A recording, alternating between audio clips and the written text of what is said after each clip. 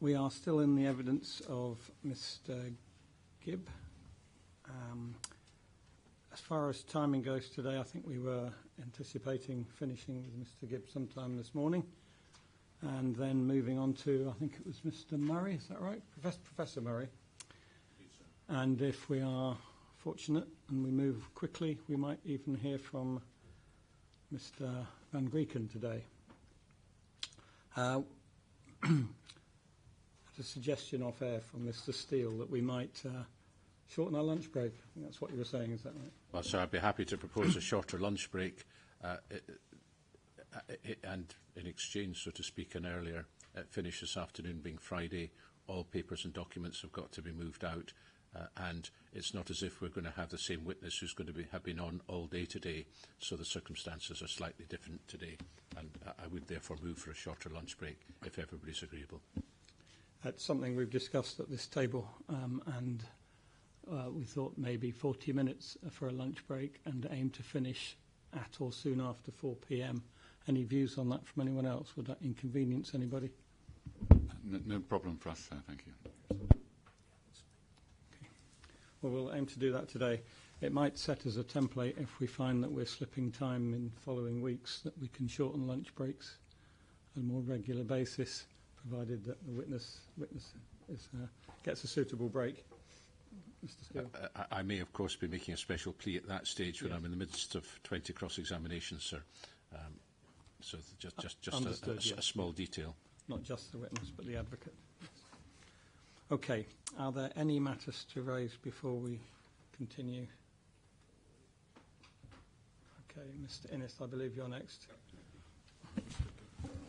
Oh, sorry, there was something else. Mr. Gibb also mentioned off air he had some answers to some questions which were raised yesterday. I think that was to do with room sizes and percentage of suites and possibly even dimensions and volumes. Mr. Gibb. Thank you, sir. So if we can go back to CC, Mr. Thompson. Hello. Sorry. Yeah, thank you, Mr. Gibb. Sorry. Both Scheme 1 and Scheme 2, the percentage of suites is 18% for both schemes. There was also a query from AHSS on building footprint. The site at the moment, buildings on site at the moment equate to 32% of the site, and both schemes, if built, would equate to 52% of the site. There was also a query on distance of east wing from Regent Terrace garden wall. That's 13.5 metres. The larger figure that I don't think I was explicit about, but I was actually referring to distance from east wing to gable of the building, not garden wall.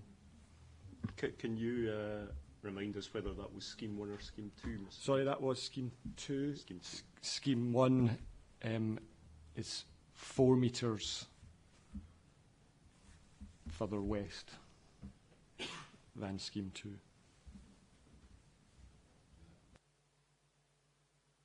Presumably, therefore, 17.5 metres then, is that the... That's correct. Thank you for that, Mr. Gibb. Mr. Innes.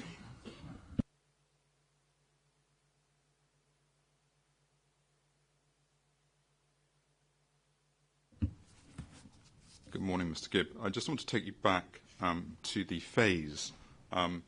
Effectively, when the first application had been refused, and I think as we understood that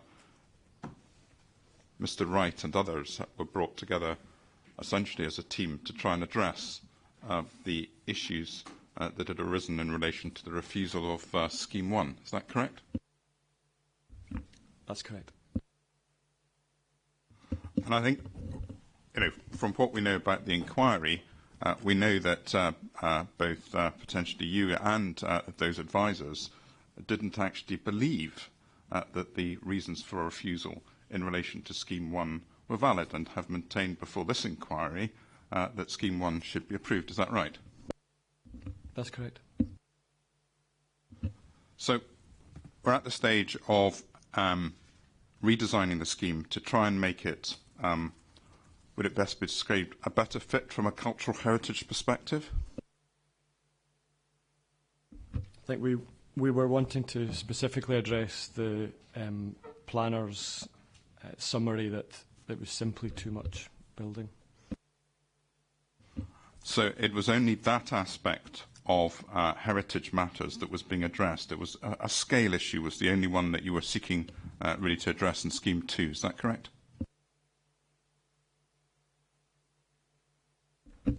We saw the scale and massing and impact on the West End to be the primary focus.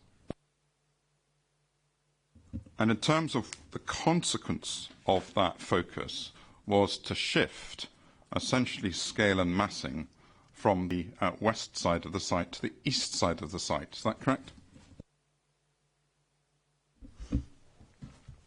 And there's less accommodation in Scheme 2 to Scheme 1, so it wasn't simply to move the accommodation to the east. I should have noted also that we had a focus on reducing the building interventions and work on the existing fabric between the two schemes.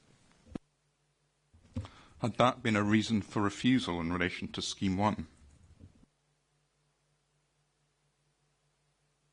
Building interventions. There had been commentary within the planning report regarding some of the interventions made into the building, yes. Could we look at, well, first of all, can I ask, at that time, was it recognised that essentially to the east of the site there was a sensitivity because there was another Grade A listed building in One Regent Terrace that could be impacted upon by any movement of the scheme further to the east? Was it recognised by the design team? Yes. Yes, we're aware of all the listed buildings within the context. In terms of the subsequent studies, the proximity of the buildings at that east elevation required technical appraisal as to whether or not One Regent Terrace would fail the minimum daylighting standards. Is that correct?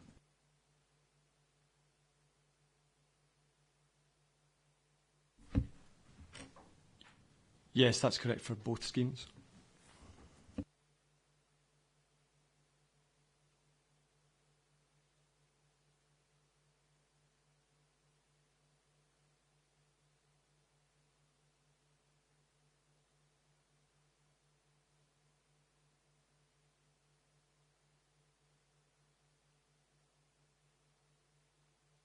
I'll come back to that possibly towards the end. If it helps, I think there's reports submitted to the inquiry on daylight and sunlight analysis. I don't have the CD numbers. If it helps, it's a matter we're taking by written submissions anyway, rather than inquiry. And the context of that is that if we want to see photographs of a 3D model, we can see a 3D model of the scheme within that daylighting analysis. Yes? Sorry, I don't understand the question. The daylighting model builds up a 3D image of your proposed development and then imposes daylighting and tests whether or not the site fails it. I'm not going into the technical detail, but that's what it shows. That's the model. Yes, a 3D model is used for that analysis. And equally, you've had to incorporate design alterations to the east of the building to account for the potential issues of privacy. Is that correct, in terms of the glass which is going to have to be placed on the eastern facade of the eastern section of the hotel wing? Is that correct, with Frit? No, the same applied to Scheme 1. It was made more explicit in the drawings, but the same treatment was proposed in both options. While you're there, could you just explain what Frit means to me, please? It's an enamel application to the surface of the glass to make the glass obscure. But not opaque. You can't see through it. It'll be. There's also proposed to be an actual internal wall built behind the glass, so that there's no opportunity to view out from the room to the east.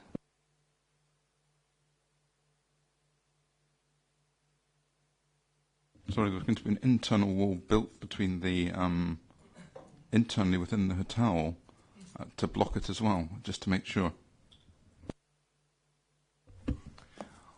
That's correct, yeah. Can I ask you to move on and have document CD272, please?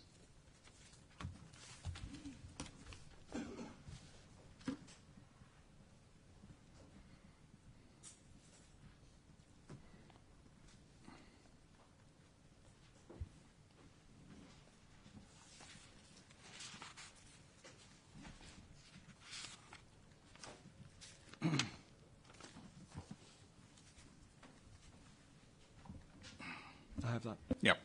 Now, in terms of this particular aspect of the design, what it shows is the way in which Scheme 2 joins with the western hotel wing with the north face of the western section of the Hamilton building. Yes? Yes. And I think we've been, one of the benefits of everyone having sat here for a week and a half is that I think we know what you did in Scheme 1, so I'm not going to start doing those comparisons or whatever. We know that was essentially a treatment that went straight through into the west elevation as opposed to the wrap round as shown here. So we've got that in mind. Can I just understand why you proposed this particular solution compared to Scheme 1, and can you point to any visualisations in CD30 or CD31 which show that the Scheme 1 at this point had a particular issue with regarding visibility of the entry of it into the western facade?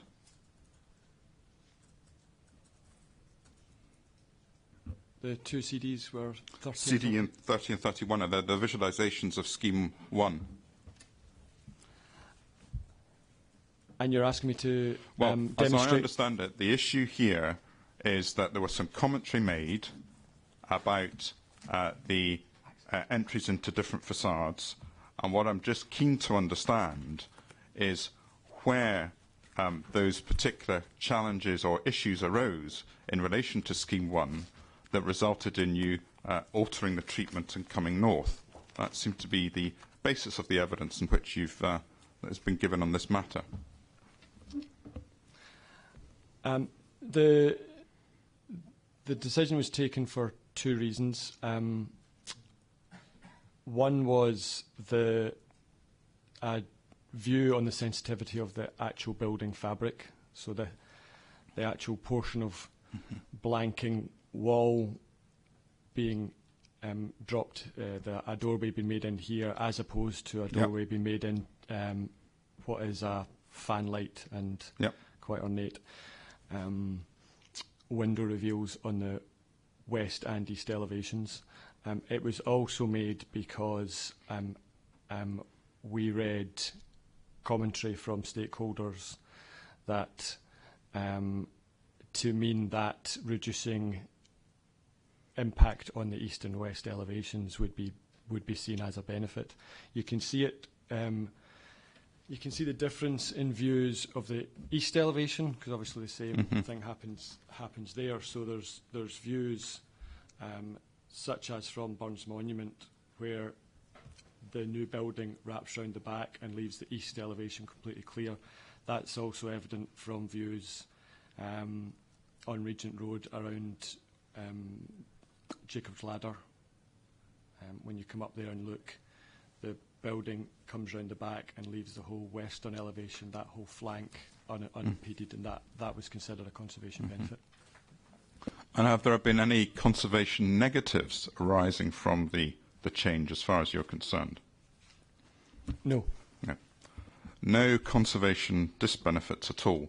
Would you accept that in terms of the western section of the Hamilton building, that we have a partial overlay of the northern facade of that building.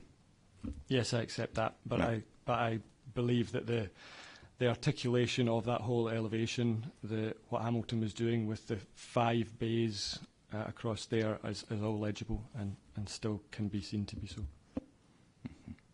So I think what you're saying is you could still appreciate and understand the design intent of Hamilton, notwithstanding the intervention into this northern elevation. That's what you're saying, I think. Is that correct?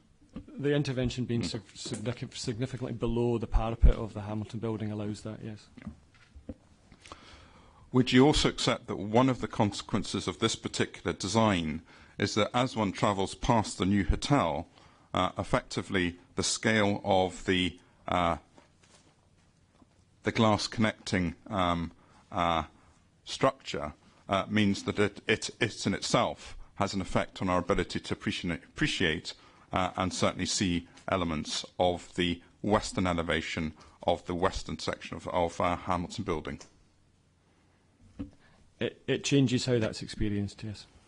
And could we also accept that the way in which, and this is partly, no doubt, your deliberate intent, is that effectively that glass tube that was formerly there has now become something which looks, to my eye, untrained eye, as something which relates very strongly to the hotel development which you've just passed on the east? I mean, that connection appears to follow the design and take what might be described as the hotel design and move it further to the east on the site. Would that be a fair description of that connection?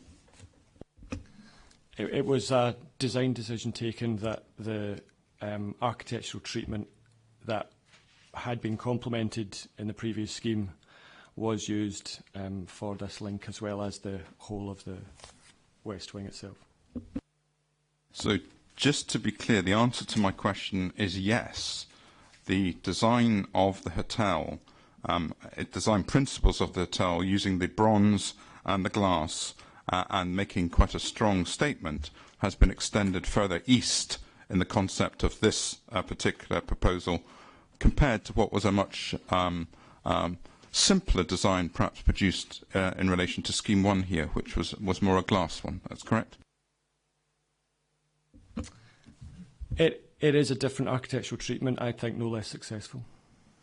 And then equally, in the concept when we head further east, that a similar approach has been adopted to the glaze linking between the western section, the western building, the east face of the western section, and the effectively when we eventually get to the temple, that gallery, a similar type of treatment's been given, i.e.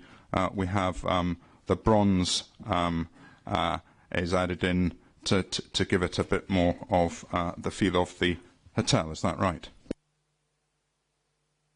The intent was to establish consistency across the scheme, and yes, it's mirrored east and west.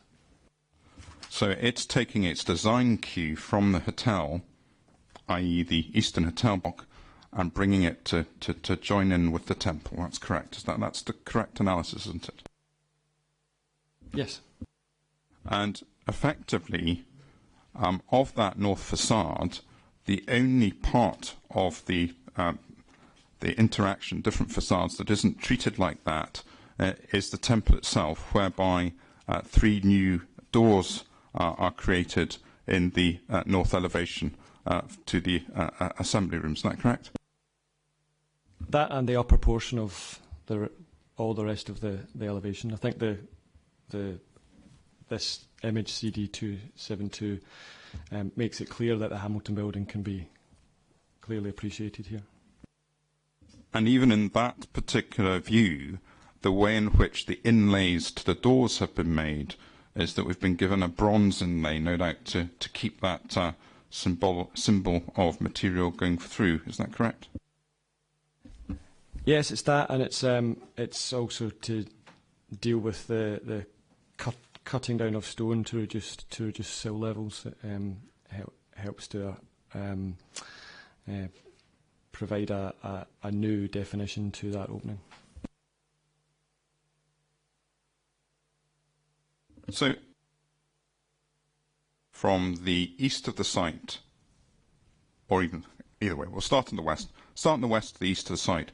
If I take the overall use of materials across that fairly lengthy now northern facade, would you accept that in a comparative analysis that bronze and glass outweighs stone in terms of the north facade? No, I don't accept that. And the amount of glass means that all the stone can be seen through the glass. I don't think there's any chance that glass would outweigh stone on that elevation. No, I'm not talking about the elevation. I'm taking on the whole trip. If I was again the cultural heritage experts going across to see the Belvedere Tower, if I took that whole trip across the site, would it not leave me with the impression that bronze and glass was the predominant architectural treatment of the northern elevation? I've got to go past both your hotel wings, and I have to go past every single element of the Hamilton building, which has now got bronze and glass features within it. Is that not right? You would pass 2 copper and glass hotel wings and the Hamilton building. The overall length of the hotel wings is more than of the Hamilton building. So the answer to my question is yes, bronze and glass would become the predominant material within the northern facade. It would be copper and glass, then it would be the stone of the Hamilton building, then it would be copper and glass again.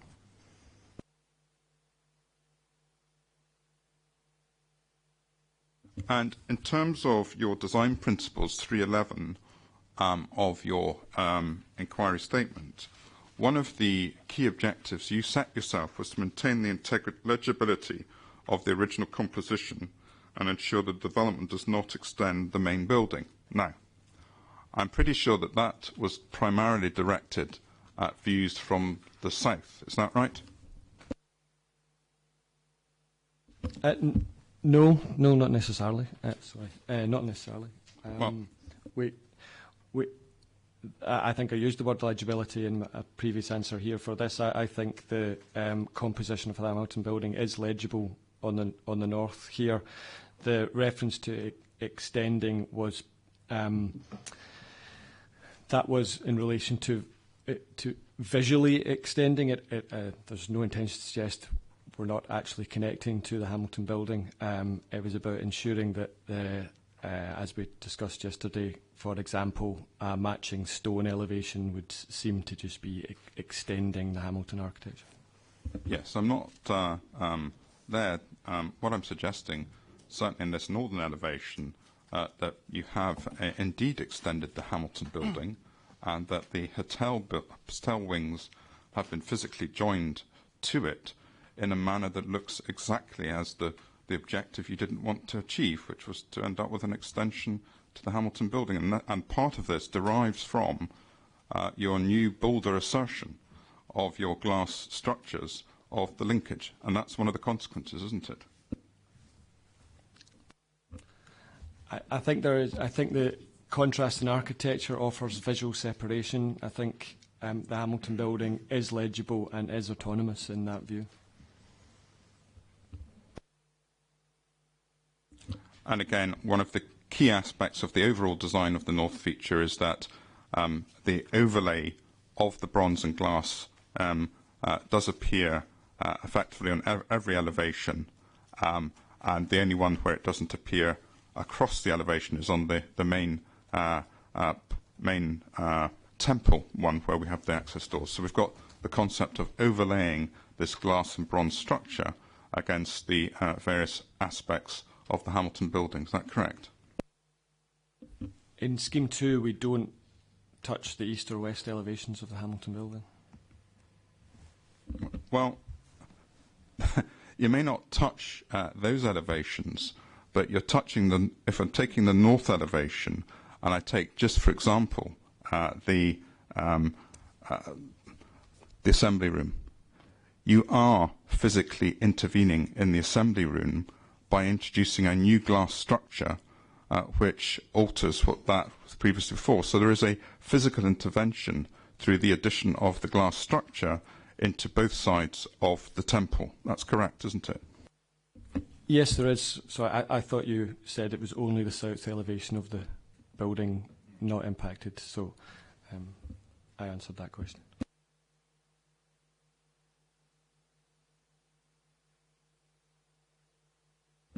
And equally at 314 of your statement, I think you also suggest you want to avoid a terrace effect. Now, I understand that the evidence you've given about the gymnasium creating a terrace effect, but does not the glass bronze and hotel wings and how they've been integrated effectively create one giant northern terrace across the northern facade?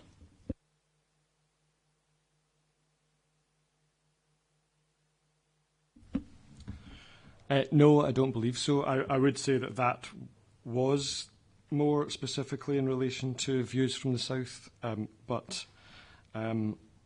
we are, of course, building east and west of the Hamilton building. The terrace effect was about not subsuming Hamilton into a stone terrace as Regent Terrace, and I don't believe the scheme does that.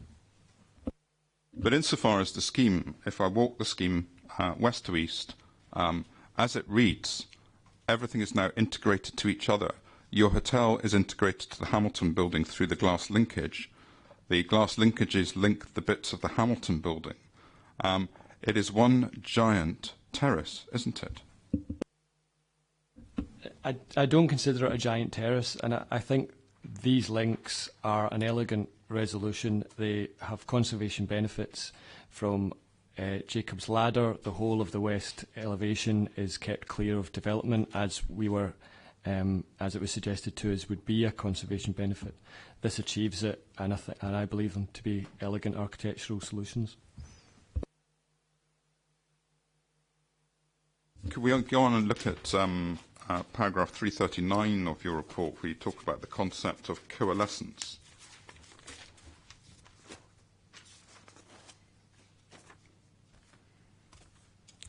Would it be fair to describe in this northern elevation that the eastern and western hotel wings had coalesced with the Hamilton building?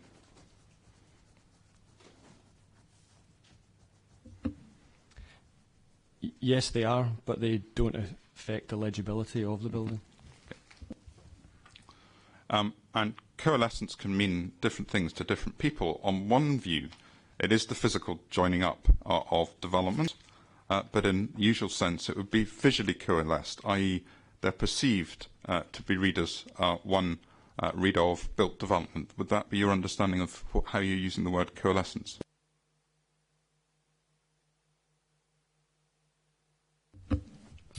I think I'm using it in the context that yes, overlap could be coalescence. That being a problem when it affects the legibility and reading of the Hamilton building.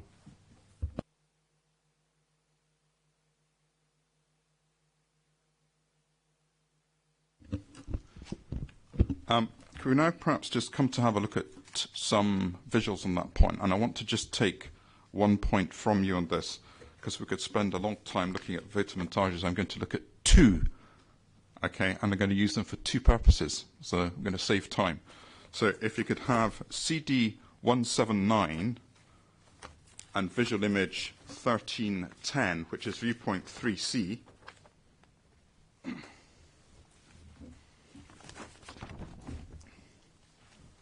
I then want you to have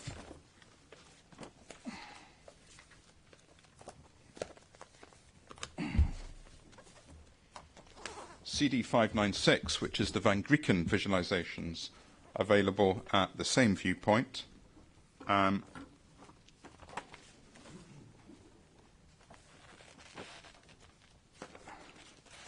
would like you to have his document. It would be 3A5, document number 5.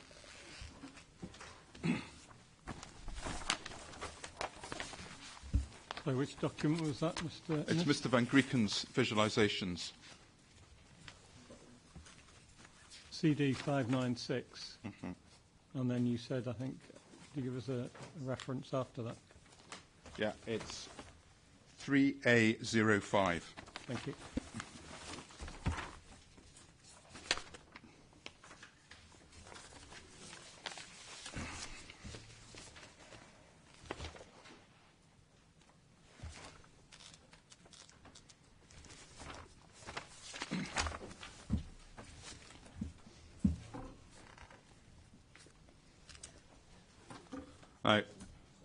So, The just to make sure we're comparing the numbers- right images, I've got 3C from 179, which is figure 13.10, yes?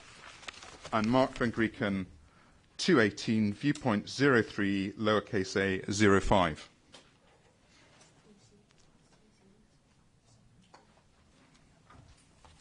Okay. Yeah.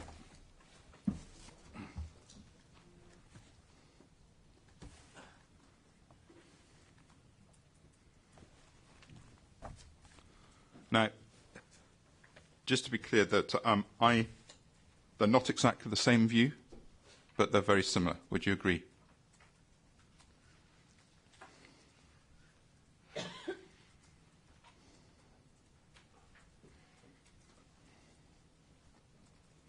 Yes.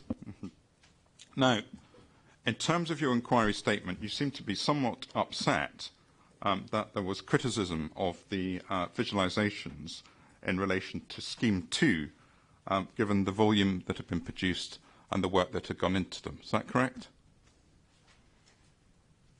There appeared to be a change in how they were perceived. Do you accept that in comparison between Mr. Van Grieken's image from here and that presented by the environmental statement, that there is a difference in our ability to appreciate and understanding the impacts that arise because of the differing quality of visual image?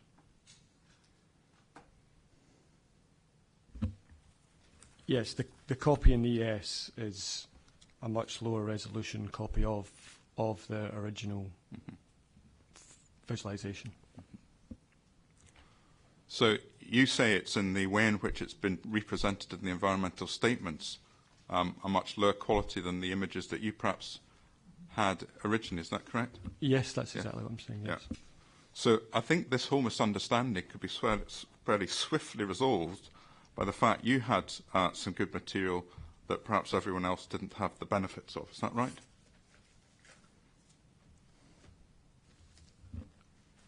There were higher resolution copies of this. There was also a suite within this printed out for use in the field, as these are all obviously noted as not for use in the field. They were asked for and made available.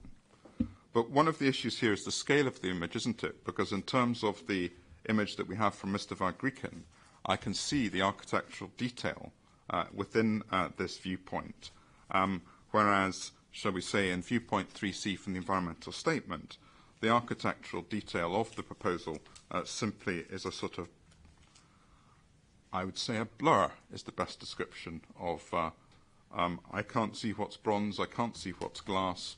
Would that be fair? I can't speak to whether there was higher resolution images than this made available. But if we were doing this here and now as we are, which image do you think better enables us to understand the likely effects of the proposed development, Mr. Van Grieken's image or the image that you have before you from the environmental statement? I think I'd prefer Mr. Van Grieken discuss differences between these images. And can we see that in that image, that Mr. Van Grieken's image, it is very clear that the terms of coalescence absolutely occur in the sense of the western hotel wing in this image coalesces the Hamilton building with St Andrew's House. It overlaps with both stone buildings. I read the Hamilton building and the St Andrew's House of a very similar stone. The building in between is sufficiently different that all three are read as individual buildings, in my opinion. But in terms of if coalescence is the joining together of built development, as I think most people understand the term, that there is now visual coalescence of built development between St Andrew's House and effectively the Royal High School, isn't there?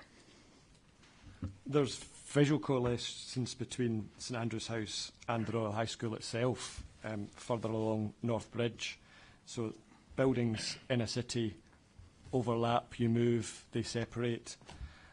In this case, the building we've placed between does not impact on how the buildings are read and how legible they are. And so I don't consider that to be a problem of coalescence. But if and this is where I don't think it's fair, but if there were to be a value placed on Hamilton's building having a landscape context, the answer may be different. But that may be a question for Mr Van Grieken rather than you.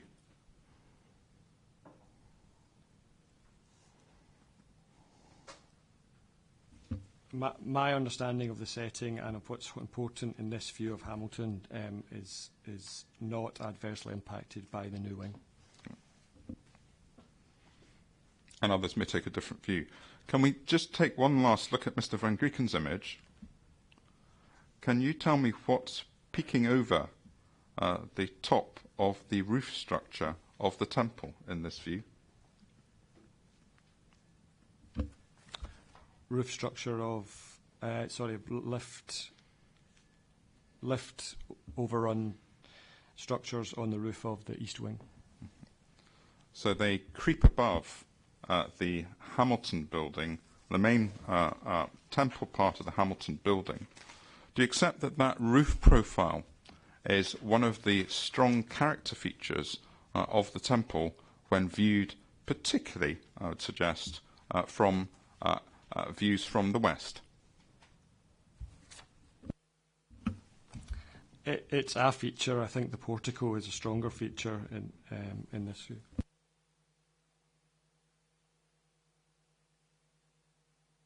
So in this view, you think the portico of the temple is a stronger impression than the roof structure? I think the strength of the Hamilton building is its three-dimensionality and monumentality, and there's many elements that add up to that, not just the roof. And the difficulty is that if you were working off the images that have been produced for the environmental statement, you perhaps wouldn't have been able to appreciate the extent to which that roofline ridge was being affected by the increase in scale and massing associated with the additional capacity in the eastern hotel block, would you? The eastern wing is no higher than the in Scheme 2 is no higher than Scheme 1. There was a regulatory change that required lift overruns to be higher than they were in 2015 that necessitated that change to the scheme. The parapet levels are identical. So could I just be clear, what changed after 2015? You needed to have more space above a lift. To get what? For safety, maintenance, safety and the like. To get what, though? Is that a building requirement, building regulation? It is, yes. So have you got a building warrant to build the 2015 design? We don't have a building warrant. We don't have a planning application. So in terms of your answer there, could we just take this steadily, because it's quite an important matter. If one applied for a building warrant for the 2015 scheme, would you have to alter it in terms of the lift structures to get a building warrant? No, I don't believe so. I've not expressed that correctly. The parapet level we're trying to achieve in Scheme 2 necessitated the lift overrun. The floor to ceiling levels within the store do vary between schemes. So no, that's not what I'm saying. So, but can we be clear that the current design of the lift structures in the east elevation of the 2015 scheme do not comply with building regulations? Is that correct? No, that isn't what I'm saying. That I was saying that we had to put them above the parapet level we're trying to achieve in Scheme 2 because of that, not within Scheme 1. So how has it been dealt with in Scheme 1 then? There's obviously a change happened. You've been able to reflect it in Scheme 2, but is there a problem essentially with potential compliance with building regulations for Scheme 1, either in the east or west wings, relative to the lifts? Can I check some section drawings to answer that question? It might take a few minutes. Mr. Gibb, do you recall what sort of dimension we're talking about here? Is it millimetres, metres? No, I'd need to check the drawing for that. There was. Well, We're less than a metre. No, I'd rather just check the drawing. I'll tell you what, Mr. Gibb, I don't think we should waste time and inquiry time talking about this matter any further. I'm quite happy, just the way that other questions have been answered. If there's further detail that you want to provide on that matter, I'm happy for that to be provided out with this if you want to go and have a think about it and do it properly rather than trying to do it off the hoof. Because I appreciate that that's not the best evidence. So I'll leave that one with you. Sure. Sorry, I had my microphone on there.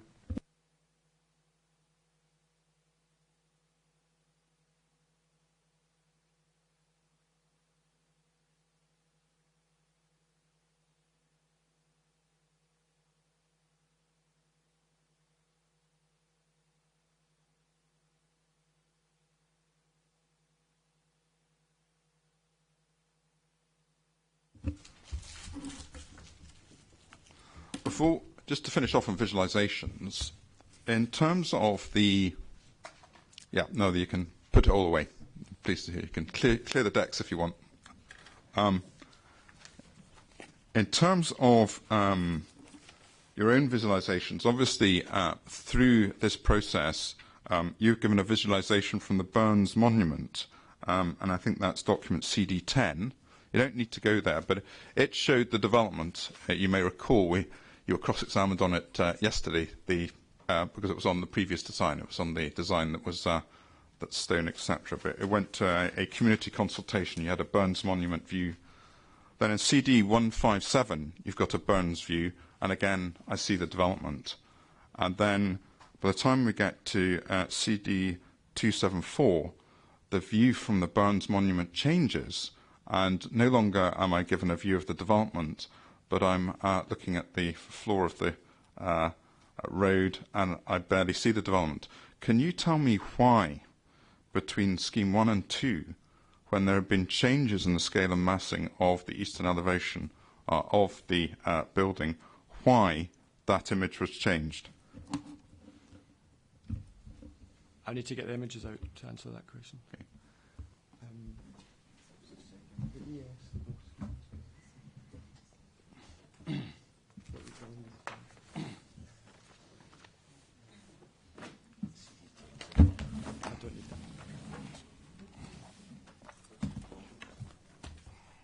Images in the AES.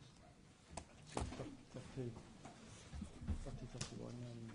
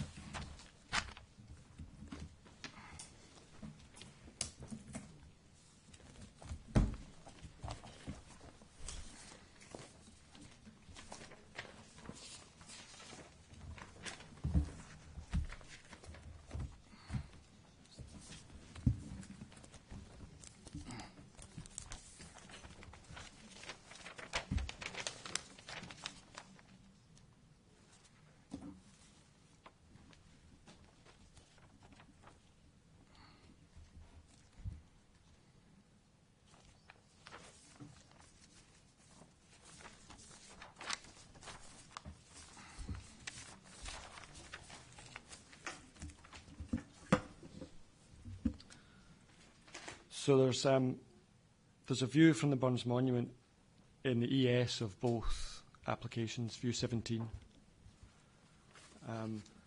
And the only difference between those images in both the applications and an image that we used in a public consultation before is the camera, is the angle on the camera. That the one in public consultation, I think, was probably taken by me with the office's camera. In the applications itself, they were taken by a professional photographer to comply with LVIA guidance. If you look at CD 157, that was the one that I was also comparing it with. And if we see CD 517, image, I think it's about 5 down, we've got the Burns Monument as well.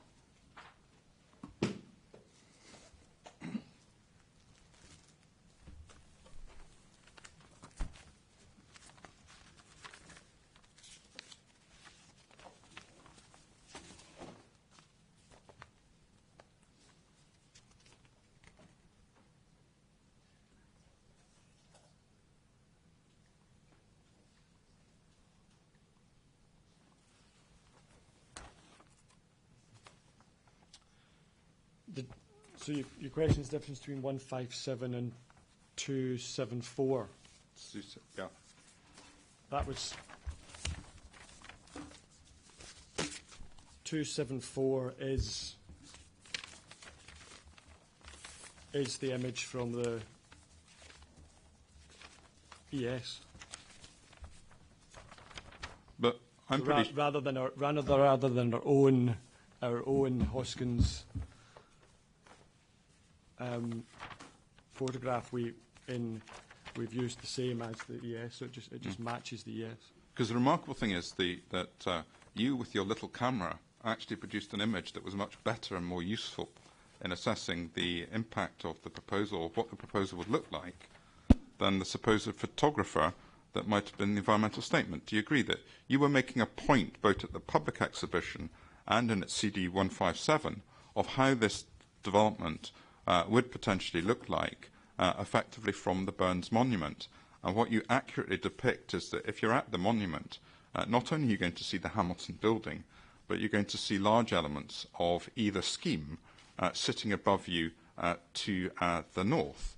And that obviously is not depicted in viewpoint 17 of either of the environmental statements. Now, I suggest that actually your depiction is a lot more useful and better than that which was produced in the environmental statement, which did not show that. Do you see that? And what I'm trying to understand is why clearly you personally have gone to that particular location, picked a location to show something from, and consistently depict it in public exhibitions, the first environmental statement, and then choose in the second one to remove that image and to photograph the lower street and obscure effectively the development.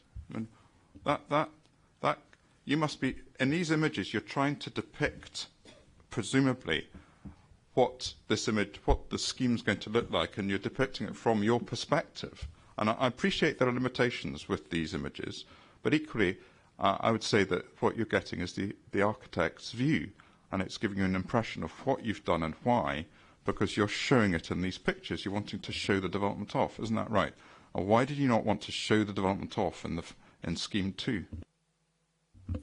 It's not that we didn't want to show it off. There are that's a very stretched wide-angle image. There was criticism of wide-angle images in the first scheme. We were asked to ensure that the imagery was as close to the 50mm focal length as required by LVIA. The ES original image for Scheme 1 was a 38mm, so that's quite close to the human eye would see, what the human eye would see from that location. We simply matched that in Scheme 2 for consistency. The Scheme 2 image is a far more accurate representation of what the human eye would see standing there looking at the Hamilton building as they would be. It may be an accurate depiction of looking at the street, But if the purpose of the viewpoint is to illustrate how the development relates to the Hamilton building, as you have quite rightly articulated, that eastern section of the development site is prominent and visible, and if I looked at viewpoint 17, it might give the impression that the most attractive part of the development was the road, in terms of looking down at the road rather than the development. Do you, just to compare the two, if I were wanting to understand your development, which of those images gives you a better impression of what you are likely to see if you were standing next to the Burns Monument, as per your viewpoint? I don't consider the first image to be representative as accurately as the second images. The trees are not accurate. That was an architect's impression. The second images are what you would actually see standing at the Burns Monument in that location, looking, I don't believe at the road, I believe the focus of that image is at the Hamilton building. Take it up with Mr Van Grieken about the quality of whether that meets standards in due course. Can I now ask you to go to your inquiry report, please? And could I just ask you a bit about your own personal experience, please? Section 1.2.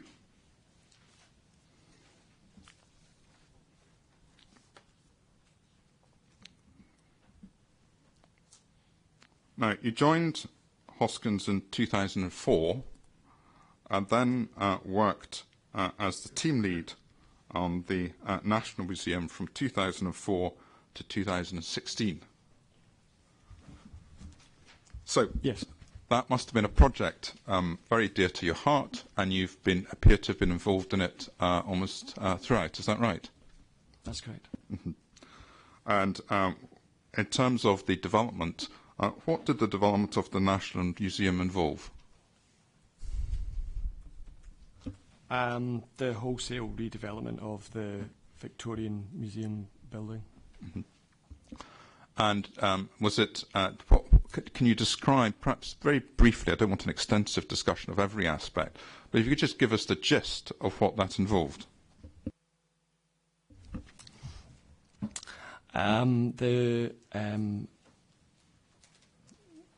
So gallery redevelopment, significant alteration to visitor circulation within the building, so new stairs and lifts. It was a very far from fire compliant building when we first got involved. New arrivals hall in what were formerly above street basements because of the large flight of steps up the front. New entrances in from Chamber Street to that foyer space.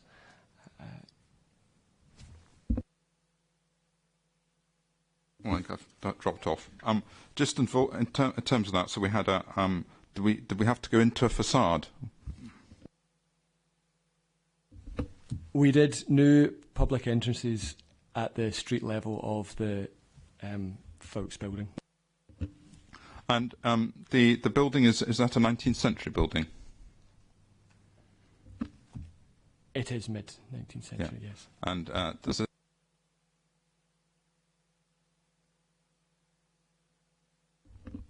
It's category listed, yes.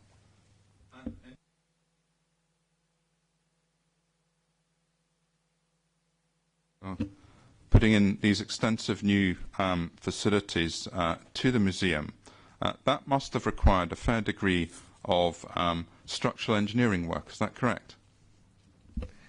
Yes, it did, Mr. Reynolds. And in terms of the various stages of dealing with something like that, as an architect, you may well have a concept, that's right, in terms of what you might want to achieve with that sort of conversion. Is that correct?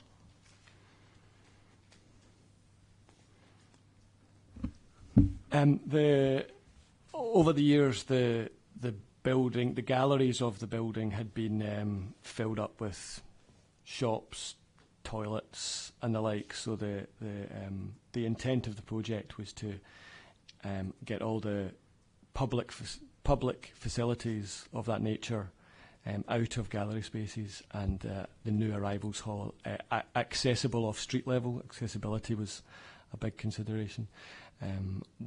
Was the client and our intent? Yeah. Yes, absolutely. And so you look how the museum was functioning first of all, then understand how it might function better with alterations, and then no doubt you would come up with ideas as to how alterations could be made to achieve the broad objective of trying to move all the ancillary stuff to the ground floor and essentially improve the whole circulation and accessibility of the museum. Is that correct? Correct. Yeah. And once you have your concept, no doubt you would have to engage with structural engineers to understand whether this could be achieved and how it could be achieved. Is that correct? They were engaged almost before concept. Yeah. And as part of that process,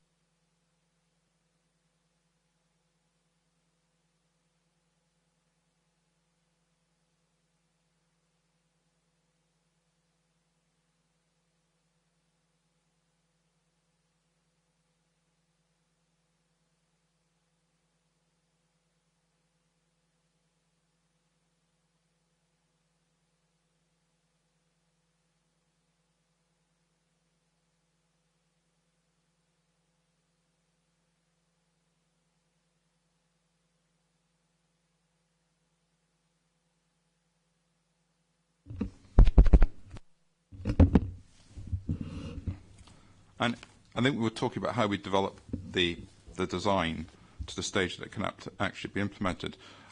In that concept, at various points, you will have to engage with the structural engineers to understand what can be done and how it can be done. Do you accept that the concept of gaining information is a process that you go through, and that at day one you don't know precisely as to how this is all going to be achieved? I accept that, yes. That's the nature of our work. And equally, at, say, a planning application stage, we've hopefully got an understanding of what we want to achieve. You'll have engaged with the structural engineers, but there won't necessarily be a finalised structural engineering solution developed at that stage.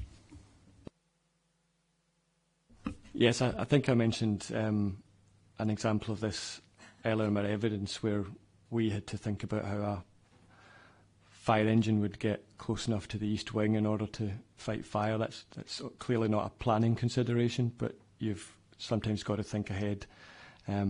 You obviously can't think of everything.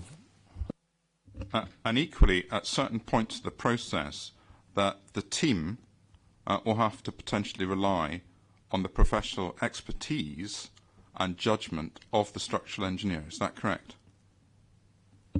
Yes. And part of that, no doubt, arrives from the experience and the competence of the structural engineers that you're engaged with. I would agree. Insofar as you were working on the National Museum, who were the structural engineers that you were involved, engaged with? David Narrow Associates. In terms of their advice, and again, did you find David Narrow Associates to be competent in the advice that they gave in relation to that project? I did. Do you consider that the project was one which engaged engineering matters of complexity? It did. In that respect, were Narrows giving you advice as to how those complexities could be overcome, and ultimately how the alterations could be conducted, maintaining the integrity of the building? Yes, they were an integral part of our design team, and a well-regarded member by me. But equally, the proof of the pudding is that was a complex engineering operation which was conducted to your design with the assistance of David Narrow and was successfully achieved. Is that correct? That's correct. Mm-hmm. And we can see that the process has been award-winning, and I suppose the consequence of that is the concept of what you came up with has brought new life to the National Museum and a new vibrancy. Would that be fair? Yes, we're very proud of our work at the museum. And it's quite interesting there that it's not just the museum space that has to work, but also the circulatory and related space is important to the experience of going to the museum and experiencing that full National Museum experience. Would that be a fair way of putting it? That's true. I would say that we wouldn't expect to be able to put new street-level entrances in every Grade A listed building in Edinburgh. I think you're getting a bit defensive here. I wasn't anywhere near any other building in Edinburgh yet.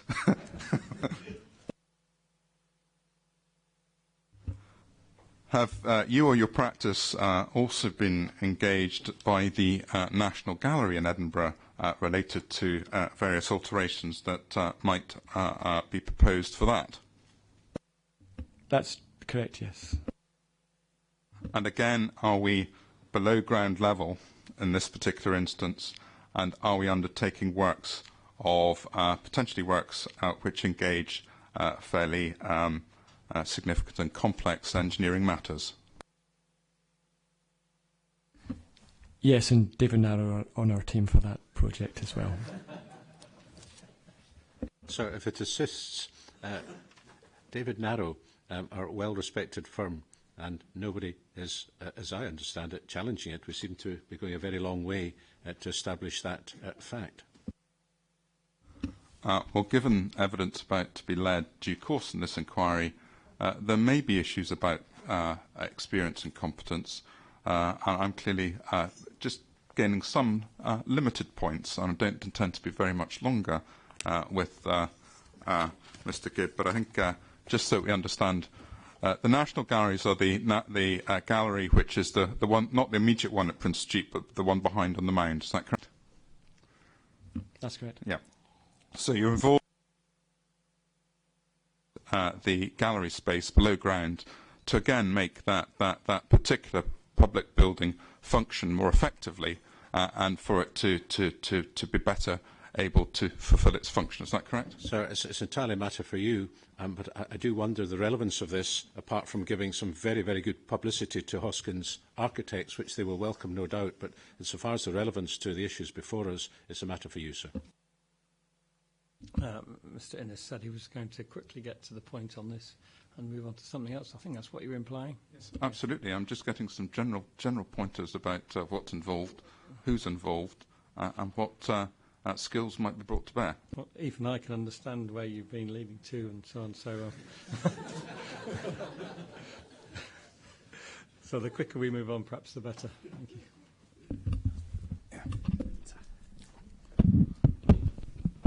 And could you just give, again, not a very short summary of what's proposed, and then we can understand a bit about what might be involved in all that?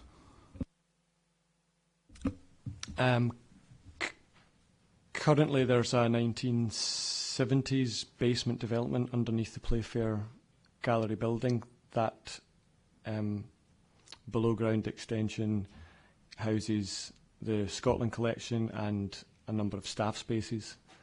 The Scotland galleries were particularly mean in their aspect and quality of space. So the intention is to increase the gallery space into and across existing staff spaces and connect that space into the garden entrance that currently exists, again, under the Playfair building. And the complexities of doing that, very briefly?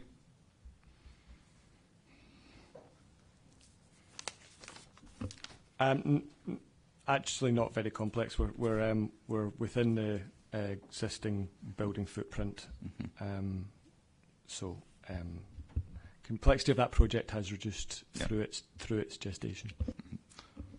But there was an original project which was grander, became too expensive, is not currently being pursued. Is that correct? The client had other aspirations earlier in the project that I don't have a full understanding of why they haven't come to pass. but that is the case. Yeah. Are they And also what involved? stage, sorry to interrupt you, Mr. Innes. And at what stage are we at with these projects? Have they got permissions and consents? The contractor is appointed and about to start on site. So, so yes, all consents. And again, working over these projects, you've had experience of working with David Narrow Associates on these, solving these issues to deliver solutions to these important public buildings. These and many other projects. Yeah. Are we going through many other projects? Mr. No, I think I'm quite happy to rest with many other projects. And again, were the David Narrow Associates competent on those many other projects as well? They were. Thank you very much, Mr. Gibb. Thank you, Mr. Innes. How are we doing? Yes. Do you have any questions, Ms. Nimmo? I have no questions. In that case, Mr. Oh, sorry, I've got some questions. Can't ask myself questions. There are a couple of things I wanted just to go over quickly, if possible, with you, Mr. Gibb. And starting with the, well, we've heard it called bronze and copper. And I think I read somewhere it was a dark brown pre-patinated copper. Could you just confirm what exactly the cladding material is for me, please? The last of those definitions is correct. Dark brown pre-patinated copper. And Sir will have seen the sample panel that on site that's been there approaching 3 years now. So it is actually a skin of copper over some other structure. Is that how it works? Yes, it's a copper sheet. Okay. And the panel or the section I saw on site, or we saw on site, is that now in its final colour? Is that how it stays, or does it change over time, or does it change, different section of it change with different weathering? That does represent how it will weather. It weathers very, very slowly, and by that I mean 60 to 100 years. It will very, very gradually get darker, as in darker brown. We've had the supplier of that material out this year to confirm that what I'm saying is accurate, that is the expected weathering. Thank you. Can I shift now to the Scheme 1 West Wing? I did have a visualisation. Bear with me. Yeah, CD30 will probably do at image 04A, but it's a view from opposite the entrance to St Andrew's House, looking at the West Wing. Any of the views will do. I'm looking at the Scheme 1 west elevation of the proposed wing. And I'm just wondering where this overlapping, or how you might describe or reason why there's these overlapping, effectively what looks like overlapping drums or discs of accommodation. What's the, I don't like words like this, but rationale for that?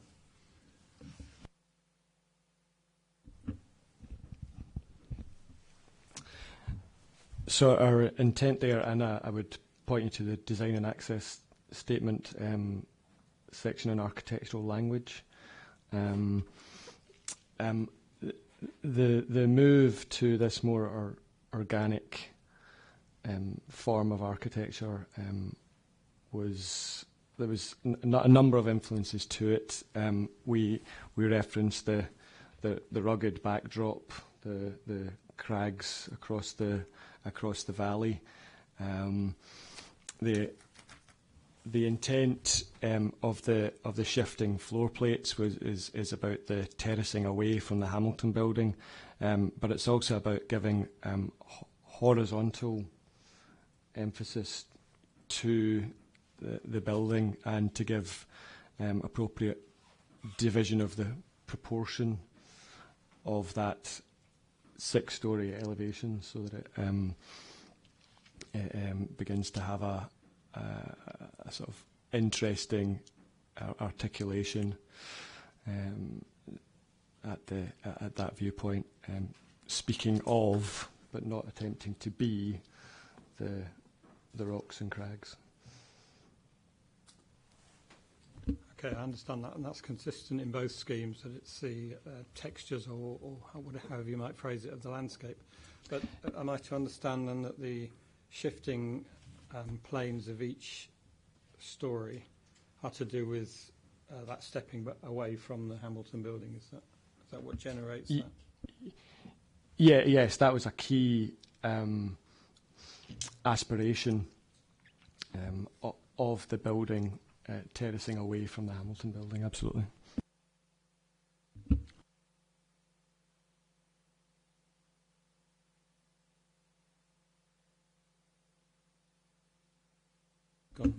I wanted to ask earlier, but it's just I missed the chance. So I'll ask you. You had a number of design team meetings. Who led those? Or did that change? Yeah, design team meetings. Sometimes it was Gareth, sometimes it was me. There was a couple of other senior colleagues in the office. Yes, but it was Hoskins Architects who led the design team meetings. Yes, we led the design team meetings.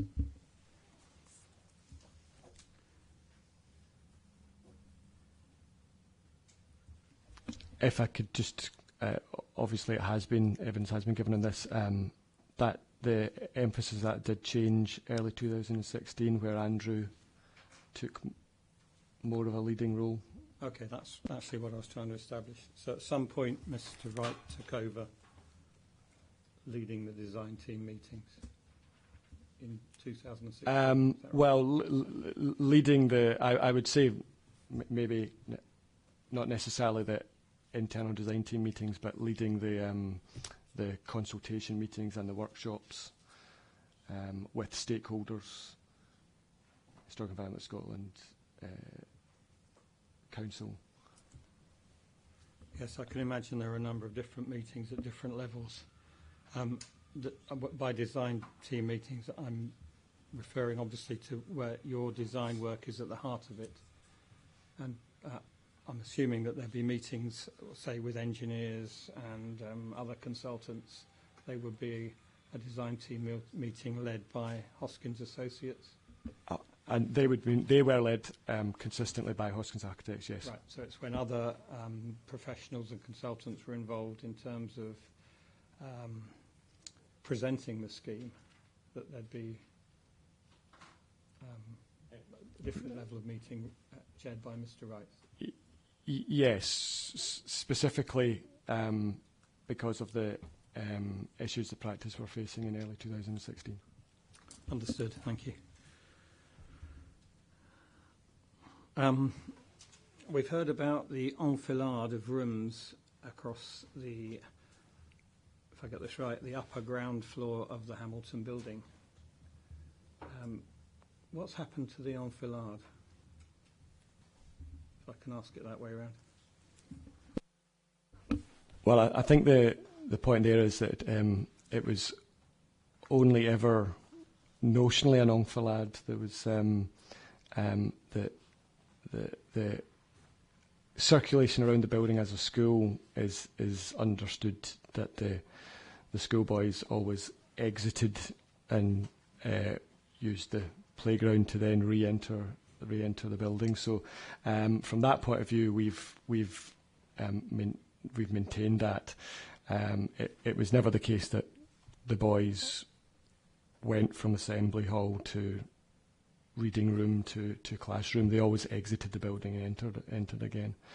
So we've maintained that, and the schemes maintain the integrity of the important internal spaces.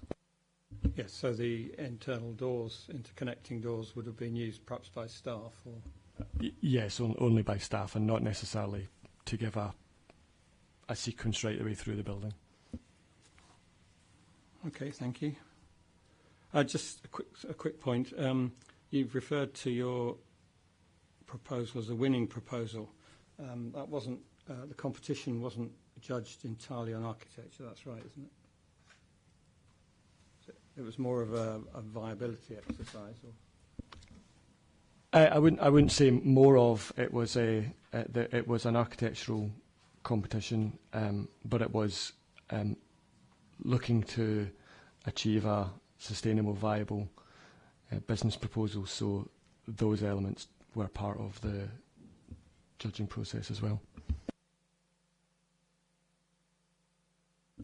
Thank you.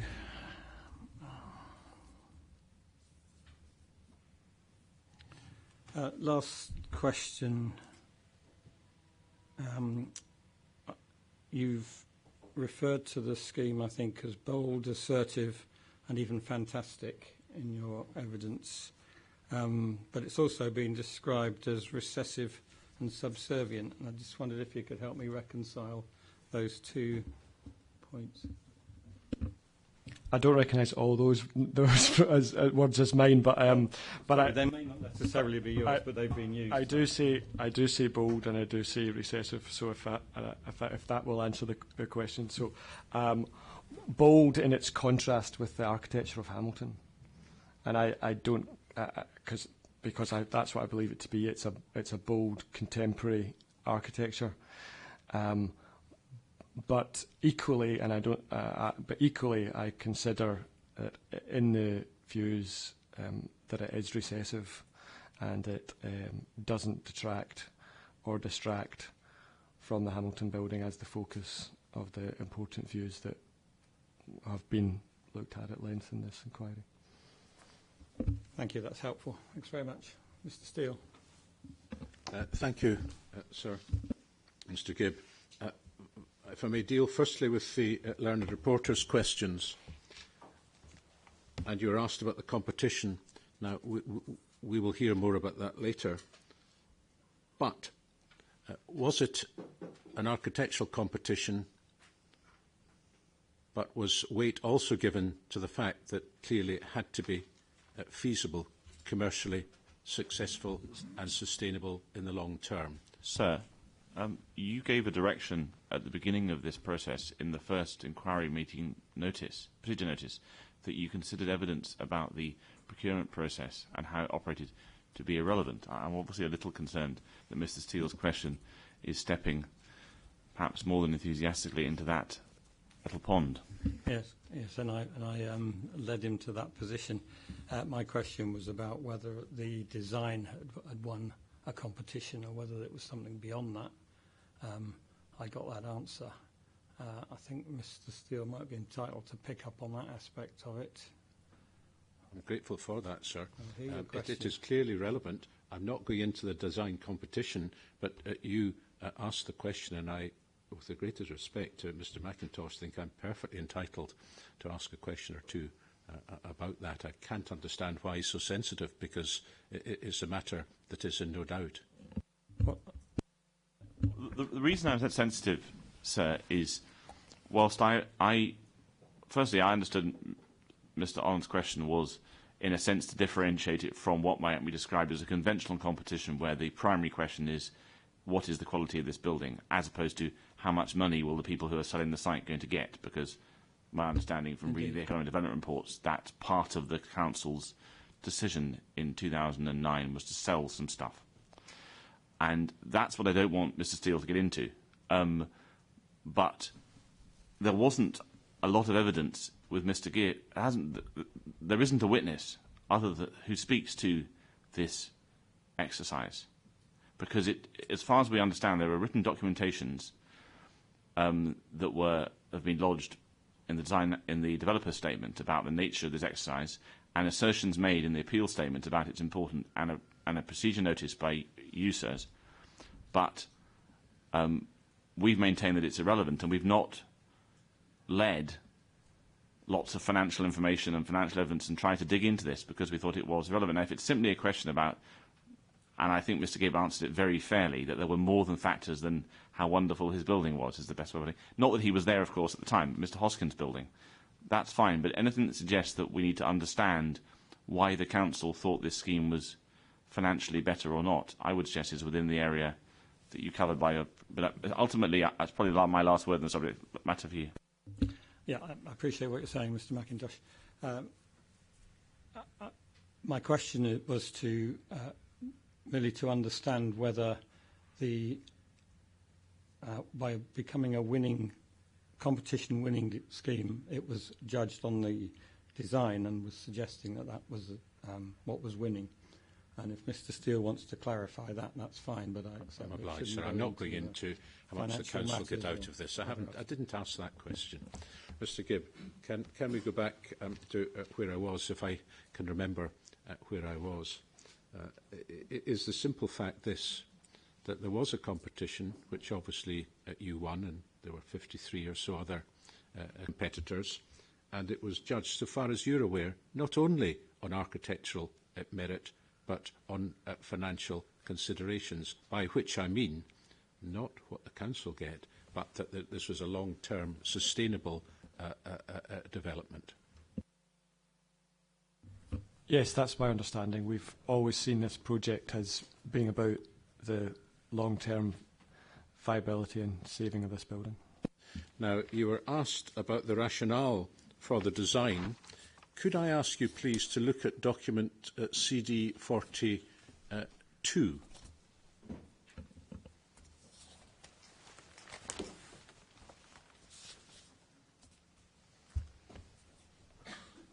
And this, of course, while it's been brought to you, relates to the first scheme, but I think it holds good the point I'm about to explore with you for the second scheme in any event. Could you look, please, at page 62 of that?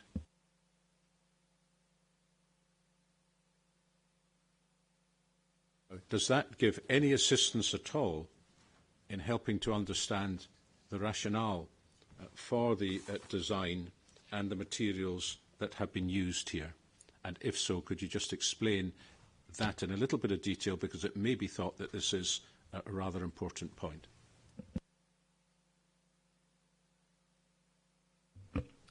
So this is the section of our Design Access Statement 5.3 architectural language that I referred source to in answering the question. And it does so graphically as well as with words, which I'm probably better than I've managed in my answer. But it gives a sense of the rugged landscapes of Edinburgh that we were looking to have influence our design approach to the new building. That visible geology, both as it existed in Hamilton's day with Carlton Hill and the blasting of the rock to create his site, and as you see it across the valley in the crags. So it's about responding to the place with a unique, bespoke architectural form that speaks to the things I've mentioned there. Do you say there is or is not any consistency between the colour and form of the crags, and on the one hand, and the materials that you propose on the other? The material choice was made very carefully. I've discussed that pre-patinated copper. It has that dark matte tone to it. It will stay quite consistent, as I mentioned. What you see now will slightly darken.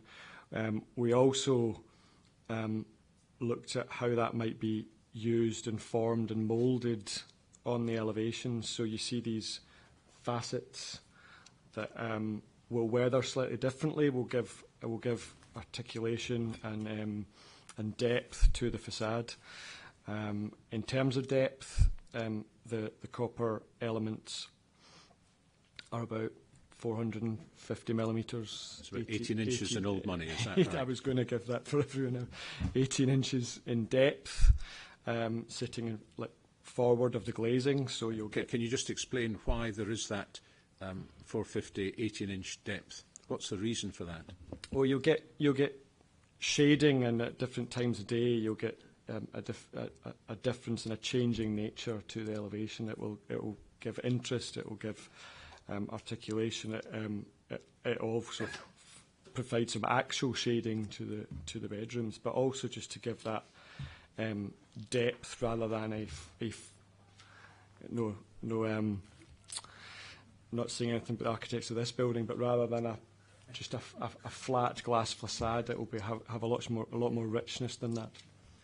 And indeed, in relation to a matter that's been raised with you, which is reflection, will the 18-inch rebate or recess have any effect on that at all? Yes, it will reduce it. It's quite obvious that the further back you recess the glass, the more benefit you get from that shading, and that's something we've taken into account. Now, if I just ask you to look, please, again at this page, and particularly Salisbury Crags, do we see tiers on the face of the crags caused, as I think you indicated earlier, by blasting, which would be done a tier at a time?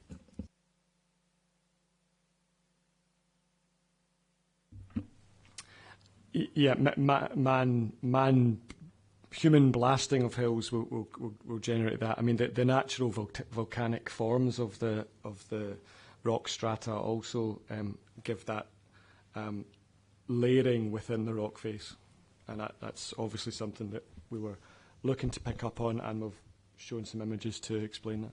And does that in any way give any assistance to understanding why you have, as the learned reporter put it, the discs of bedroom accommodation in tiers, so to speak?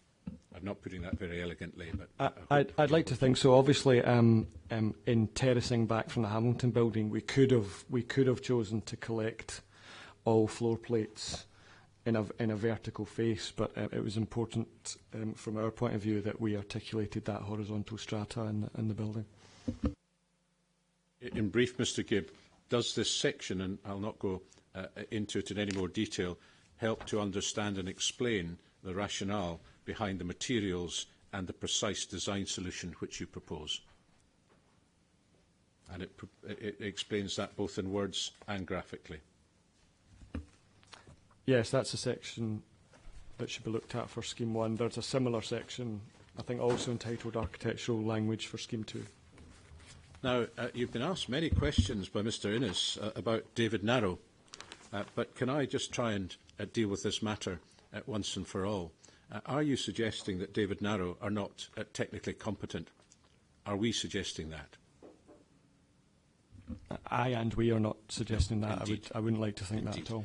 And as a matter of fact, amongst the many other projects that David Narrow worked on, did they work on this very project itself with you at an earlier stage?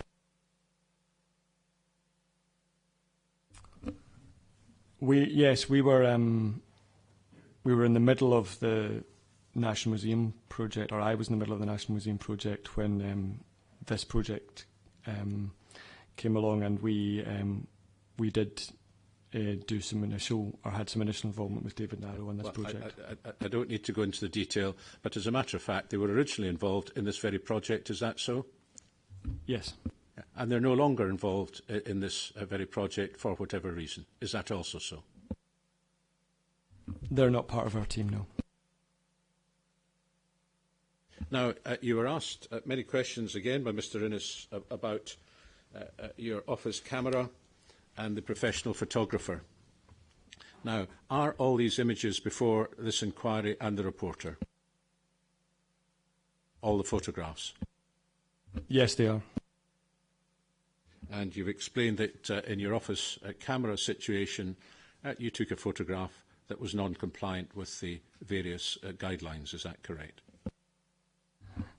Yes, from recollection, I was attempting to replicate a George Washington historic photograph. I was at the time. I was looking to kind of match the viewpoint of an old photograph. And on the other hand, we have images, photographs, montages before the inquiry that are fully compliant with all relevant guidance. Is that right?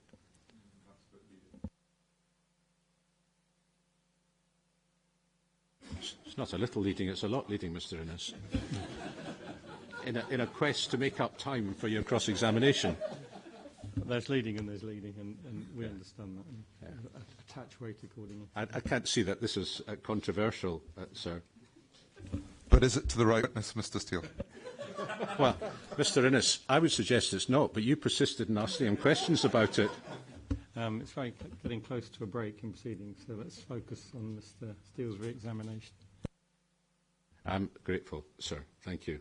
So, in short, Mr. Gibb, despite the many, many questions, on the one hand, we have photographs before the inquiry taken with a wide-angle lens which are non-compliant, and on the other hand, we have photographs which are completely compliant. Is that so? Is there any mystery about this?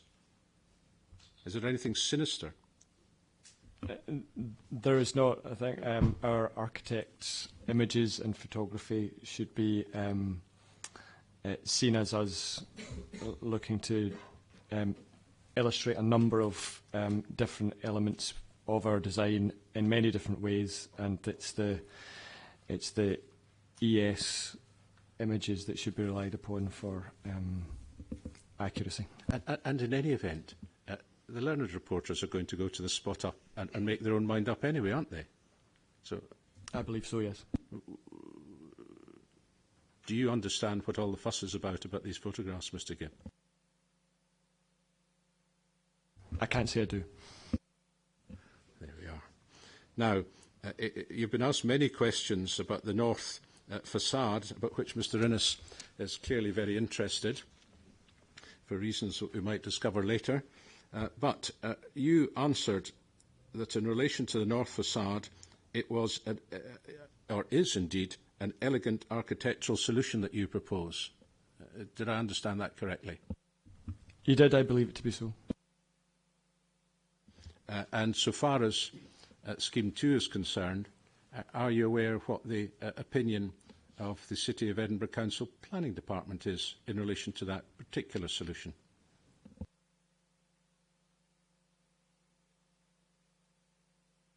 If you don't know, say so, because I'll be covering it later. Yes, I know it was. I know the links were commented on in the planning report for both schemes. I can't say right now I remember the difference between the comments. Can you remember whether they use precise words, elegant architectural solution, or something similar in relation to the second scheme? If you can't remember, it doesn't matter. In terms of the scheme's architecture overall, I'm referring to the links at this point. The links that are... Sorry, no.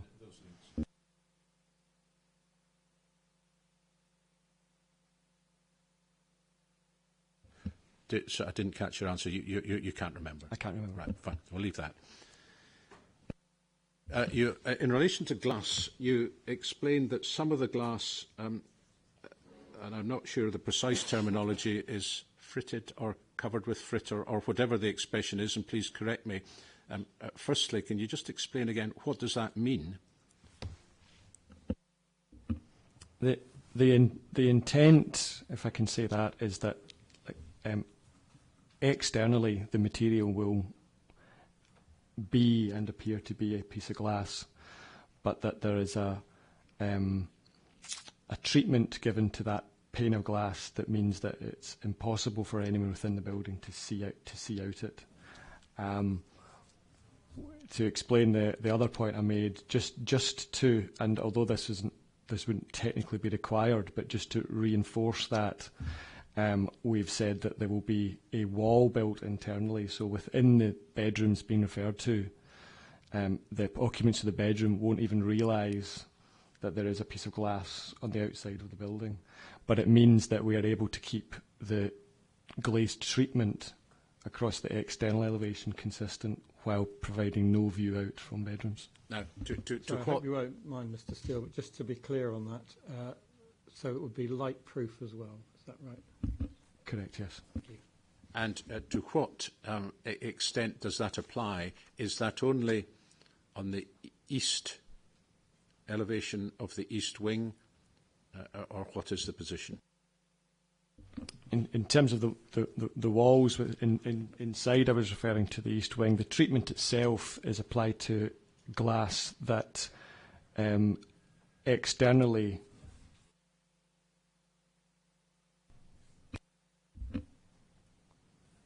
any floor slabs or ceiling voids on there. And it's marked on our elevation drawings where from the outside you then won't be able to see the edge of a concrete slab. Does it have any effect on the reflection of the glass? No, the treatment would be on the inner surface of the outer pane of glass. And in terms of reflection, are there treatments available in relation to glass and reflection if desired or if necessary? There are, yes. And if that was really an issue, that could be controlled by condition, I dare say. Would that be fair? I believe it could be.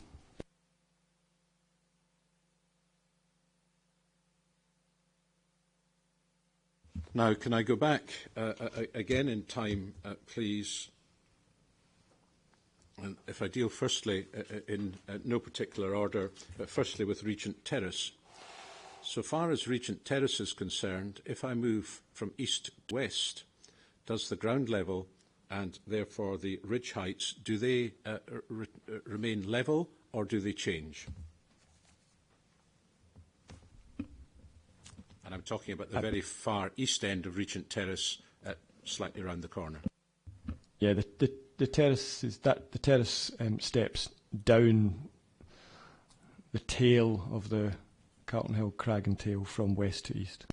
Right. Well, if I can take it, being awkward, in the opposite direction, if we move from east to west, does the ground level and therefore the ridge level rise going from east to west?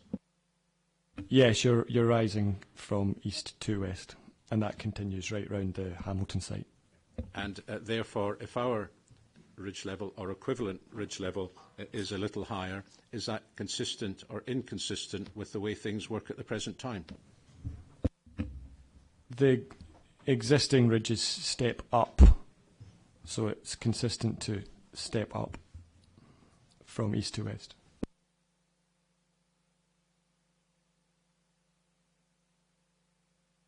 Can I just ask you, please, now about circulation? This is going back to the original cross-examination by my learned friend, Mr. Thompson. And it may be necessary, or it may not be necessary, to look at some drawings. I'll try to do it without, but we may have to. Firstly, as a matter of fact, is it possible to access all parts of the hotel by going through the front door? And would that be unsurprising?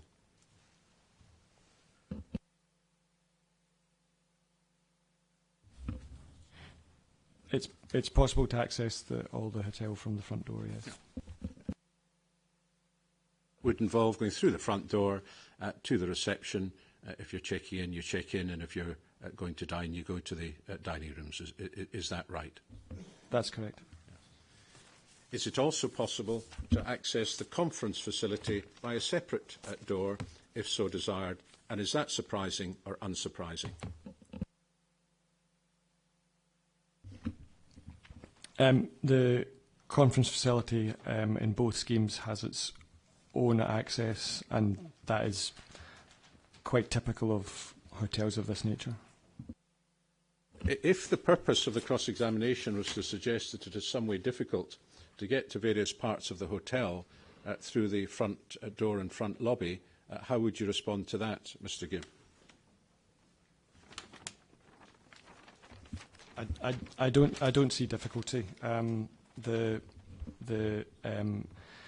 public spaces are all sensibly disposed across the site and accessible, and as I noted that the hotel operators were happy and contributed to the development of this layout. So I hesitate to interrupt my learned friend, but I couldn't help noticing that he hasn't specified yet whether he's talking about Scheme 1 or 2, or neither has Mr. Gibb. It may be that his remarks so far apply to both, but I wonder if it could just be clarified which Mr Gibb is referring to. Apologies, I was indeed referring to both and trying to take them together in the interests of economy of time. Mr Gibb, did you understand I was referring to both? I had assumed that, given that it hadn't been specified. Thank you. Thank you. Now, you were also asked questions in relation to dining facilities and people coming in from the outside and whether you knew what the numbers might or might not be. But I wonder if we could just look at the drawing, CD 112, to see if that was the way matters were approached, or if it was approached in a different way.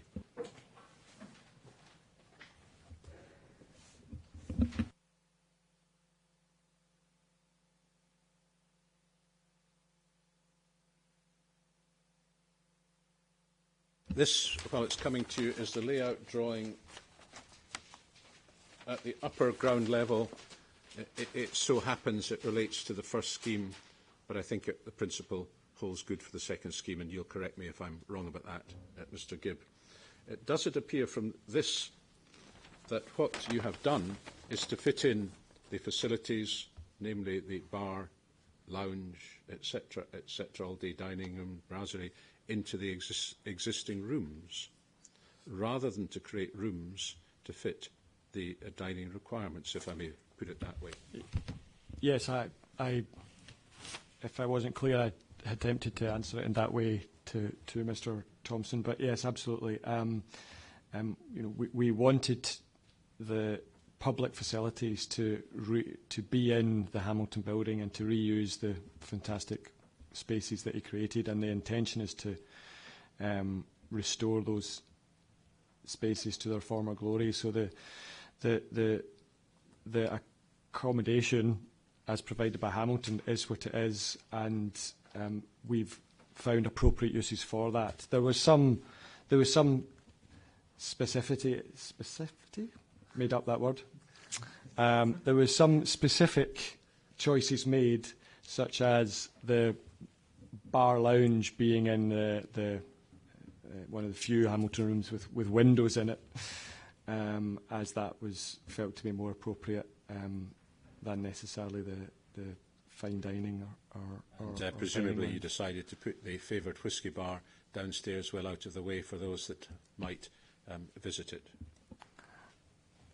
The intention that it would be a nice find in the basement of the Hamilton building, yes. But more seriously, is the point this, that what you have done is to take the Hamilton building and put the uses into what is there at the moment, with a view, I think you said, to enhancing the existing structure and preserving it? That's correct. And could I look down, please, one level to CD 97, which is the lower ground floor in the first scheme. Although, again, I think the principle holds good for the second. Again, correct me if I'm wrong. Do you have that before you... I've got a smaller version, it's fine, yes. Well, I'm sure the small version will do, because there's the simple point this. Are you or are you not removing the, I won't say butchering, but the alterations made by the PSA at earlier stages to subdivide the original Hamilton rooms? Yes, we are. These larger classrooms were subdivided into office space for the proposed Parliament building and Assembly building in the 1970s. So those alterations are being removed as part of these works. Does that mean that you're restoring or preserving the Hamilton building back to its original design and layout from what it is at the present time? Yes, the proportion of these rooms will be restored to that Hamilton intended. Do you see that's an advantage or disadvantage of this proposal? It's an advantage of this proposal. Now, can I just ask you about art? Because you were asked questions about that. And could we look, please, at document 202?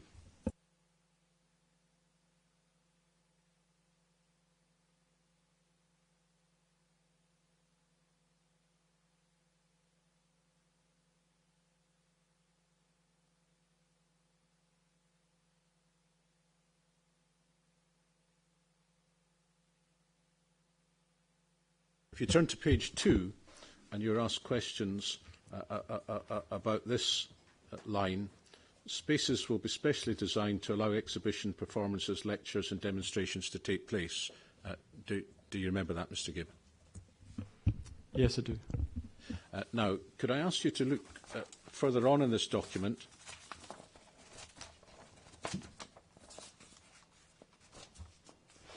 to Appendix 2.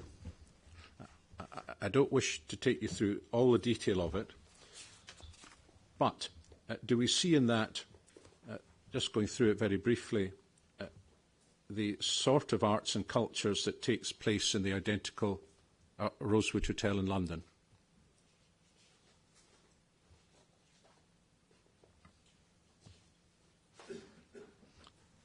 Page 15. Yes.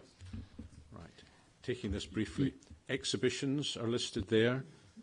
Scarfs, bar performances are listed there. Page 16. Yeah. Cabaret is listed there. Live jazz. 6 nights a week. 17. Music in Scarfs Bar with the various performers.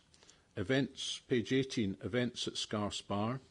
And Mr. Scarf himself appears at the bottom of page 18, the main artist that features in the bar. Is that so? Yes, this document gives the reader a good understanding of the art and culture supported by Rosewood London. We're not stopping here, Mr. Gibb, because if you continue for the next few pages, do you see further illustrations of exactly what happens in the Rosewood Hotel in London? Mr. Steele, could I just ask who's... I wonder whether this was the most appropriate witness to ask about this, because this is a Rosewood document. That's a very kind question. Thank you very much. It arises out of cross-examination by my learned friend, Mr. Thompson, and I would be obliged to continue, if I may, sir. Thank you. As we were, Mr. Gibb. Art in residence is the next section, and I have a page with a big foot. Do you have that? Squashing some taxis, sir. And in the next page we have Churchill's Bulldog. And in the next page we have the zebra and the Jack Russell. Following upon that, we have more examples of art and a rather nice, attractive photograph of where I suspect Mr. Innes bought his gin and tonic at £13. No, a single one is less than that, Mr. Innes. We suspect the receipt relates to a double. Now, in any event, that's Scarf's Bar where the art is on show. Is that correct? That's correct, yes. And Mr. Scarf himself. Witty illustrations on the next page in the Heritage Boardroom, rotating gallery, the wooden horse, Not of Troy, and so on and so forth. Now, let me put this to you very simply, Mr. Gibb. Is there any conceivable reason why each and all and every one of these events and art shows and exhibitions could not be properly deployed somewhere in the space that you've designed in this hotel? No, there isn't. Both internally and externally, there's ample opportunity for this type of art and culture. And are there many, many spaces where such art and such exhibitions and such shows could take place? Without going into the detail of looking at the plans, is that obvious? There are many opportunities for this in the plans, yes. And correct me if I'm wrong, did you say that particular corridors have been designed or spaces have been designed to a particular width to accommodate just such exhibitions or art shows? Part of what this document shows is that the art can take place throughout the hotel, not necessarily in a dedicated gallery. So circulation spaces and their generosity to allow it are an integral part of our design, yes.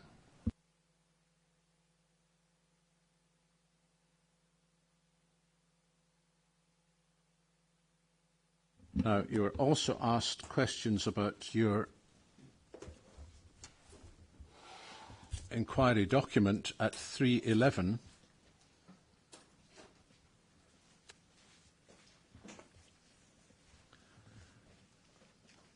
and whether you had respected your desire that the new wings, this is 311.2, the new wings will remain legible,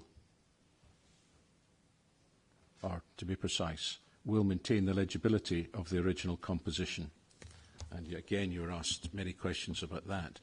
What is your professional opinion about that, despite the many, many, many questions that you've been asked about this, Mr. Gibb? My professional opinion is that from all the viewpoints illustrated in all the documentation, that the autonomy of the Hamilton building is preserved. The architecture that we contrast with it allows that to be so. We do create visual separation and allow the Hamilton's original composition to be read, legible, and to remain the primary focus of this site.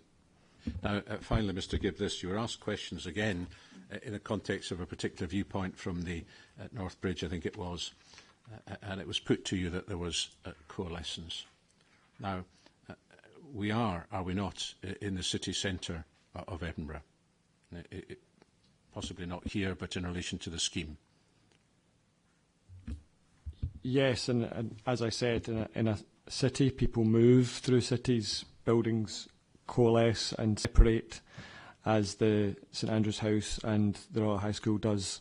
If you walk along North Bridge, that's typical of cities. Mr. Gibb, given that the site is in the city centre and the location that it is it surprising that one might see buildings?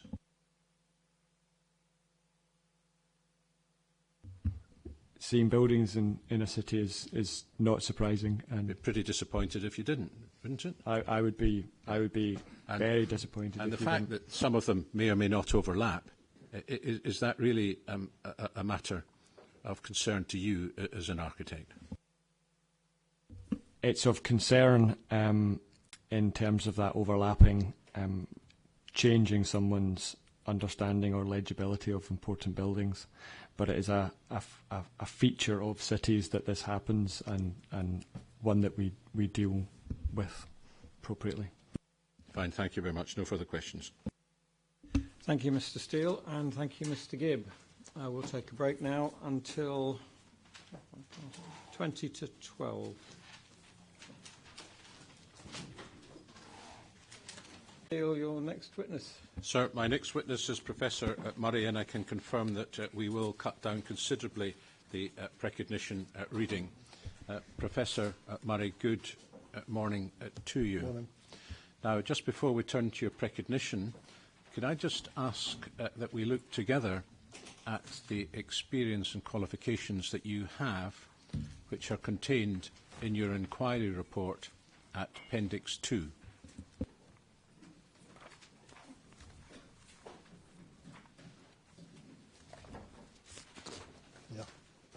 And I'm not going to go through all of these in detail, but we start at page 83 with academic qualifications, awards and professional qualifications. Membership of various boards at page 84. Academic experience 85, including, interestingly, you're a visiting tutor at the University in Venice. Is that correct? Yep. Yes. And indeed, you are, or have been, I should say, the President of the Glasgow Institute of Architects and the Royal Incorporation of Architects in Scotland. Yes.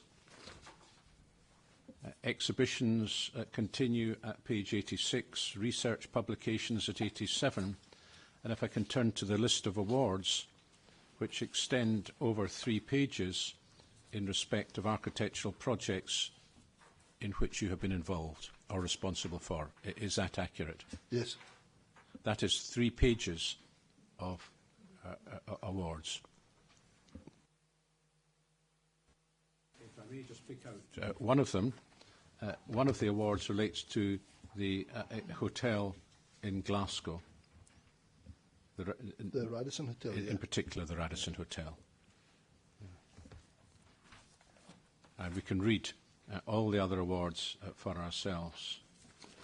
But does it come to this, Professor, without in any way asking you to blow your own trumpet, you have got some very, very considerable experience and qualifications and expertise in relation to the matters about which you're giving evidence. Is that correct?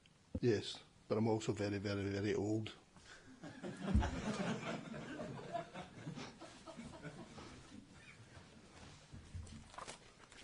Thank you for that.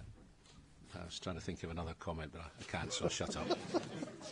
Can we look, please, at your recognition? And I'd like you to start with that very distinguished pedigree at your very old age, at page 4.5, page 9, paragraph 4.5, and I'd ask you simply to read from there on. Thank you. Good morning. In my 40 years' experience of the design process, a project has always been enhanced by the trials and tribulations any quality proposals undergo in the statutory approvals process.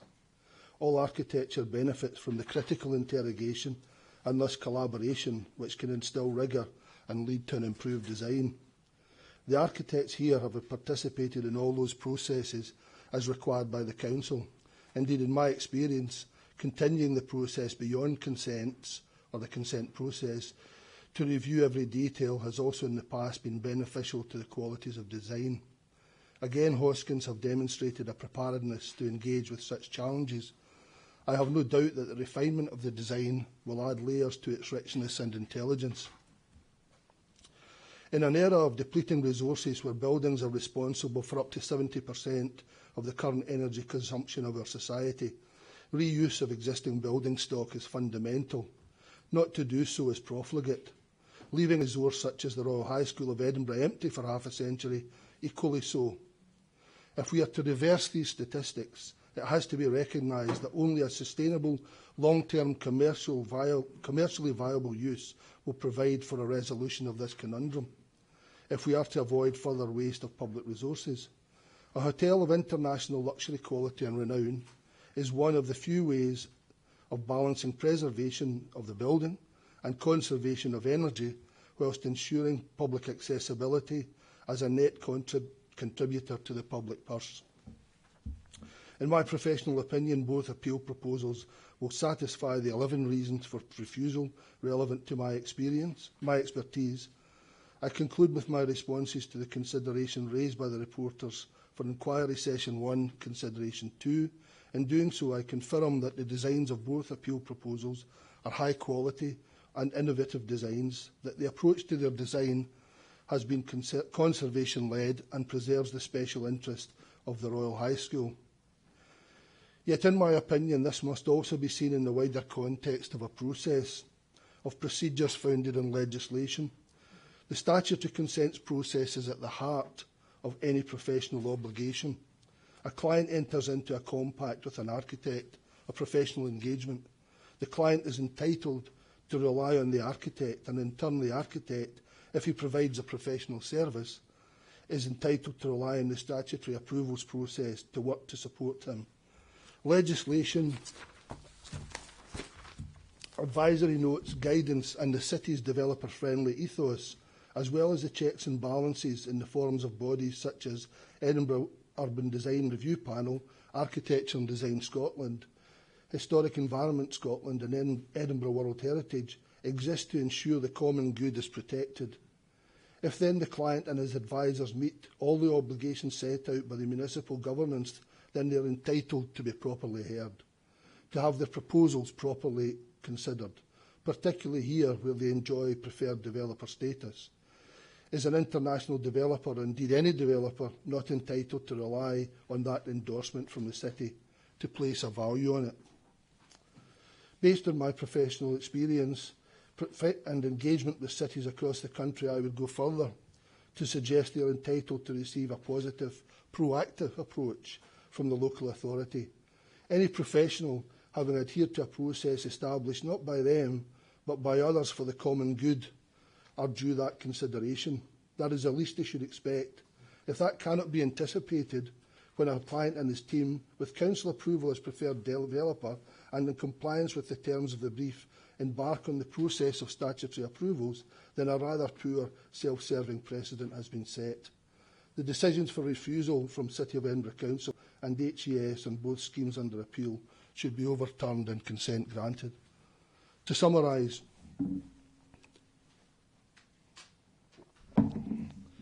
the Hamilton building is architecturally and culturally important, world-class and of immense significance. The school hotel site is urban in context, inextricably part of the new town. The hilltop is picturesque, a designed open landscape in the manner of those throughout the new town. The view south is truly sublime in its drama. The western end of the site and the consequent built forum mediates 2 Category A listed buildings of international stature. The development contributes to urban design and placemaking by virtue of that connectivity, creating a new civic space. Proposal 1 has more prominent visual impact, self-evidently. However, there are wider benefits to be gained by this mass in its disconnection from and framing of the high school. The setting of St Andrew's House is improved by the scheme and in turn Stark's shifting view made more meaningful. The deeply modelled facades above the plinth and base are redolent of the deep modelling of Hamilton's facades. The plan form of the proposal meets the requirements of avoiding impinging on the inherent qualities of the splendid north wall, north retaining wall and belvedere. The architect's proposals represent a sophisticated, intelligent response to the complex demands of the hotel brief, the original high school and its wider setting. Hoskin's track record demonstrates that only in the completed building can we evaluate any conception of true quality. Contemporary examples also demonstrate that modern architecture, adjacent to or integral with culturally important historic buildings, can enhance and reinvigorate them. Both appeal proposals, contrary to the 11 reasons for refusal, satisfy the demands of the site, the client and the city and should be consented. Thank you very much, Professor. No further questions. Thank you, Mr Steele. Mr Thompson, do you have questions? Yes, please, just a few. Good morning, Professor Murray. I'm afraid some of my questions may seem a little nitpicking, but I hope you'll bear with me. Could we start by looking at paragraph 1.2 of your recognition? And towards the end of paragraph 1.2 of your recognition, you say that the appellants are now Carlton Hill Hotel. So far as we're all aware, I think the appellants are still Duddingston House Properties and Urbanist Hotel. Would you accept that? Yes, sorry. Yeah. And could we look for a moment at paragraph 2.4 of your recognition, where you refer to the city as palimpsest, which I confess is a word that I don't often use, but I understand it to mean the obliteration of the old to make way for the new. Is that the sense in which you've used it? I would say it's the overlaying of one text on top of another, and that text still has memory. The underlying text still provides some form of presence through memory. Well, that's just what I was trying to understand, because my understanding of palimpsest is that it's the obliteration of the old, so that when you put the next layer on, there's only the barest dust left. So if one takes an example, the gasworks that used to be at the bottom of the high street on the north side, and the very impressive chimney that we've seen in some of the pictures, that's been obliterated. So I think if you go to the site, it's very hard to find any trace of it at all other than the memory and photographs. Yeah, but that's exactly my point. The whole essence of context is not simply about visual appearance. I think if you took an aged Edinburgh QC that had been a pupil at the school, he might have a different view from the likes of Donald Dewar, who called it nationalist shibboleth, and they would have a different view that I do, but the views that they have are not necessarily anything to do with the actual visual appearance of the building. They're to do with the memory that they have of that building, and the memory of the gasworks and the brewers building that was in the site of the Parliament before it was built is part and parcel of that understanding of place. So you could, as an absolute, you could remove the high school, but there would still be a presence of the high school there through memory, and that's really what I'm getting at there. What I was thinking about was if one was faced with the gasworks today, one would probably find that the chimney had been listed and it was impossible to dispose of it, in much the same way as what we're looking at now is a series of listed buildings, and the question of trying to interpose new buildings in amongst it to try to achieve a new use, as opposed to obliterating. That's the point I was also getting at relative to the importance of existing buildings and the reuse of existing buildings. But are you saying that in addition to the physical changes that we've been discussing, you have a layer of memory that has to be taken into the setting as well? Yes.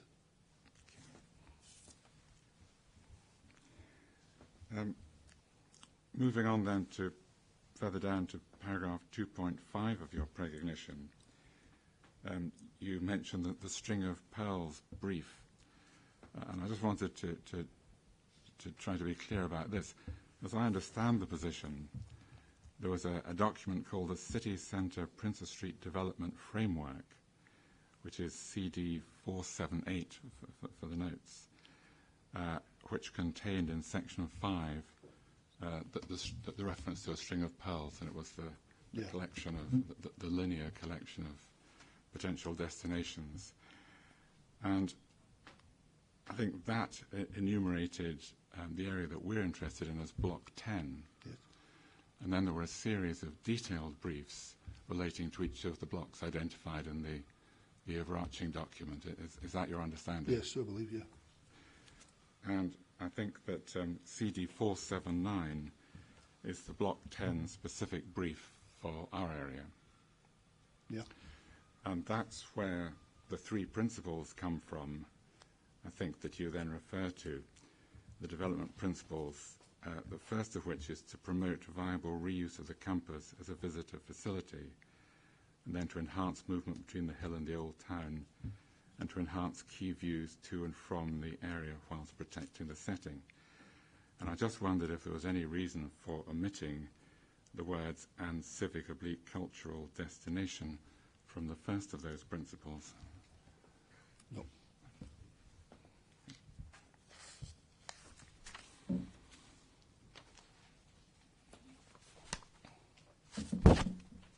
Then paragraph 2.9 of your, still in your precognition, you say that it has been consistently demonstrated that there is a lower limit to the economic viability and thus the long-term sustainability of the hotel project. Are you regarding Scheme 2 as the lower limit? Yes, and my reading of the information, yep. And are you aware that economic viability may be a sensitive issue in relation to a hotel of the type being proposed? Yes. And do we see that in APP 3? Just for a reference to it, this is the HVS document that has the table at page 7 of characteristics of different types of hotel. And if you could just glance at page 7, Yeah. we see the table which compares a 6 to 7 star hotel with the more familiar 3, 4 and 5 stars. And if you look at the typical characteristics column and go down to cost of development conversion, and then go across to the right, you see figures for the cost per room for a 3-star hotel where the development risk is said to be low. Then for a 4-star, a cost and reasonable development risk. 5-star, a cost and high development risk. And luxury, again, a cost and very high development risk. And is that part of your reasoning for being concerned in 2.9 about Scheme 2 being the lower feasibility limit? Yes. In my experience, the relationship between the number of bedrooms, the quality of the hotel, and the cost per unit, and the sustaining of that through the life of the building are interrelated, and that's why I'm saying that the smaller scheme is at the lower limit.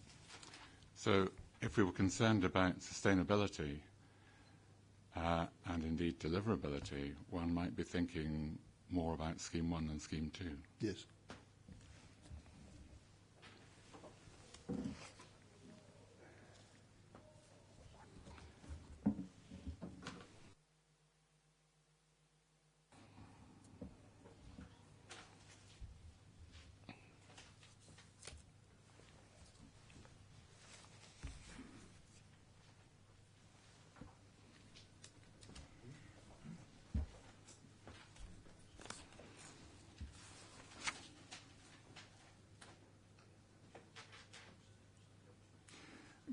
Could we move on then, please, to your opinion at Section 4? Yeah. And 4.1, in the first sentence, you're talking about different levels of visual impact on the setting of the category listed Hamilton building. The impact in both cases you consider to be a positive attribute of the schemes. Do you consider one of the schemes to have a more positive attribute than the other? And if so, which? Yes.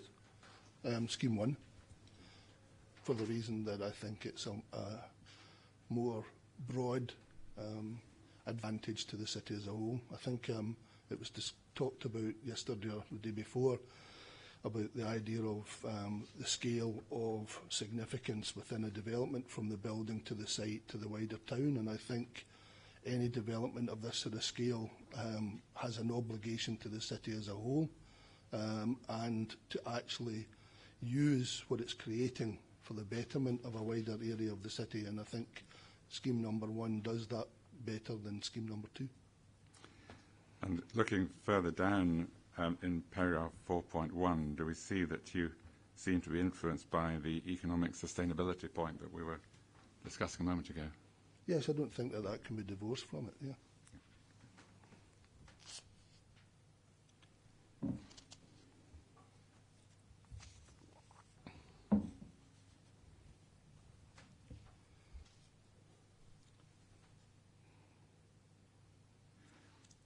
Then I think we come to your views, which starts being developed in 4.8.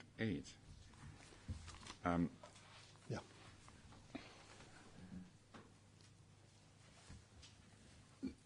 Are you suggesting that the appellants in this case didn't get a fair hearing from the council, in the sense that they presented all their documents and they were fairly considered after a preliminary engagement process at the pre-application stage?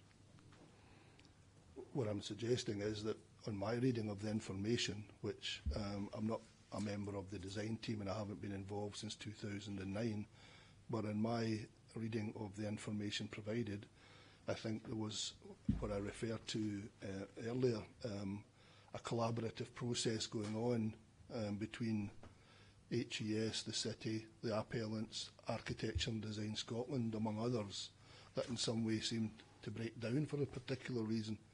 And I had my experience, having gone that far down the road of a process of collaborative discussion towards a productive end, I think it's disappointing that that positivity didn't continue. Well, you'll be well aware that it's a democratic. Sorry? It's a democratic process at the end of the day. Yeah, absolutely. And that no one can prejudge what the councillors will decide on the day, or indeed what the Scottish ministers now will decide on the day. Inevitable part of the process. And you're not suggesting that because the council had an interest or have an interest in the site, that they should somehow be entitled to favourable treatment either at their own planning level or at the minister's level.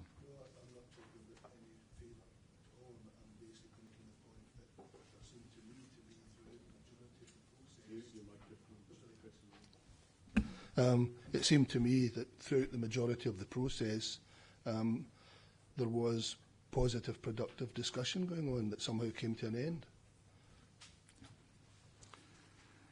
And turning finally to your summary, would you accept that a lot of the views that you expressed there are matters of your seemingly distinguished professional opinion, but relating to matters on which opinion may differ? Yes. Thank you very much, sir. Thank you, sir. Thank you, Mr. Thompson. Mr. Mackay, do you have some questions? No, I don't, sir. It'll come to me in a second. I do apologise. Ms. Coburn. So sorry. It's all right, sir. Thank you. I have a few questions for you, Mr. Murray. First ones are more from a perspective of trying to understand your evidence more than anything else. At paragraph 2.6 of your precognition, you talk of the Forth and Clyde Canal as a contour canal that's constructed on the level. I take it you're meaning the Union Canal, not the Forth and Clyde.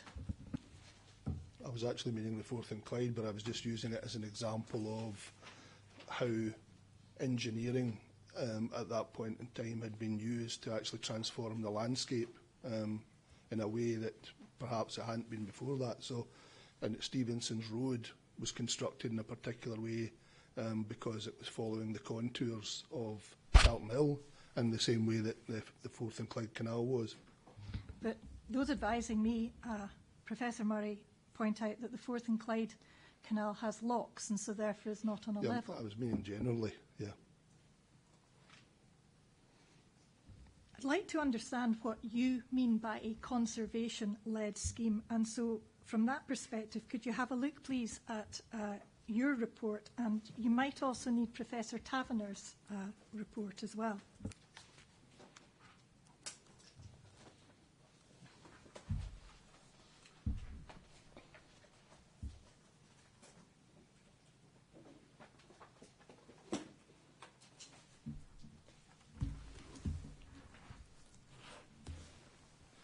Yeah, I've got them. So at 7.13, so towards the end of your report, you say, in so doing, I confirm that the designs of both appeal proposals are high quality and innovative designs, that the approach to their design has been conservation-led and preserve the special interest of the FRHS. And if you look at what Professor Taverner says, but this time in his report at paragraph 1.12, he says, in so doing, I will confirm my belief that both appeal schemes are high quality and innovative designs, that the design approach has been conservation-led and will preserve the special interest of the FRHS. Now, setting aside the astonishingly similar language that both you and Professor Taverner have used there, can we agree that an understanding of the history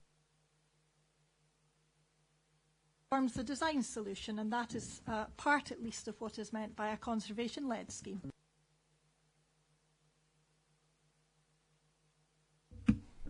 In the interest of time, I'm going to try to deal with this very quickly, but you provide in your report, towards the end, quite a number of examples of other buildings with various alterations of various scales applied to them. For the purposes of the reporters and their recommendations, and for the purposes of ministers in making their decision, can we agree that the weight to be given to those examples is this is what has happened somewhere else? Yes, but I would go a bit further and say that there are examples of how contemporary architecture sitting beside buildings of historical significance in other parts of the world have actually contributed overall to the benefit of the scheme. Okay, again, I'm trying to take this shortly, but I mean, if needs be, we will go through each and every one of the examples that you give in your appendix. But is it your evidence to this inquiry, Professor Murray, that each and every one of those examples is comparable to the hotel proposals here and the Hamilton building? No. So in that respect, all the reporters can take from the 19 or 20 buildings that you mention in your appendix is that these are design solutions that have been adopted elsewhere, sometimes elsewhere in the world, and which don't even necessarily sit within a World Heritage Site. Yes.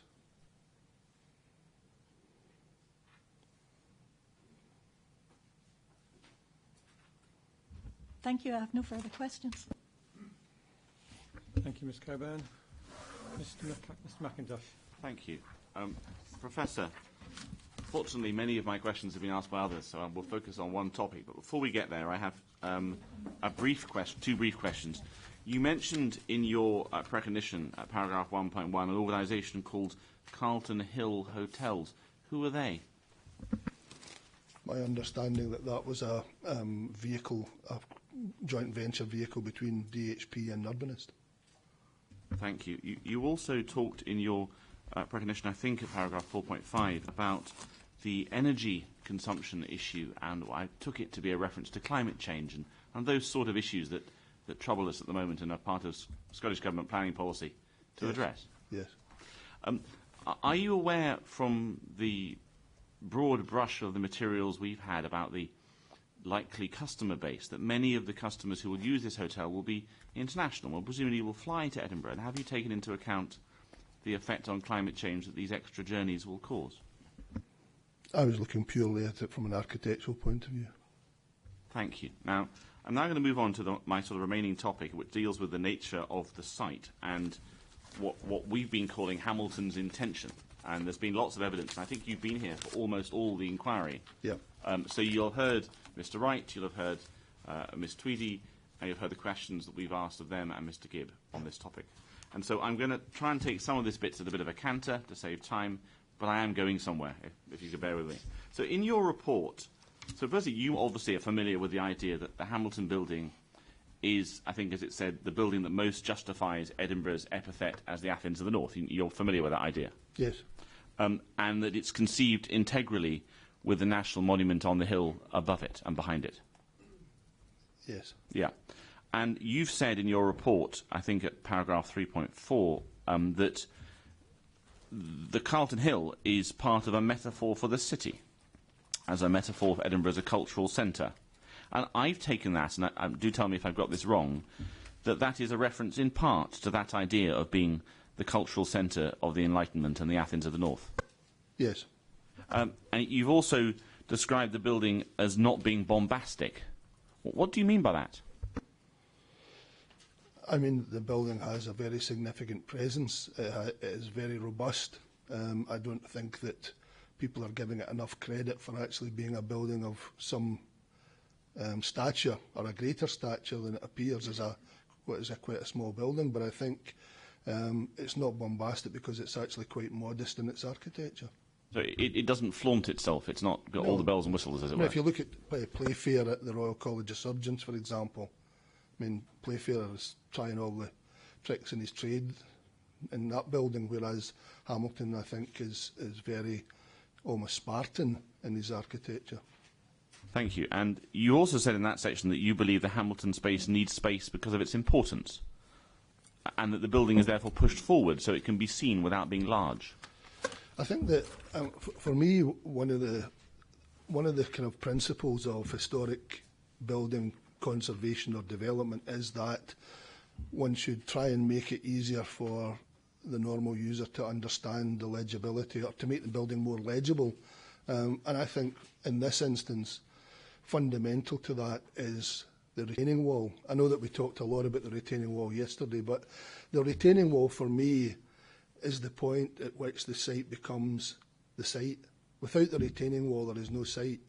The retaining wall is positioned in such a way, and this is where I think Hamilton's genius comes out.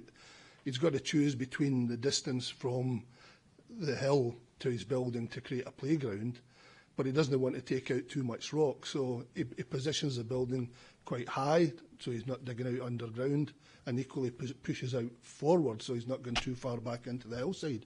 As a consequence of that, what he actually gets is a building of real stature sitting on a site, and that's where I think the significance of getting that clarity, if you like, taking the stuff that's round about it out and ensuring that anything that goes back alongside it doesn't destroy that clarity.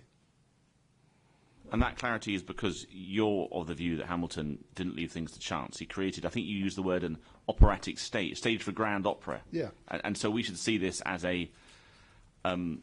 as something he's created a stage with Stevenson, who built the road, yeah, and the cutout forward and the infill, cutout behind and the infill forward.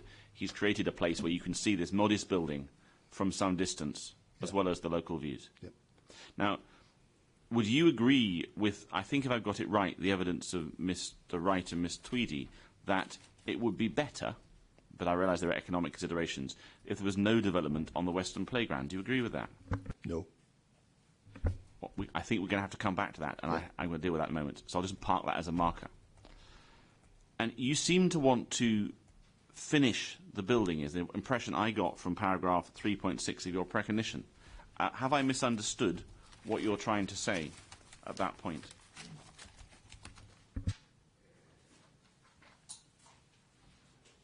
Yes, I wasn't meaning that at that point. So when you talk about the idea that the finished building is an extension of the city, you meant that in general terms rather than the Hamilton building and the new constructions? Sorry, I'm at the wrong paragraph. 3.6 of your precognition, just before you started, before you read it. So it's a paragraph that begins, it's on page 8, it begins the hotel building in its entirety. I'll allow you to read that paragraph before I ask you.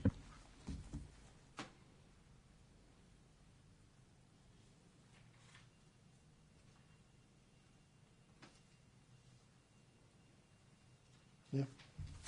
When it says in there, around about halfway after the mention of the pavilions, the finished building is an extension of the city, is that simply just a reference to the finished project as and when it's done, if it is done, or that, in a sense, this project is finishing the Hamilton building?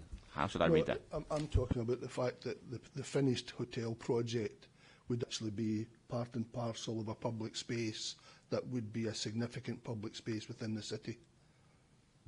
And is this related to your discussion about the new town as a series of rooms that you take through? Right. Yes. So we walked at the beginning, I think, perambulated with Mr. Wright many times up and down these rooms, but we end up in a room, you describe it as with one side St Andrew's House and one side Carlton Hill. Yep. And I suppose it would originally have had a prison on one side in Carlton Hill. Yeah. And this room, you wish to fill the end of that room with a new east wall, you called it at one point. Yes. Now, at the same time, you've also talked about the sublime view from the end of that room. We can argue about exactly where it is, but it's round about image 4A of the sequence of images. Do you recollect us looking at that, or have you seen it? Yeah, I know what you mean. Yeah. It's CD. Perhaps we should get it out. It's CD30, image 4A.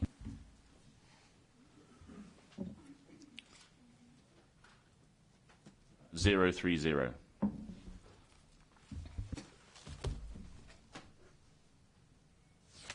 Yeah. Now, whilst it loads up on my extremely slow computer, you have in that image the beginnings of the exit from the room. We're not out of the room yet at this point. It's still got a bit of the St Andrew's House wall to our right. Yes. And I don't think there is a visualisation where you stand and you can see the whole way round from the lodge right round. But people can go there and have a look themselves, and I expect everyone involved has been there. Right. So you've described the view that you see to the south as sublime. Yes. Are we to take that in the sense of sublime as in wild, the sort of the 18th century concept of the Highlands of Scotland as a sublime wild place? Yes. Yeah. And I suppose it's got a volcano in it, which is a pretty much an early tick on the list of sublime things you get to look at. Yes. Right. Now, in your report, you seem to be saying that you don't consider the Hamilton building and its immediate location, along with Carlton Hill, to be an example of the picturesque or rus in herb. Have I got that wrong? No. I've got a real problem with the idea of rus in herb in this part of the city. As far as I'm concerned, rus in herb, well, not as far as I'm concerned, the Oxford English Dictionary in the meaning of rus in herb is that it's an illusion, a fiction. It is designed, it is not found. A landscape that is found is not, no matter where it is, in my view, is not. Rus in herb would be Queen Street Gardens, possibly Charlotte Square, St Andrews Square, maybe even from Royal Terrace down onto London Road. But the idea of rus in herb is it's designed, and I'm saying that that part of Carlton Hill, even though it's in the GDL, is not a designed landscape, it is a found landscape. To call the sublime view to the south an illusion by classing it as rus in herb, I think, is an error. You reference in your premonition the work of Dr. Carter McGee, who is one of the witnesses for those instructing me.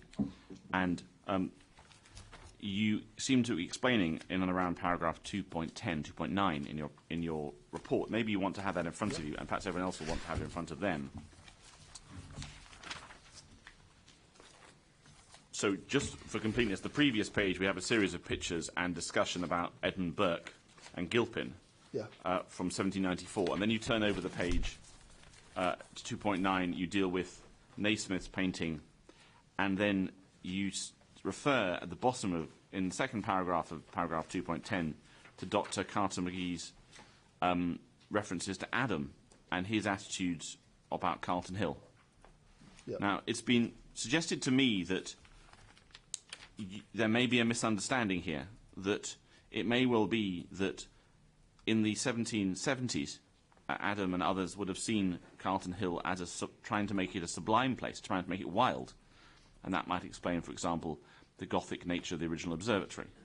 And that as the ideas of Stark, which of course came a little later, developed, Playfair, Stark, Hamilton and others would have then seen this as a picturesque place, and indeed a manufactured landscape, a manufactured rus in herb, Arcadia in the city. You don't seem to accept that. You're shaking your head. Yeah, I think. Sorry, I see it as establishing a picturesque because of the assemblage of man-made insertions into that landscape. That is a landscape, and it is becoming picturesque because of those insertions. But I think the whole thing, even that we talked about the other day, and I think it was Miss Coburn that raised it about the pittoresco. The whole idea of questioning the validity of the picturesque as an attitude. I think Gilpin makes the point of it. Some people are not happy until there's a Palladian villa with only a gable end left in order to class it as a picturesque landscape. So I conceded that it is picturesque by virtue of the man-made elements, but not that it is in any way rus in herb. Because I suppose this only matters to the extent that enables us to understand what's there and what the setting means, and that's why I'll persist a little bit more. Yeah. You've enthusiastically described the engineering works necessary to put this building where it is. And I suppose from all the reading we've had from Mr. Wright's report and all the other documents, we're conscious, and Mr. Lowry's topic papers, we're conscious of the amount of engineering works necessary to make Carlton Hill as a whole look like it is, but Regent's Terrace on the side. This is not a natural landscape anymore. This is a man-made. The whole of Carlton Hill is a man-made landscape. Yes, and I think that comes through in any of the paintings of that era, that it's rugged, it's the rock that was blasted appears even in the pictures, yeah. So to bring this to an end, I'm advised that what is happening here is there is a transition. So there's a transition from the formality of the First New Town and the New Town developments to the west of here. And indeed, there may well be rooms, and you come out of the rooms and you get to the end room and you open, and suddenly you have a transition. You're moving from the beauty of the New Town, the constructed urban beauty, to the sublime, to the wild of Arthur's Seat. And on the edge, they're the fingers of the risen herb. And that's what Carlton Hill's doing. That's why it's different from the rest of the New Town and the rather steadied, controlled rigidness of the rest of it. I'm assuming you don't accept that analysis. No, because I think the controlled part that you're talking about is exactly what Rousseau is about, and I don't think that landscape is controlled. It's controlled insofar as somebody's dynamited half of it away, but and it's rock. But for me, it is still part and parcel of a landscape that's under change. And I think because it'll come up, I should probably just put one more thing to you. If you think about other picturesque landscapes, I'm thinking about the great country houses of England and Scotland where people have built lakes and moved villages. You can have a picturesque landscape even though you've done a lot of engineering to get there. In fact, many of the times you do need to do a lot of engineering. Right, okay. I think I'll move on because it's going to have to come up with other people, but I've put it to you and you've given your response very fairly. Let's look at the proposals. So paragraph 2.4 of your inquiry report. This, you are dealing with Mr. Hoskins Architects' proposals. And if I can turn to the right page. No, you're not. It's the precognition. 2.4, the precognition. Just a moment. I'm looking at the wrong place. Give me a moment. I'll find my right page. 2.4 of my paper. Yes, it is. Yeah. Sometimes tabs don't help. They just make it worse. So the first part of this paragraph appears to be you taking the very fair professional view that it doesn't really matter that you might have come up with a different solution. Their solution has arisen from their process and has some validity for that reason. Yes. And then you move on in the 7th line to yet atmospheric conditions and weather, particularly in Scotland, and so on. Yeah. Are you effectively saying that because of the enthusiastic nature of our climate and the way you can get 4 seasons in a single day, it's very difficult to predict how materials, even very matte like materials like stone, will react to sun and rain all at the same time? No, I would say it's one of the joys of building in Scotland. Because the fact that you're not quite sure what you're going to get makes it more interesting, and it makes the building more interesting to look at. Yeah, I mean, I think in terms of the patination of copper, we can arrest it or accelerate it as we choose through science, but I'm just meaning the point about a sculptured facade in the climate in Scotland could change 3 or 4 times, so actually trying to say that there's a static dimension to that it only has one representation, I think is wrong. Just going to see if there's anything else arising.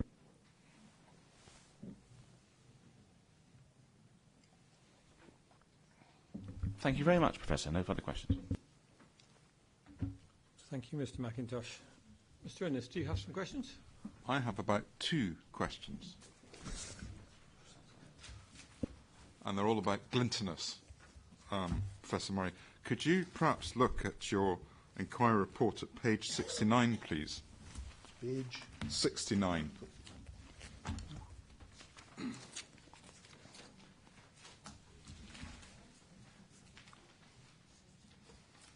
Yeah. Now, this is David Chipperfield Architects' extension to the St. Louis Art Museum. Is that correct? Yeah. Yeah. And if we look at the bottom left photograph, there appears there to be essentially a material, which is a dark material, which has essentially caused a silhouette. Yes. Do we know what it is, or? I think it's stone. Okay. And then we get to a glass structure, which is framed in that darker material. Do we see that? Yes. And do you think that's probably glass? Yes. And effectively, what it's doing in this particular image is it's reflecting what's behind, is it? Or in front? I think it's reflecting what's in front or Yeah. behind the photographer. Yes, because I was actually looking at a building this morning which had the exact same effect, whereas the window you may be looking through and the glass that the image comes through the glass to the rear, but is highlighted because of the glass. Yes. Yeah. And insofar as we've had discussions about glass, if we go perhaps two further on, the Hamburg Technical University extension, Yeah. do we see there, effectively, again, glass being the material behind, but an architectural feature which is put in front of the glass? Do we see that? Yes. And would the effect of the glass in that particular image accentuate and help understand the architectural feature which has been placed in front of it? Yes. Yes. Yeah. And I think we've had a lot of debate about the glass could be this, the glass could be that. I mean, the issue is that if you chose a matte glass finish, the effect would effectively be one of largely a dark silhouette, whereas the effect of having the slightly glintier glass or more reflective brings a bit more light and interest. Is that correct? Yes, that would be the case. Yeah. Yeah. So, again, looking at the design of a building, how you use the glass may in fact alter how you perceive the whole structure and building. Yeah. Yes. Yes.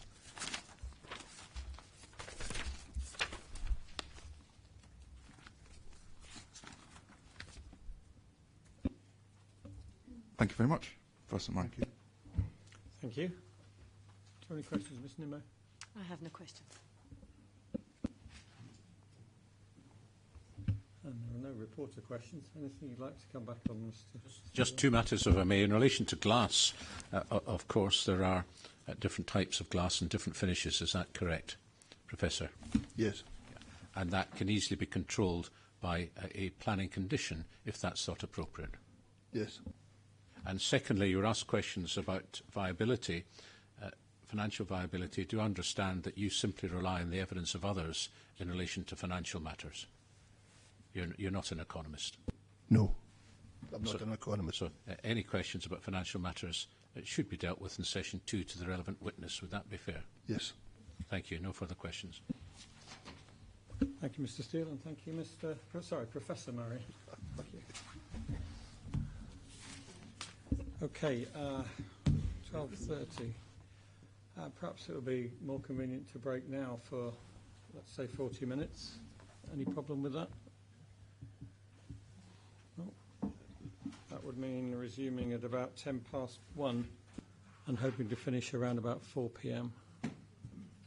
Okay, we'll adjourn now till 1:10.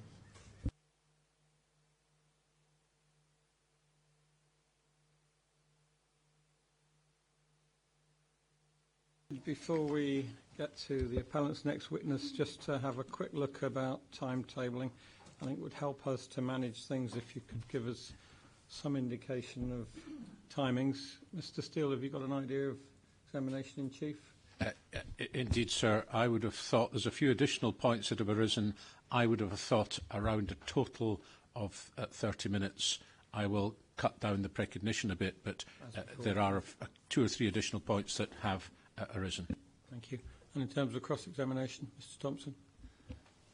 About half an hour too, sir. Mr. Mackay? Limited, if any. Ms. Coburn? I don't think we'll have anything, but yeah. Unless something arises, I'd be very surprised if I have any questions. Mr. Innes, I suspect you will have some questions. About 2.5 hours, I think, possibly. Yes. We'll see whether we get started on that today. Yes, yeah, Ms. Nimmo. I have no questions.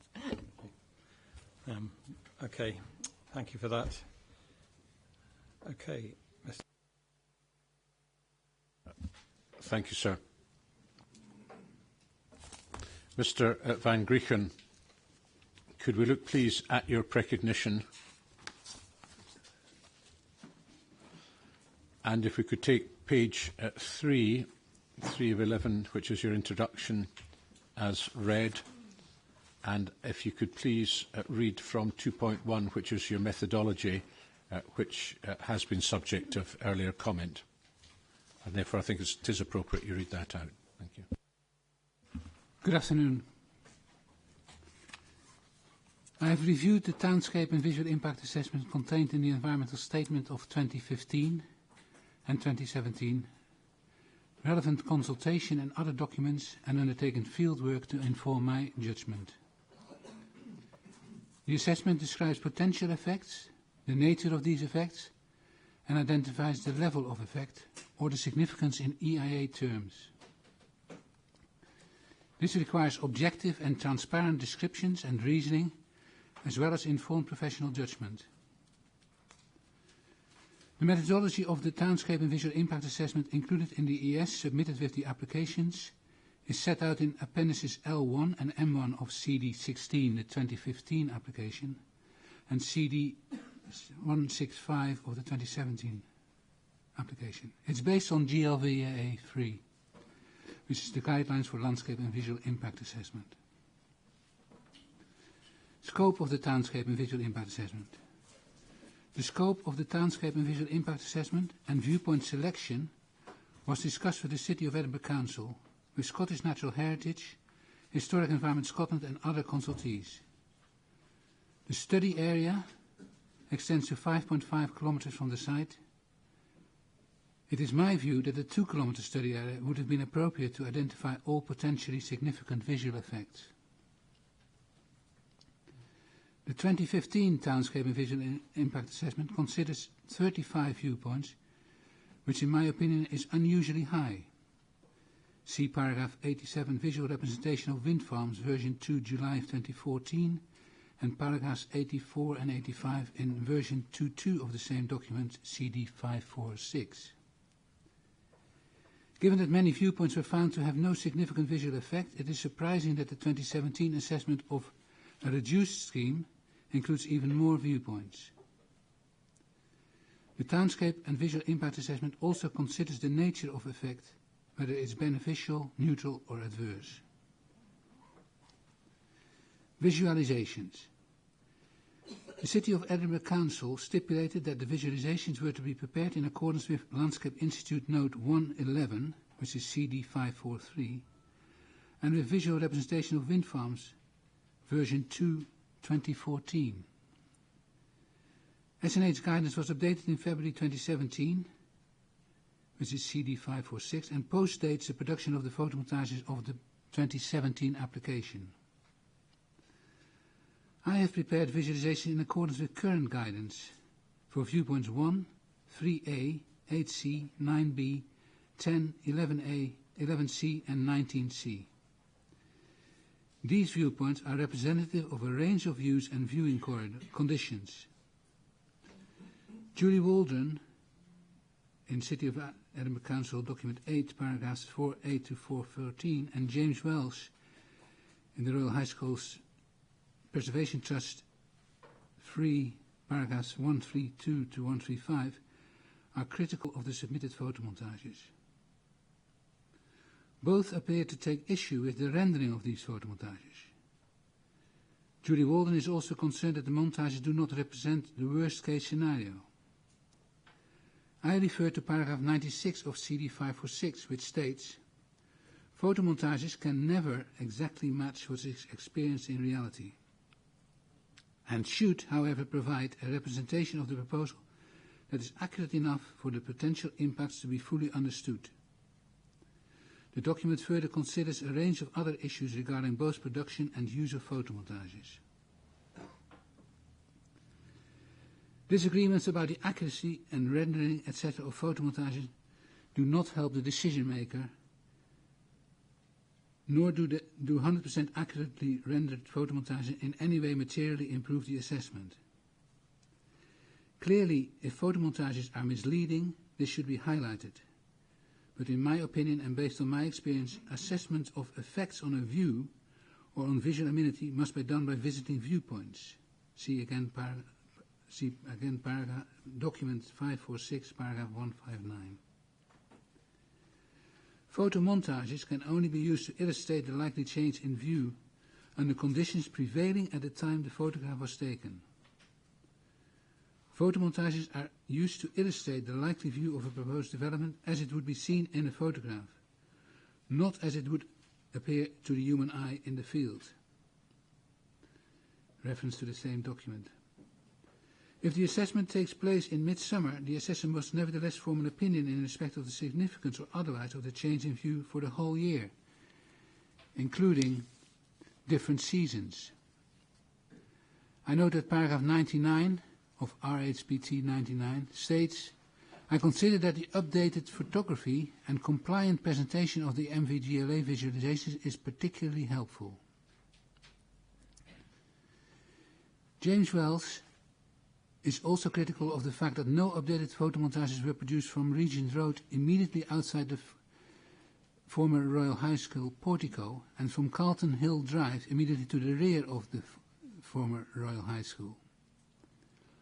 He considers both the Carlton Hill Drive and the Regent Road locations to be critical to a full appreciation of the visual effects.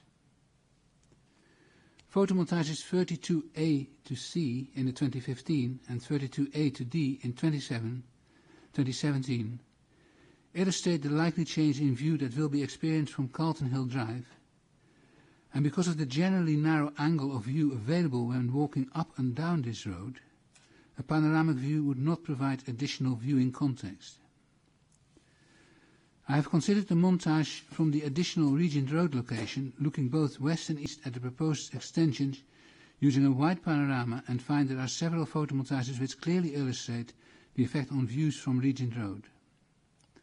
I would further note that views to Arthur's Seat, Salisbury Crags, and to the Old Town from the front of the former Royal High School on Regent Road are not affected.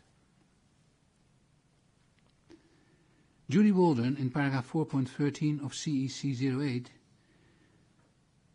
in the section Use of Visualizations and Photomontages, provides a summary, and it reads, notwithstanding the attractively produced photomontages, the dynamic changing nature of the vegetation on the hillside will not hide the buildings.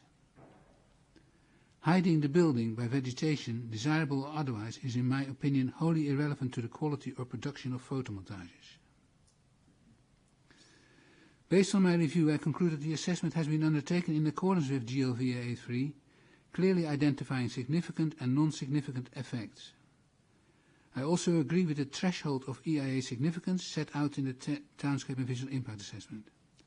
I am satisfied that the Townscape and Visual Impact Assessment included in the ES is based on good practice. Now, your next section deals with Townscape, which again has been subject to a number of questions. Therefore, I'd like you to read that out, Mr. Van Grieken. Townscape Assessment. Item 3, Perception of Townscape Effect.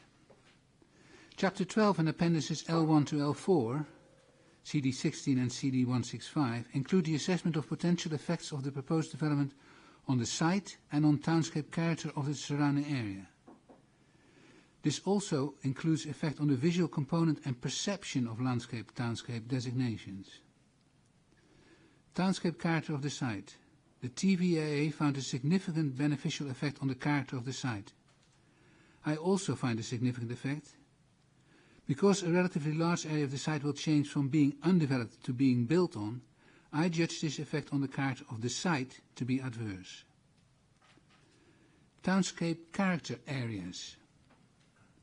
The TVAAs of 2015 and 2017 identified a significant effect on the Carlton Hill townscape character area, with the magnitude of change judged to be moderate.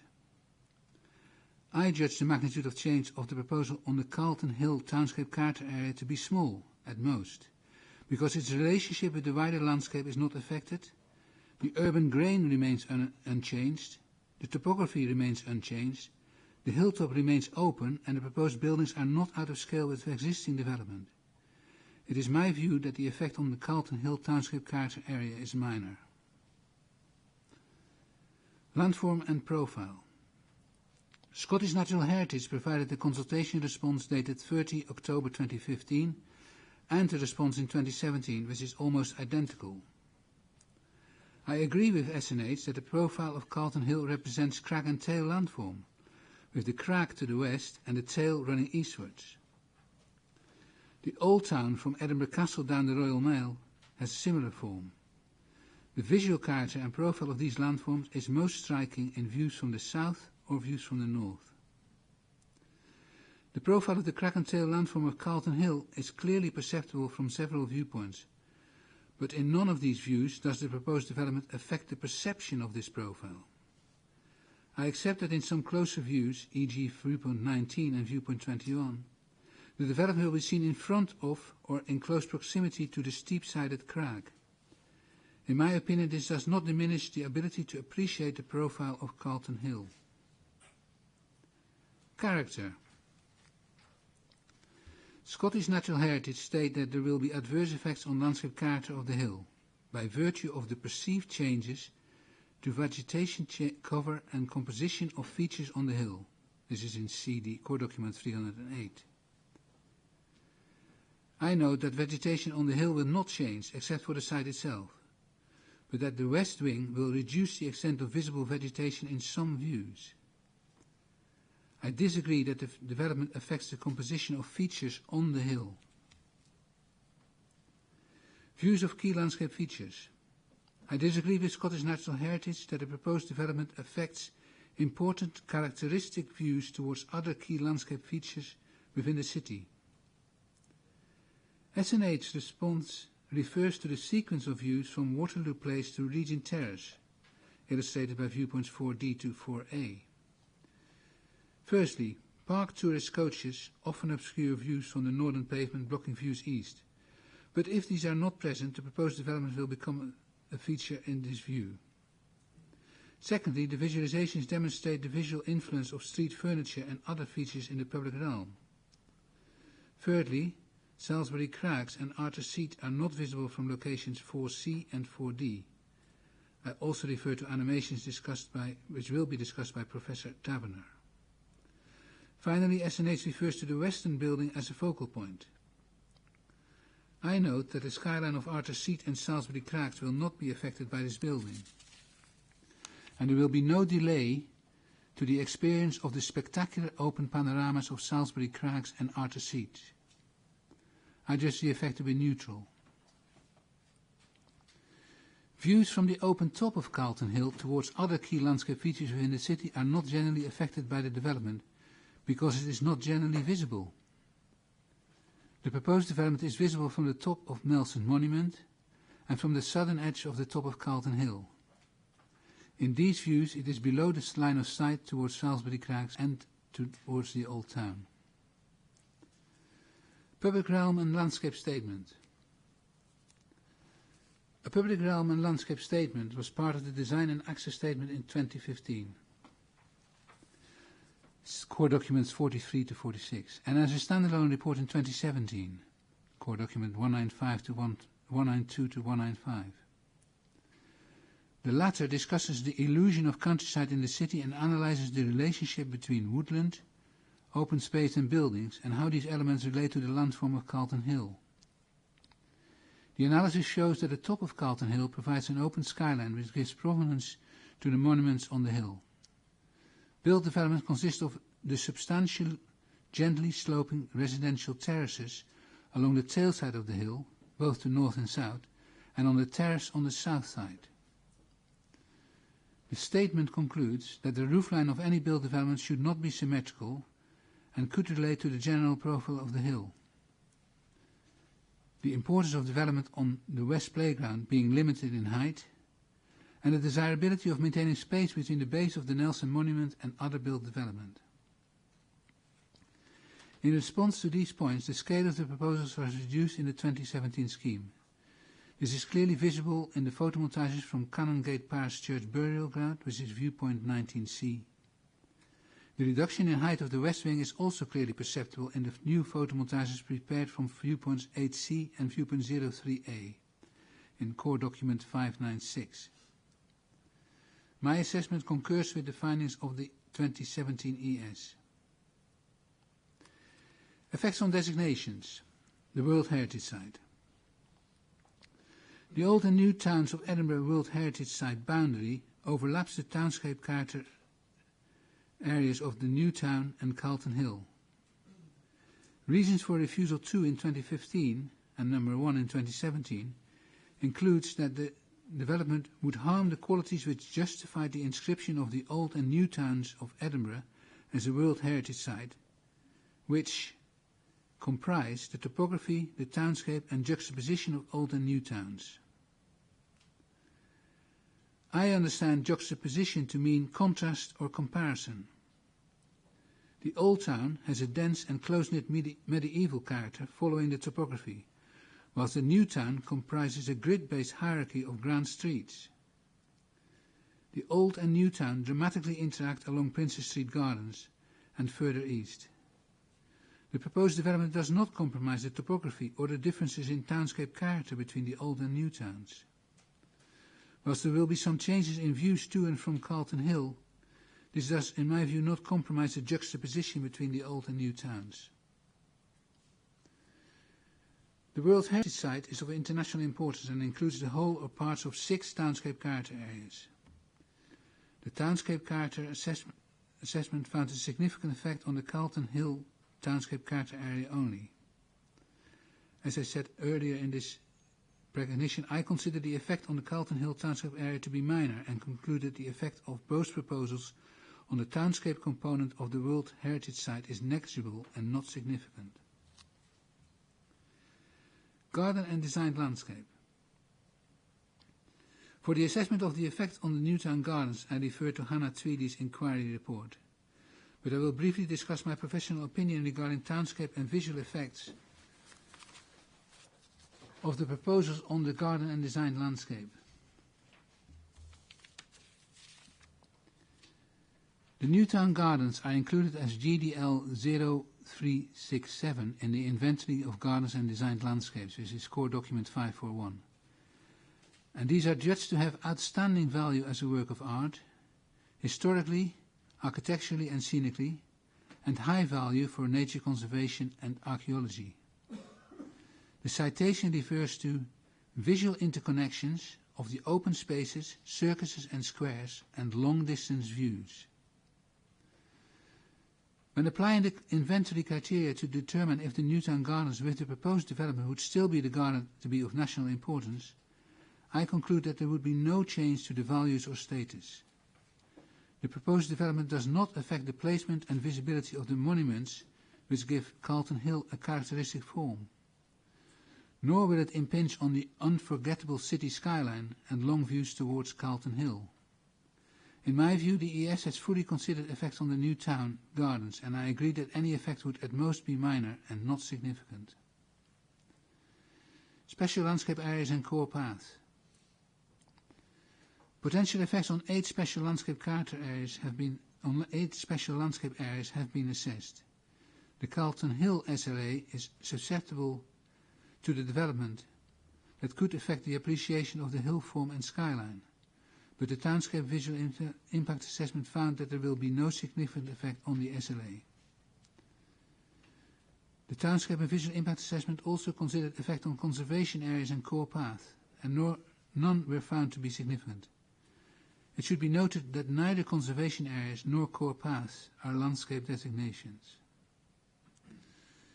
Conclusion. Based on my review, it is my professional opinion that the visual perception of likely townscape effects does not compromise the international, national or local status of the landscape and visual component of designations. This conclusion should be read in conjunction with evidence provided by Hannah Tweedy, Andrew Wright, Robert Taberner, Gordon Gibb and Gordon Murray. Now your visual assessment, please. Visual assessment. Item 3. Visual effects. Visual effects are set out in Chapter 13 of the 2015 and 2017 environmental statements. 2015 assessment findings. Table 13.3 provides a summary of the effects on all viewpoints and categorizes significant effects as either beneficial or adverse. Significant effects were identified from views 04, 06, 08, 16, 17, 19A and C, 21, 27, 29 and 32. The assessment concludes that effects on views from locations 04, 19A and C, 21 and 32 are adverse, but that the other significant effects are beneficial. I concur with these findings of significance, except for viewpoint 29, the view from Arthur's Seat. In my opinion, the magnitude of change in this view is small. and taking account of the wide panoramic view available and absorbed by people from this vantage point, I judge the effect not to be significant. I agree with the judgment in respect of the adverse nature of the effects from viewpoints 4, 19A, 19C, 21 and 32, and the beneficial effects from viewpoint 17. I judge the effects on viewpoint 6, 16 and 27 to be neutral, and the effect on viewpoint 8 to be adverse. It is important to note that viewpoints 4, 6, 16, 17, 21, 27 and 32 are immediately adjacent or very close to the site. Viewpoint 4D is approximately 206 meters away from the site, viewpoint 06 50 meters, viewpoint 16 83 meters, viewpoint 17 50 meters, viewpoint 21 20 meters, viewpoint 27 30 meters from the site boundary. And only viewpoints 08, 19A and C and 29 are at a little distance, viewpoint 8 at approximately 900 meters, viewpoint 19A at approximately 210, and viewpoint 29 is approximately 1500 meters from the site boundary. Assessments of the change in view from locations in proximity to development proposals are, in my opinion, almost always likely to be significant. This should come as no surprise, and is indeed the case here. The assessment also confirms that the geographic extent of significant effects is very limited for this development. 2017 assessment findings. I concur with the findings of the significance in the ES from viewpoints 4, 6, 8, 16, 17, 19C, 21, 27, 32 and viewpoints 35. As stated above, in my opinion, the effect on viewpoint 29 is not significant. The ES finds adverse effects from viewpoints 4, 19A, 19C, 21, 32, 35 and a beneficial effect from viewpoint 17, and I agree with these judgments. I judge the effects on viewpoints, and I have to add in here viewpoint 4, viewpoint 6, viewpoint 16 and viewpoint 27 to be neutral, and the effect on viewpoint 8 to be adverse. City of Edinburgh Council Committee Report and Julie Waldron's Inquiry Report. In response to the City of Edinburgh Council's position regarding impact on views as set out in the report to committee, CD 419, and the inquiry report by Julie Waldron, City of Edinburgh Council 8, I note the following. Julie Waldron Inquiry Report. I disagree that the form of Carlton Hill will be lost in View 03B or View 03C, which is stated to happen in accordance with Ms. Waldron in paragraphs 11.9 and 11.10. I note that for viewpoints 10, 11A, 19B, 22 and 23 on pages 27 and 28 of her inquiry report, Julie Waldron suggests that if reversibility is judged differently from these viewpoints, this could result in a significant effect. A consistent reversibility level of moderate has been adopted in the ES for all viewpoints. Paragraph 11.5 states, I agree with this assessment and the reasons stated by the appellants. These reasons include a reversibility level of moderate. No information is provided why Julie Waldron suggests reversibility level for viewpoints 10, 11A, 19B, 22 and 23 should be raised to high. City of Edinburgh Council Report to Committee, CD in 2015, CD 419, pages 29 and 30, and subsequently substantially repeated on pages 36 and 37 of the 2017 Committee Report.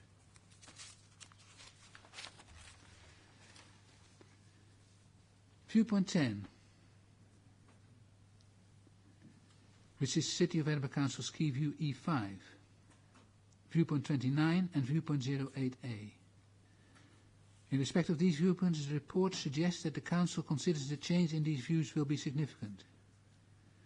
The proposed development is not, in my opinion, out of rhythm with the existing buildings, nor does it compete with the National Monument. Viewpoint 8A and B, City of Edinburgh Council Key Views E2D. The report states that the proposed wings would draw the eye away from the skyline because of their size, and that they are the only buildings in the monument area which would be of the same architectural style. I disagree. The proposed development is located on the artificial terrace below the skyline and does not, in my opinion, draw the eye away. And Regent Terrace comprises building of the same architectural style. Viewpoint 9A and B, which is City of Edinburgh Council Key View EC3. The report states that there will be a significant impact on View 9A because it blocks a significant proportion of the hillside which provides a setting for the Royal High School and the Nelson Monument. In my view, the effect on View 9A is borderline significant for the 2015 proposal. The reduced height of the west wing reduces the effect to minor and not significant for the 2017 proposal. Viewpoint 19A, I need to cross out here the reference to B, and C. I agree that effect on these views will be significant, but note that the views from locations A are fleeting and glimpse. It is not clear from the report whether City of Edinburgh Council considers the effect on views 22 and 23 to be significant, but I judge the effects not to be significant.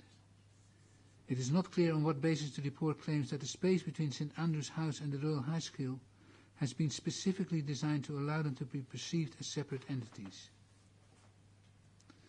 Viewpoint 13. I judge the potential perceptible change in view to be negligible. Conclusion. It's my professional opinion that any adverse visual effects of the proposed development are limited and contained because of careful siting and design.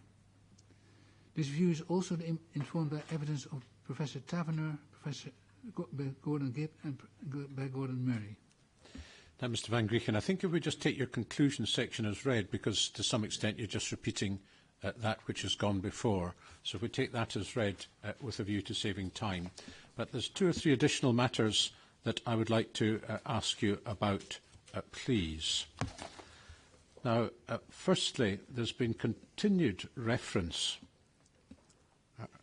possibly repetition, about the issue of a photograph or montage from right in front of the portico.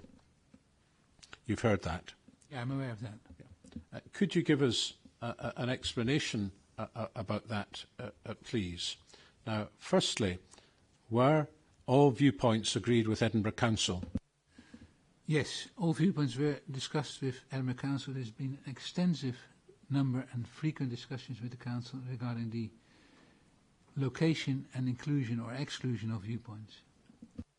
And at a certain stage did the Council request further viewpoints? Yes, some further viewpoints were requested in relation to the 2017 application. Has there been any request by the responsible planning authority for a viewpoint right in front of the portico as suggested by our what might be thought of competitors? No, not as far as I'm aware. And could you explain why one has not been provided? Yes, I think there is ample evidence in front of the inquiry to consider the change in views from immediately in front of the Royal High School building. That's one part of the reason. The second reason is, and this is actually very important, that it is not possible to make a compliant photomontage from the centre point in front of the portico, even if we were to stand on the south pavement.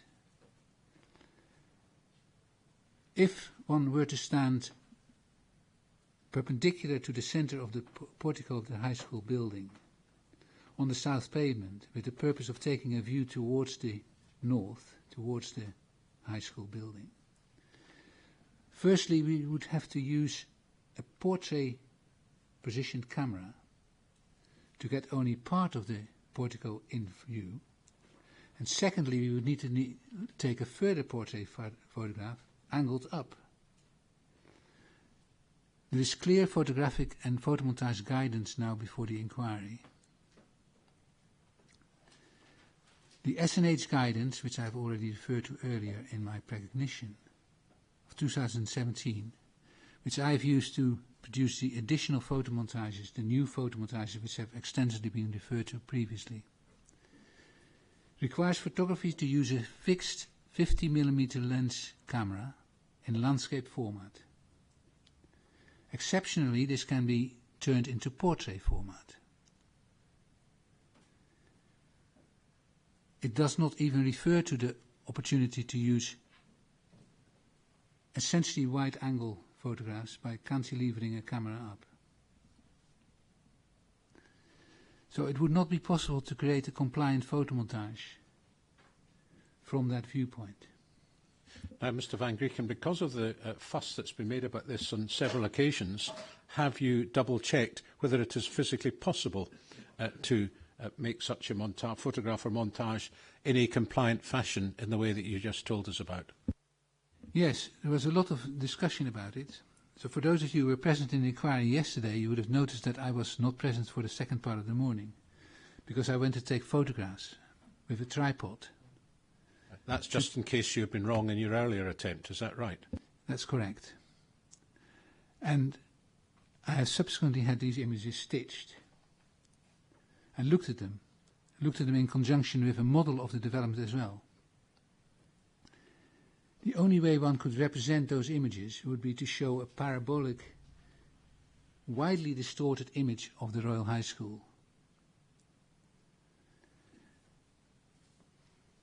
So, does it come to this, Mr Van Grieken, just so I can understand it in simple terms? All the fuss that's been made is because we haven't produced a montage which cannot be done in compliance with the appropriate guidance. Is that what it comes to? Yes. Have you seen any such photograph or montage from the Trust, from that precise location? No, I have not. And I would add that if the Trust found it so important that a montage was produced from that location, there would be nothing to stop them to produce that.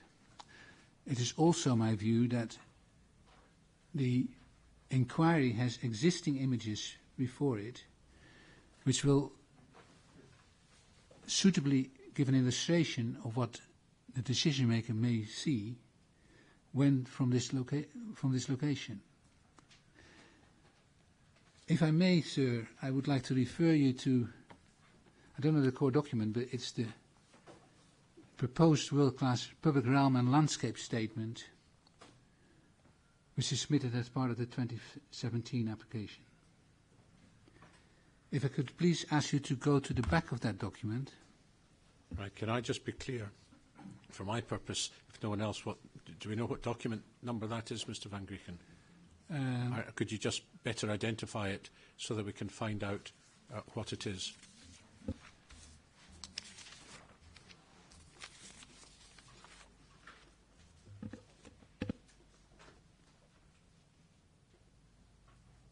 I would need to refer to the document list. It's in my paragraph 310 of my recognition, CD 192 to 195. That's 3 documents, core documents comprising this document. I think it will be in CD 195, which is the third part of the document.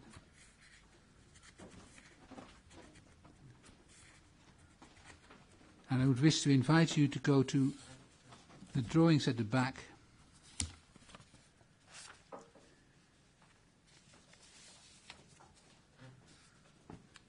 which on the left-hand corner has the text plan illustrating. Can you just bear with us a second? I'm not sure if everybody's got that, and I most certainly don't.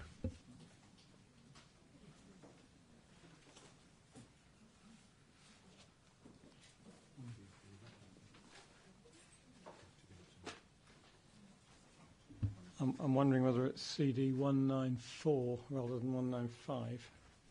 195 appears to be arboricultural.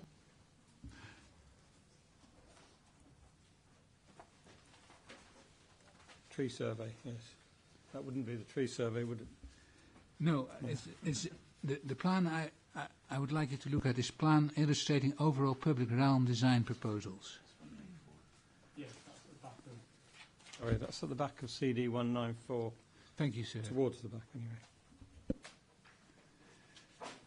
Now, we can see here a general layout of the development proposal. That's the only reason I use this plan, is it gives an illustration of the general position of the proposals in conjunction with Regent Road and the existing Hamilton building. We can also see the pavement to the south side of the Hamilton building and paths running to the southwest with steps of it and a path running to the southeast. That's roughly... Could we just have the number of the page that you're operating from? Very helpful. Page 8. Electronic page 8 I have as well.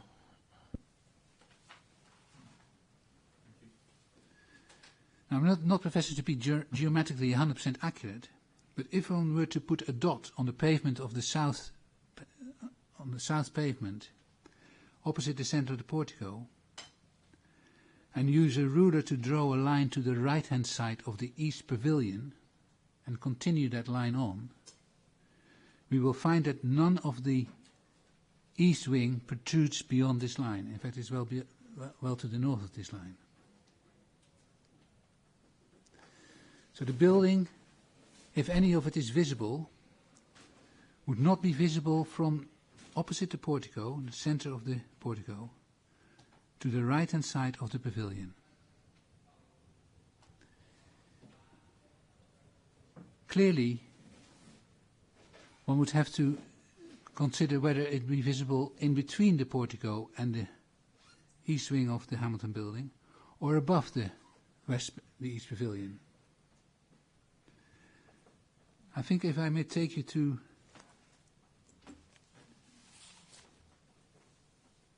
viewpoint 35,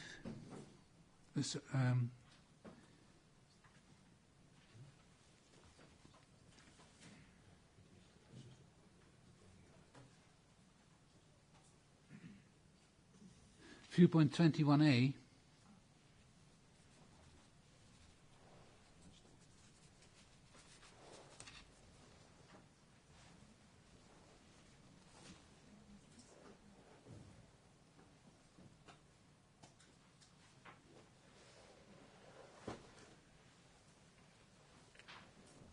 Do you have a document reference for that?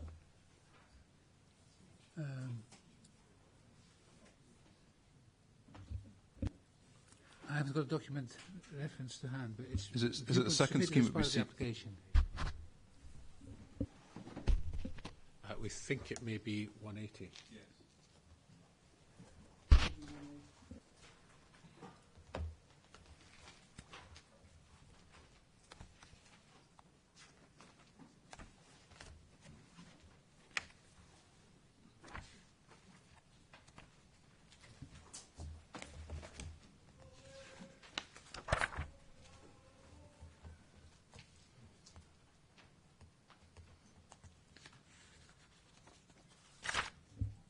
Okay, CD 180, view 21A.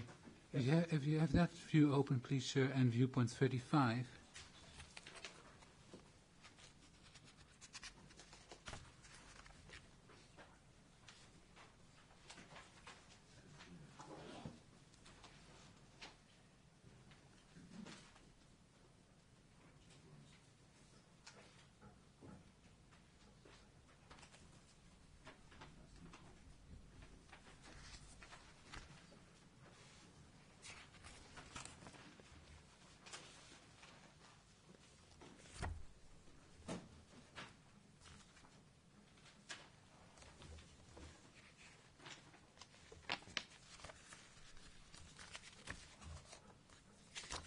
And may I take it, just while we're looking for that, Mr Van Grieken, that these photographs and montages taken from the particular points are compliant with the relevant guidance?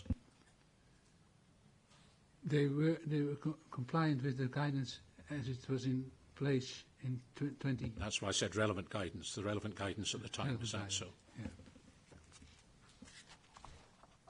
And is your position that these photographs and montages tell us what we need to know about the particular issue which you've drawn attention to, namely what can or cannot be seen between the pavilion and the main building?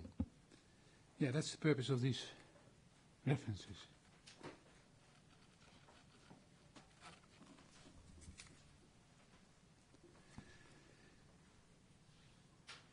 So when I referred you to the plan,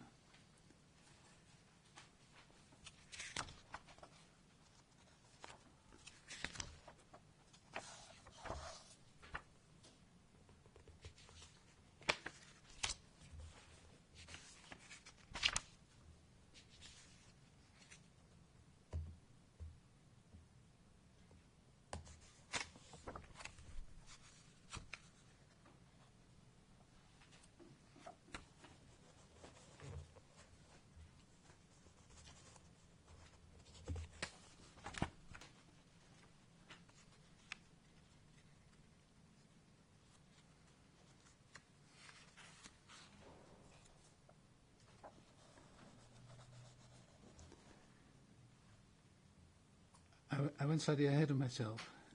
If I can take you back to the plan, we looked at the east wing. If you draw a similar line to the left of the left pavilion, That's the west. the west pavilion, to the left-hand corner of the the west pavilion, we can see that the west wing also would not be visible to the left of the pavilion. So the issue that is in, I'm going to say in focus, but I'll take that word out, it's not very useful. The issue that is for consideration, therefore, is the space between the east and west pavilion, respectively, and the main building. Is that so? Yes. However, you need to consider whether there is a change in view in this direction. If you look at photomontage 21A,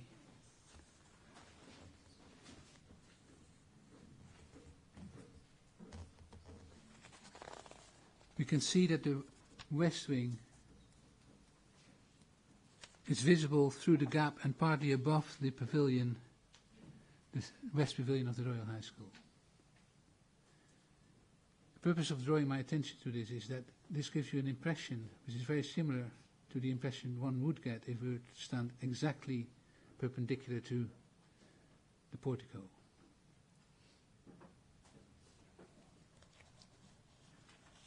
And as I said earlier, this is one that's taken in compliance with the then relevant guidance. It is. Yeah.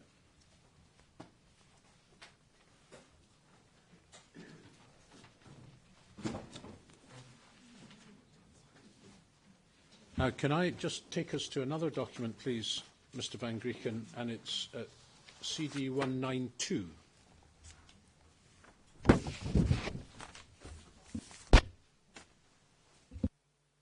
And this is the Rankin-Fraser document at pages 14 and 15. I have that.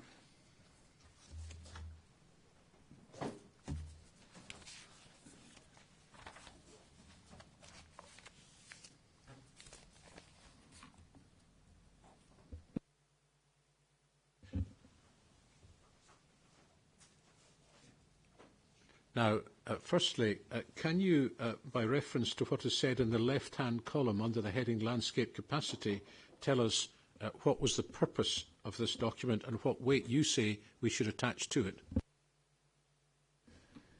Well, I actually address this in my inquiry report.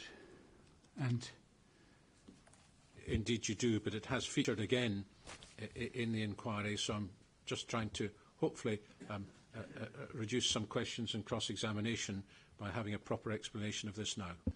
It is intended to give some general guidance and make some general recommendations as to how to approach development within the context of the wider landscape of the high school. And if we look at 338, do we there see a quote from SNH as to what a landscape capacity study does and does not do? Yeah, that's why in my landscape capacity study does not define a precise limit of any development. Capacity, in my view, refers to volume or quantity, being quite a precise term. Most landscape capacity studies, in my experience, are not actually identifying capacity, precise volume. They are more giving an indication of the relative sensitivity to the type of development under consideration. Right. Well, having said all of that, we have before us 5 sketches. Is it fair to describe them as sketches? Yes, that would be fair. And there's no scale marked on them that I can see, or have I missed that? No, you haven't missed that. There's no scale. Well, taking all of that on board, Mr Van Grieken, do these sketches indicate whether there is or is not capacity for some form of built development both to the east and west of the main Hamilton building? You indicated there is potential for development on both sides. And noting, of course, it's not to scale, do the black lines, which as I understand it, suggest what might be the limit of the landscape capacity? Well, sir, I object to that question. That's clearly one, leading, and two, suggesting of his own personal understanding when there is no witness from Rankin Fraser to confirm exactly what the purpose was. Well, if my learned friend wishes to play it that way in all the circumstances, I'll take it more slowly. Mr Van Grieken, what are the black lines? They may suggest a maximum height of development recommended, indicated in relative term from a particular location where this sketch might be taken from. And if that's the case, do the black lines marked on here appear to be above, below, or at the same height as the Hamilton building? Sorry again, sir. Is this a general question leading to each of the 5 images, or is it specific to a particular image? Well, I'll take it one at a time if that assists my learned friend. Let's start with the top one, Queen's Drive.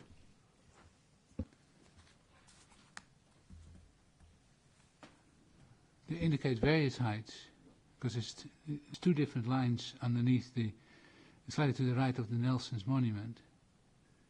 And then there's a line further to the, what I assume to be the east of, what is the east of the high school building as well. And do the,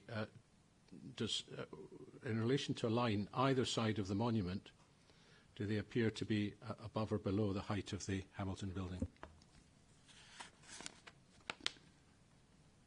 It indicates either slightly level with the west and east side of the Hamilton building and just about similar to the height of the Temple ridge line.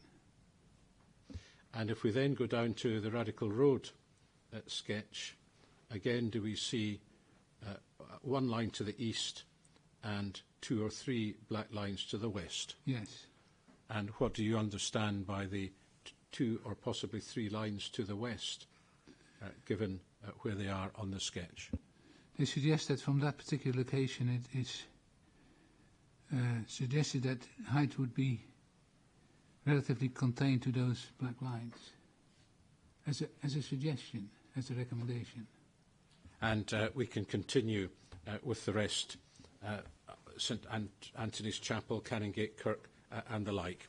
But do all 3 of these, do they or do they not indicate built development both east and west as being within this landscape capacity study? Yes, I do. To a greater or lesser extent, which we can judge for ourselves. To a greater or lesser extent, which is very common in this stage of a development of any design project. And what weight overall do you say that we should attach to these sketches from a relatively early stage in the process? Well, they can be used to look at whether in general terms the development is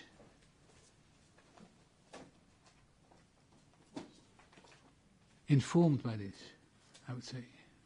It cannot be taken as definitive limits or definitive guidance or requirements, but they may inform an approach to taking the design forward. And the document itself is cautious to tell us that, is that so? Right. Now, do you have any other comments that you wish to make in relation to what you've heard so far, Mr Van Grieken? Or is that sufficient for present purposes? I have no further comments. Fine. Thank you. I have no further evidence in chief, sir. Thank you, Mr Steele. I'm just wondering, sir, about your intentions for progress this afternoon. In all the circumstances, clearly my learned friend, Mr Thompson, might be half an hour or so. Others will be very brief, but then Mr Innes has indicated he'll be 2 to 3 hours.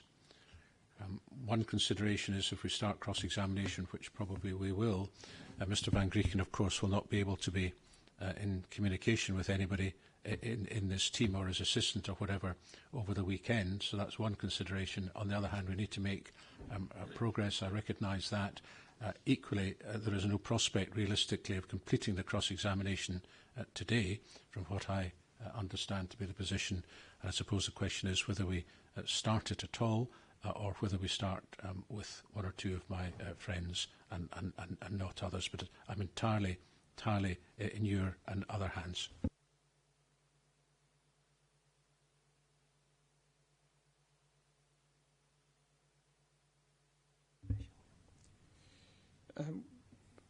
Would it cause any difficulties for you, Mr Van Grieken, were we to start cross-examination today? Is there any reason why we shouldn't?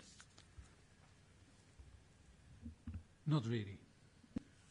I say that because I think my view certainly is that we could start, and if we can rely on the estimates that we've had so far, that we could hear from Mr Thompson, perhaps take a break then, and then move on to the next cross-examination, but not start with Mr Innes today, rather leave that as one piece for Monday. That would be my view, if that's... Clearly, sir, if I may express a preference, then I would prefer to start it on Monday morning, but I respect the need for the inquiry to move on. And you appreciate that we've taken longer to get to this point, although we've made some good progress today. We have taken longer than we expected to. We thought that the council would be beginning not before Tuesday. I think that will now not before Wednesday, probably. So we are trying to keep up with time if we can. Unless there's any major difficulty, I think we ought to press on this afternoon. Happy to take other views on that, Mr Thompson. So just one other minor point. I would quite like to take instructions for 10 minutes before embarking on cross-examination in light of the new evidence, but only for 10 minutes. Okay, well, let's take a break now until 15:15, and we'll reconsider this when we get back together.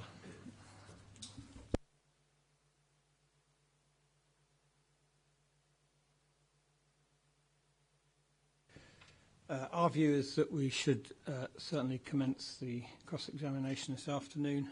It'll probably be an hour or so by the time we've dealt with everyone except Mr Innes. Might be a little bit longer. Unless there's any reason not to do that, that's what we'll do. Anybody got any comment? In that case, are you prepared, Mr Thompson? Yes, and thank you for the indulgence. I'm ready to go now. Good afternoon, Mr Van Grieken. Good afternoon, Mr Thompson. I noticed from the terms of your inquiry report that you were first instructed in August of 2017 essentially to carry out a review exercise. That's correct. And just to get the time context, by that time the Scheme 2 application had been made and the Council were reflecting on it and processing it. Is that fair? That's fair. And the document that you've prepared, the number which escapes me, I think 596, is it, was prepared in May of this year and was essentially for the purposes of the inquiry. Sorry.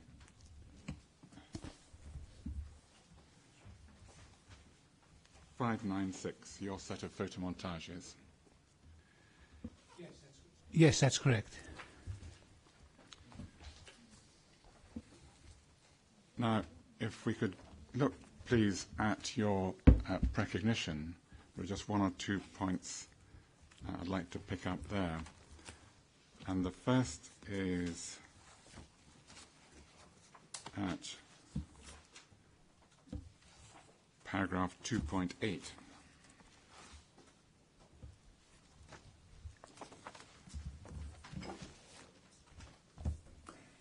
Where you refer to Julie Waldron's inquiry report and her comments on certain photomontages. Are we clear that the photomontages that she was criticising were ones that were part of the ES that had been submitted with the Scheme 2 application, rather than anything that you had done? I agree.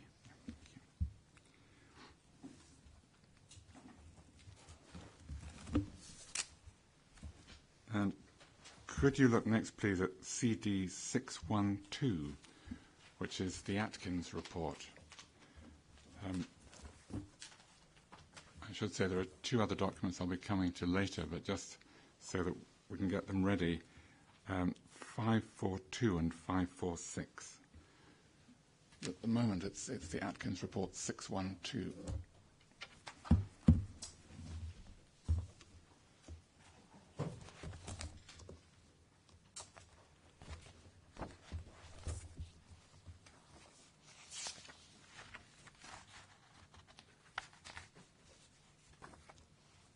I have the Atkins report. And do I take it you have seen this report before? I have. And again, the context, it's dated May 2017, and it was some advice commissioned by the Council in their consideration of the visual material presented as part of the Scheme 2 application. And they were concerned with, I think, three particular views, and they asked Atkins to have a look at them and give them an expert opinion. And if you look at Section 6, pages don't seem to be numbered, Section 6 anyway, we find the summary of the Atkins findings. And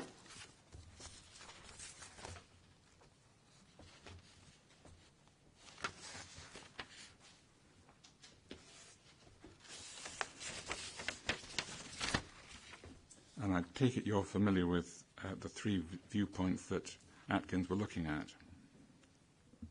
You presumably refer me to paragraph 6.1.1. Yes, which is going to give us the Atkins view on the three views that they've been looking at. And I was just wondering if you were familiar with which three views it was. Yes. Yes. So first of all, they say that the applicant states in the ES that viewpoint 08A from the north end of Radical Road looking north will have a moderate significant beneficial effect, even though it is accepted that there be a partial loss of view of the wooded slopes of Carlton Hill, which is a special landscape area. This conclusion is contradictory, and on this basis a beneficial impact cannot be reached. Do you agree with that or not?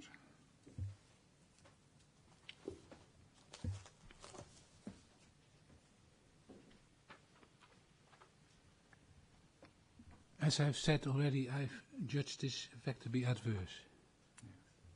On viewpoint 8. So you don't agree with Atkins' view? I'm so sorry. Could you just tell me your position, please? I judge the effect on view from this location, viewpoint 8, to be adverse. Right.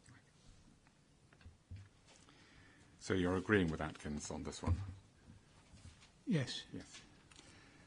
And then viewpoint 09A, Queen's Drive in Holyrood Park looking north. The applicant does not state whether this is a beneficial or adverse.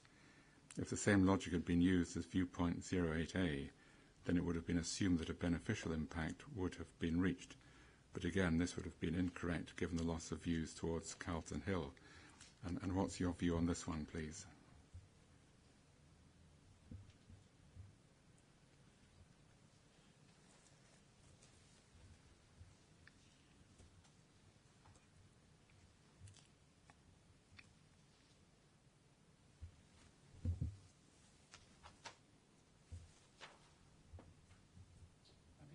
On balance, I would judge the effect to be neutral.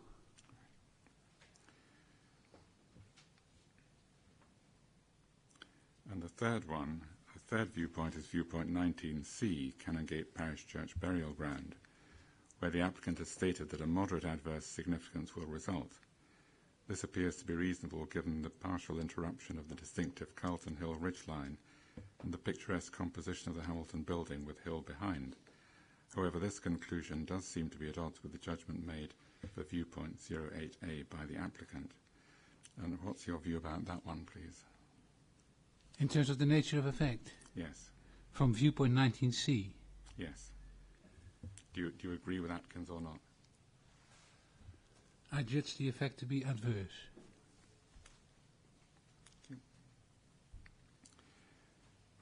And then at 6.1.2, they make some comments about the accuracy of the visualizations. For the purposes of assessing the visualizations only before and after images have been available, supplied in PDF format, rather than the original full resolution images used by the applicant in the preparation of the visualizations. In terms of accuracy, it is presumed that the computer-generated three-dimensional model prepared for the proposed scheme that defines the shape and form of the new building forms has been generated accurately and aligns with the planning drawings. Ideally, inspection of the model against the computer-aided design, elevations and plans would take place. This would include double checks, pot heights, and material textures applied to the model, particularly for the metal cladding, to ensure that these have been created accurately and represent the real-life samples. Should there be errors or inaccuracy in any of the above, then they could affect not only the scheme appearance, but also how the light is reflected from the scheme to the surrounded buildings. Do you agree, first of all, that those are all relevant considerations? Up to a point, not in full extent. Could you explain your hesitation in agreeing fully? Well, it's clear from guidance to me that visualizations, and I've said so in my recognition and inquiry report, only serve to give should give a reasonable impression of what the development might look like if one were to visit that viewpoint. Assessments, in my view, should be carried out from the viewpoint locations. That's where I draw my conclusions. I would expect other parties to do the same, and ideally the decision makers, including ultimately potentially the minister, also. However, it is my experience that the minister is quite frequently not able to visit 19 viewpoint locations, potentially. Not very far for them to go in this case.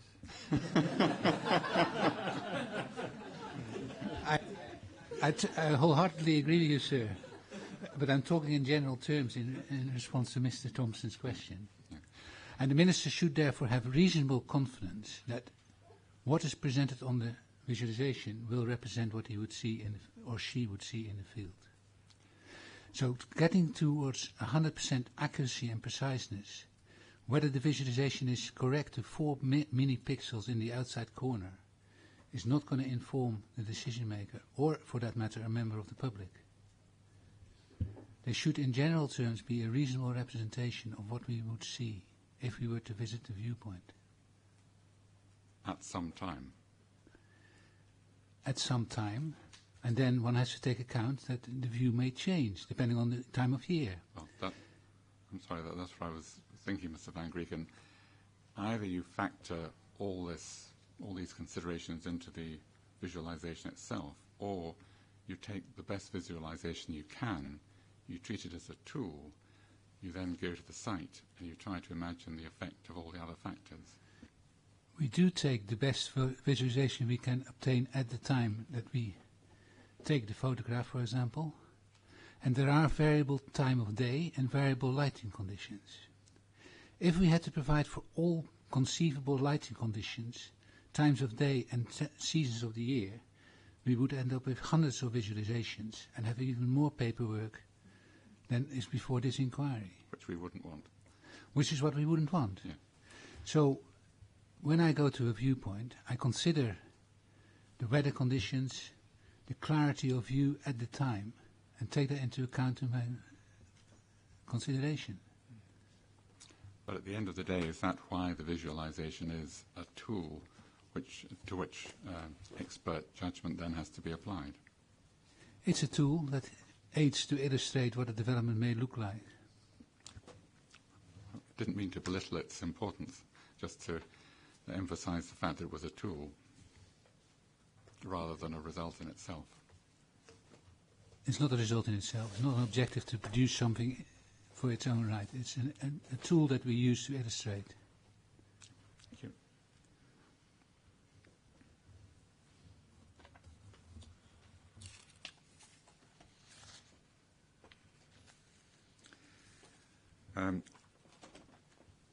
Then at 6.1.3, they consider anomalies in photography and visualizations.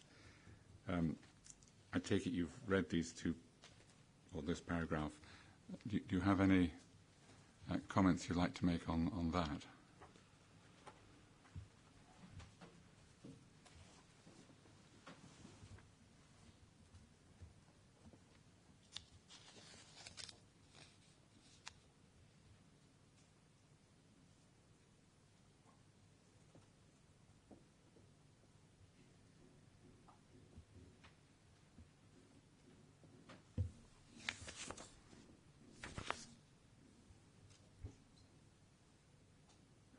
Can you give me a minute so I can check the visualization? Yes, of course.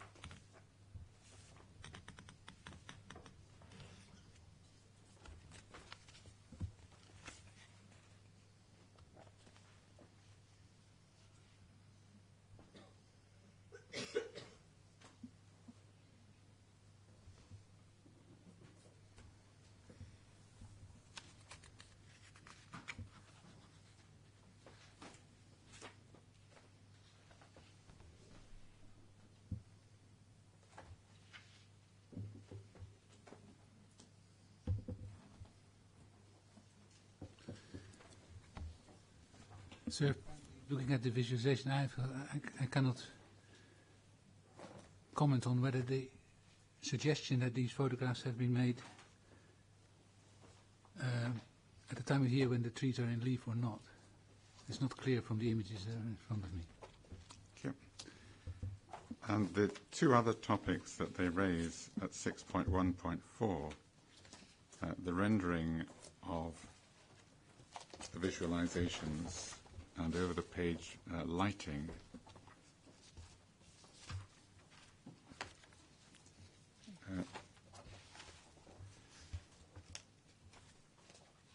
Do you have any comments to make on the Atkins views there, please?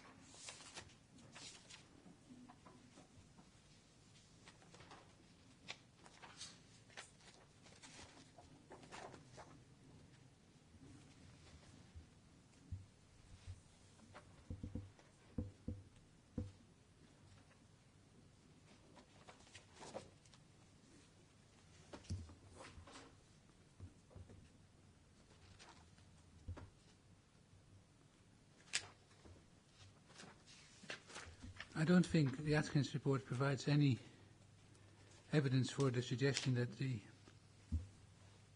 photomontages do not give a fair representation of the scheme. Is it just a matter of their opinion? That's what they say in the report. Yes. But they don't provide any further information to back up that reasoning, that finding, if you wish. And are there views on lighting at least relevant considerations? Considering different lighting conditions is a relative consideration, yes. Putting Atkins to one side then, please, one minor point about your recognition. In your conclusion at paragraph 5.3, at the end of that sentence, you note the beneficial effect of the public realm proposals. And I just wondered if you could help me on what public realm proposals you had in mind. I don't need a lengthy answer, just an indication of what you had in mind. The proposed improvements to Regent Road in front of the development site, particularly. On Regent Road? Yeah. Yeah, thank you. If I could turn then, please, to the point that my learned friend Mr. Steele was taking you to at the end of his examination in chief about the visual capacity study that was carried out. And although it's one document, it confusingly has several numbers, 192 to 195. What I'd like to ask you about is the double-page spread with the 5 drawings, with each one having the 2 black lines in them. The page numbers seem to be 14 and 15, but I'm not entirely clear which of the CD numbers they're in. It's 194, thank you. So do you have those in front of you, please? Yes, I have those. Great. I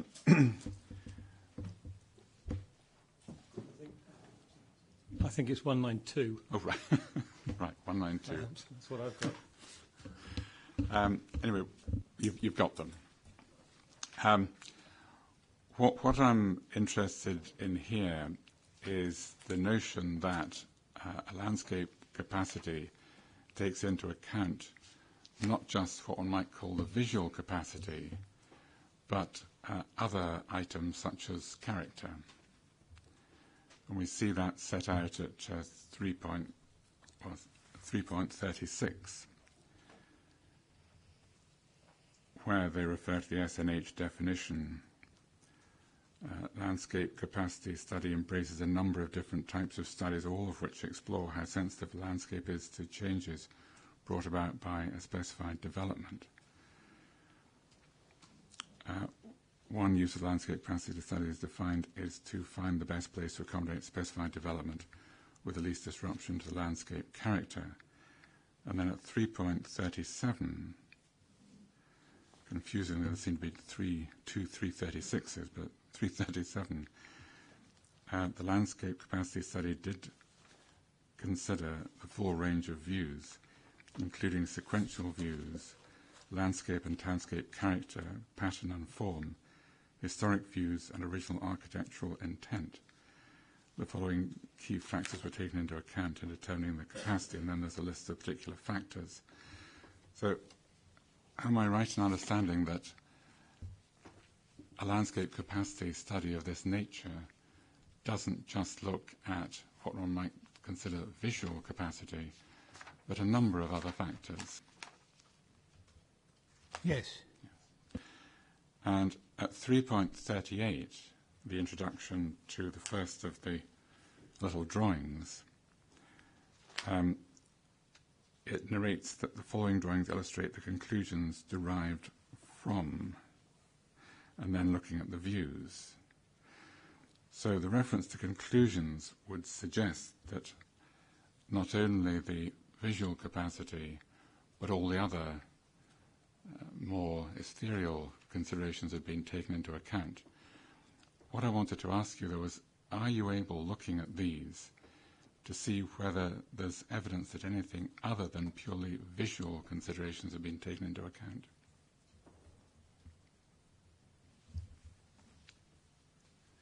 Paragraph 3.37 refers to landscape and townscape character, pattern and form, and then it talks about historic views. Yes. Landscape character has clearly been considered as part of the development. Well, what I'm wondering is, it says it has been. You've reviewed it. What I'm wondering is whether someone in the position of the reporters looking at it now and looking at these 5 pictures can see whether, in fact, anything other than visual capacity has been taken into account. We can read character aspects in these diagrams. Right. One of the character aspects I read in, for example, the diagram view from the Radical Road is the western part of the Carlton Hill Crag and Tail form, which is representing its character. Similarly, in drawing 3, in paragraph 338, is the horizon, the character of monuments on top of Carlton Hill, a building in front of the tail side. And if we look at other diagrams, they again represent the character as expressed by topography and landform, which also informs the placing of potential development. So, forgive my slowness about this. Is it the choice of views that leads you to the view that the character has been appreciated, or can one read that from where the 2 black lines in each case are located? Sorry, I don't understand your question. Right. I'm wondering if you, as an expert looking at these little pictures, can test whether anything other than visual capacity was taken into account in producing this document. We know that there's a list of things that ought to have been taken into account. What I'm wondering is whether someone in your position reviewing this work can test whether there's any sign that it was taken into account. Yes, I think you find that in the bullet points under 337. Well, that's what it says it's doing. What I'm wondering is whether looking at any of the 5 pictures one can see that it was actually done. Well, if I look at the pictures, then clearly they're... Please, don't misunderstand. I'm not suggesting that it wasn't done. All I'm wondering is whether, looking at the pictures, one can tell whether that there are examples that something must have affected the purely visual assessment.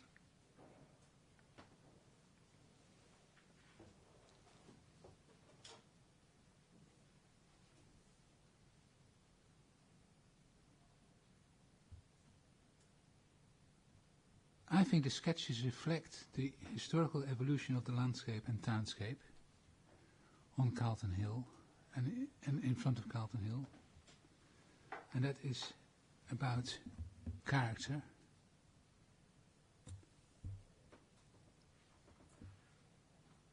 They express the current character of the landscape and townscape as it is seen today.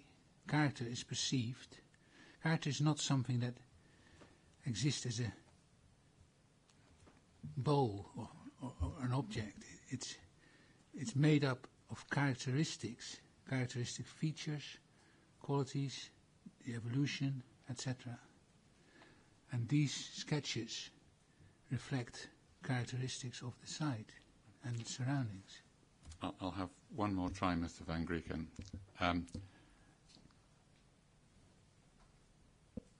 My very amateurish understanding is that one can look at a site, one can put in important monuments and landmarks as have been done in these sketches, and one can look to see if there's a space in the landscape into which a building or development of some form could be introduced without adversely affecting the other pieces of the landscape.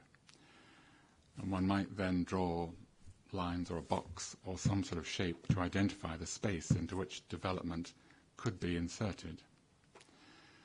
But then, in an assessment like this, something else happens.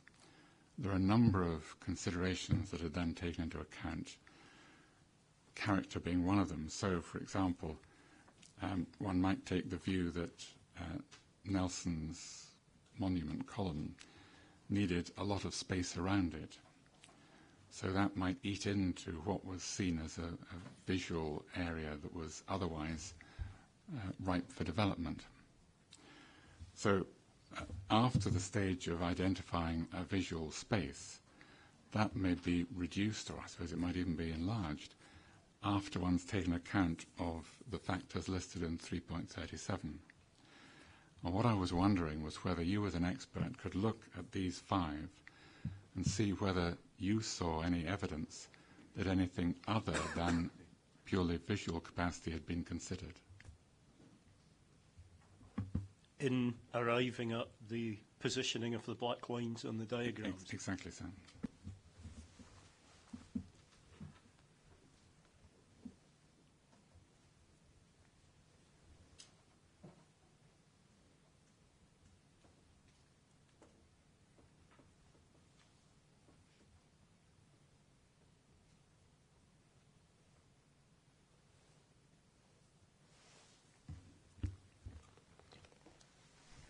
I maintain my view that the sketches reflect the perception of characteristics and character which inform the suggested recommendations that are intended to be expressed, which is a common aspect of trying to give general guidance how a particular type of development may be accommodated in a landscape. Thank you, Mr. Van Grieken. I'll move on. Could you look, please, at CD 546?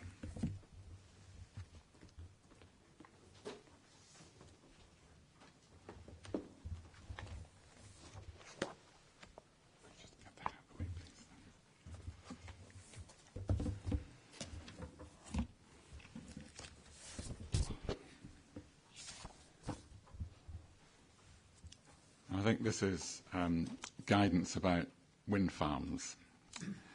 So it's not directly applicable, but I think it was fairly up to date, and it was something that the Council asked the appellants to look at in preparing their material.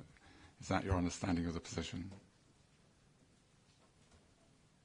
The Council would have asked for the guidance that predates 546, version 2, because 546 was published in February 2017, which is very close or almost identical to the application date.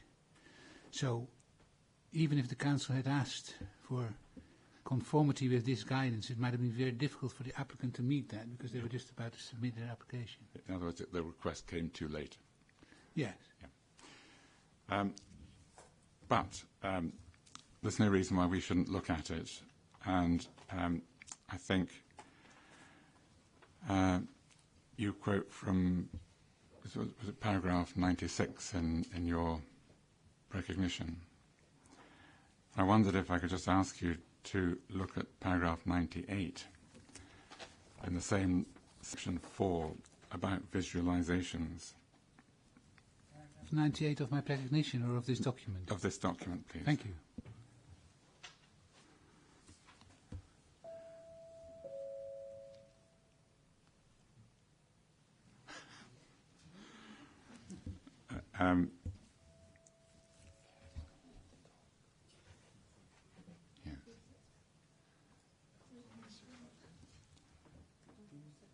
Yes, I have that paragraph. Great, thank you.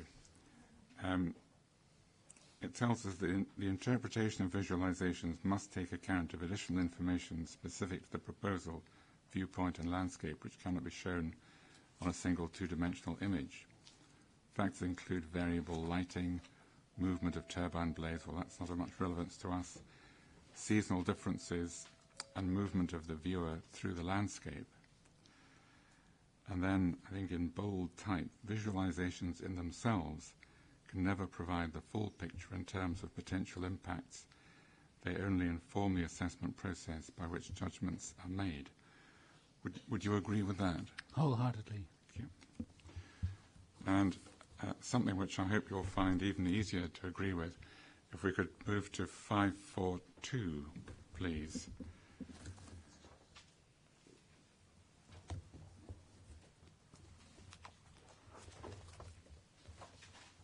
Which are the guidelines for landscape and visual impact assessment, which I think are close to your heart? They are. Yes. And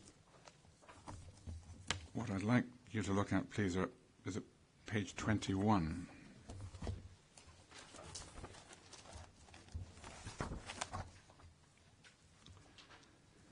Going over to 22, which addresses the issue of professional judgment in landscape and visual impact assessments. I take it you're very familiar with this part. I am. Yes. And what I was particularly interested in were paragraphs 2.25 and over the page to 2.26. To save inquiry time, can I take it that you wholeheartedly endorse what we read in those two paragraphs? I do. Yes. In that case, thank you very much, Mr. Van Grieken. Thank you, sirs. Thank you, Mr. Thompson. Mr. Mackay. Yes, I hope relatively briefly. Good afternoon, Mr. Van Grieken. Good afternoon. I'm not assisted by a technical expert in this aspect of the evidence, so I hope to be able to deal with things at a fairly high level. But I think I take it from what you've said so far that the purpose of the visualisations is to give a reasonable representation of the proposed development, essentially in order to assist the decision makers. Is that right? To assist the decision makers and other interested parties. Of course, and insofar as the light reflectivity properties of the glass building that's proposed and the glass extensions, it would be helpful, wouldn't it, if there was a visualisation which included light conditions where the light is bright and coming from the south and southeast insofar as the long-distance views are concerned in relation to St Anthony's Chapel, Carlton Hill and Radical Road. Would you agree?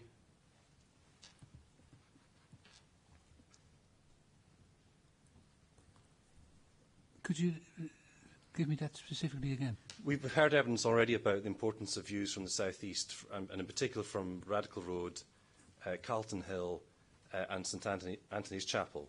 You remember that? Carlton Hill is not a view from the south, but I recall important views from Radical Road and St Anthony's Chapel. All right, so we can focus on those then. Insofar as those views are concerned, and insofar as the reporters want to understand how the light reflects off the glass of the proposed extensions, it would be helpful to have a visualisation using a baseline photograph which shows the light coming from the direction that the viewer is standing in. Would you agree? No,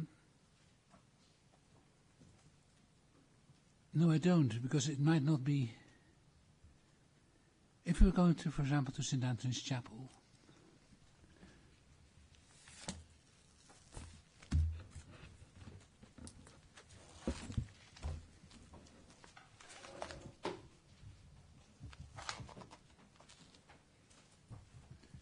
which is in the new MVGLA photomontages as well. Yes.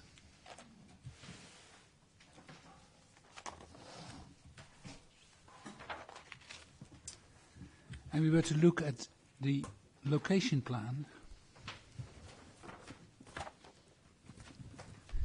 we can see this viewpoint is slightly to the south and significantly to the east of the proposed development. Now, the sun rises in the east and sets in the west. In winter, it's much more southeast rising and southwest setting. In midsummer, it's slightly almost northeast rising and certainly northwest setting. The sun is also much lower.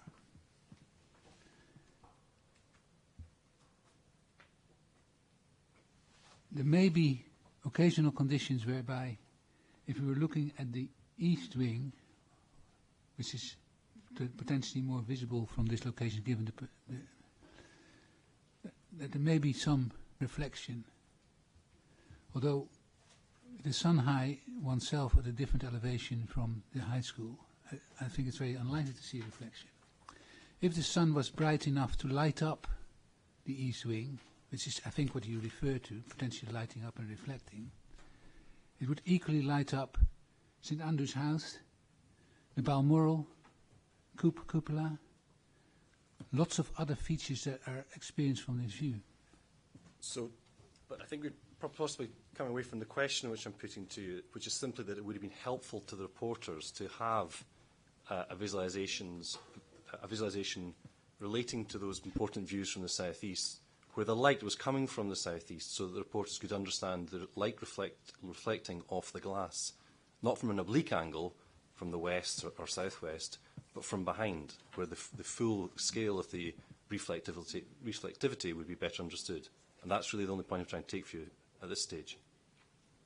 I think the reporters are perfectly able to make a judgment with the information in front of them, and a specific montage try to find conditions in baseline photograph might be helpful, but I don't think it would inform any more than what is before the inquiry. As I understand it, though, and I'm no expert in this, but the software package that's used to create the visualization of the building, it includes the light conditions which are established in the baseline photograph. And that means that, for example, if light is coming from behind and reflecting directly off a pane of glass, the pane of glass is illuminated more than it would be in different light conditions. Is that right? Sorry, the light conditions in the model try and reflect as best as possible the time of day and time of year by which the photograph was taken. So the visual impact may be different. Is that right? Visual impact will not be different. I would not draw different conclusions. That's what I mean by that. Right. So just to be clear then on the orientation of the site, sir, can we briefly have before CD 210?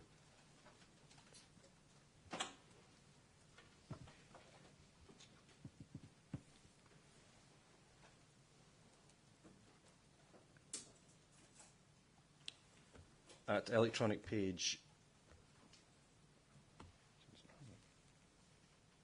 it's hard copy page 5, in section 4, design strategy.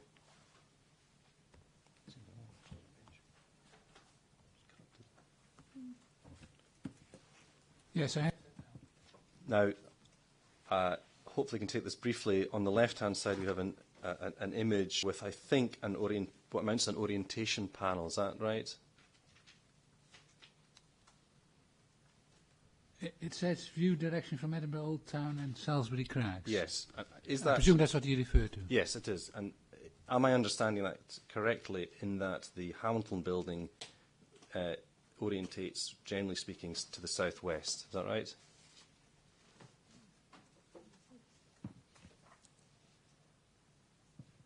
Did you say southwest? Yes. No, that's not right. It generally orientates to the southeast. The Hamilton building. By reference to the map I took you to a minute ago, which is on plan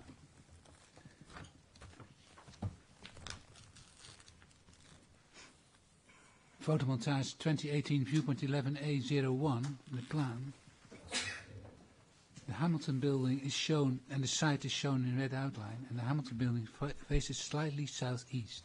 I see, okay. So the reporters should be careful when they use this, what appears to be an orientation panel, because it doesn't seem to reflect what you show, what you've pointed out in relation to your figure. Is that correct?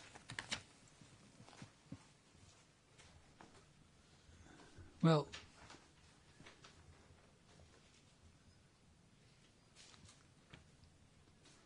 the figure which you referred me to, with the text view direction from Edinburgh Old Town and Salisbury Crags,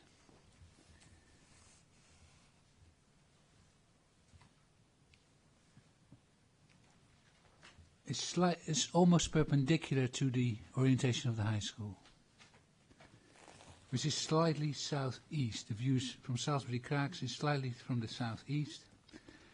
From the Old Town, it depends on whether we are on the east side of the Old Town, near Holyrood Palace, or in the castle, on the castle.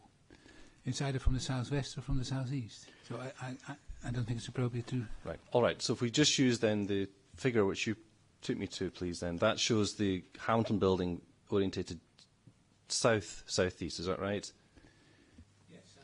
And the eastern extension, therefore, will be more to the southeast, heading east, is that right? Slightly more. And if we look at the visualisation baseline photograph for St Anthony's Chapel, VP11A02, which is over the page, the time of that photograph is 1st December 2017 at 11:40, is that right?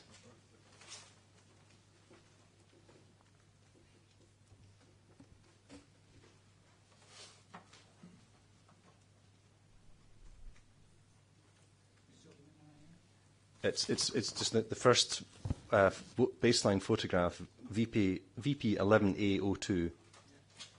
That baseline image was taken on the 1st of December at 11:40. Is that so? That's correct. And because of the time of day, as you indicated earlier, and the time of year, if we look to the Palace of Holyrood House and the trees immediately before the palace, there's a shadow coming from the tree. Do you see that? I see that. And does that mean then that the light, even though it's before lunch, at that time of year is coming from the west? Or southwest, at least? No, I don't think so. It's perhaps I'd say it comes from the south. It's not coming from the southeast, though, is it? Not coming from the angle at which the viewer will be viewing the eastern extension. It's not coming from behind the viewer. And the other images that relate to this general viewpoint from the southeast are, as I understand it, taken in the afternoon. Not all the photographs were taken on the same day, of course, but those that were taken later in the day. Is that correct? Some of them may have been taken earlier, some of them may have been taken later in the day. I need to go through every one to check what time they were taken.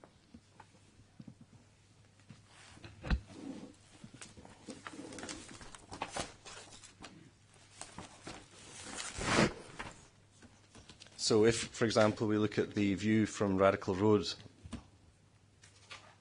viewpoint 8C04, viewpoint 8C04,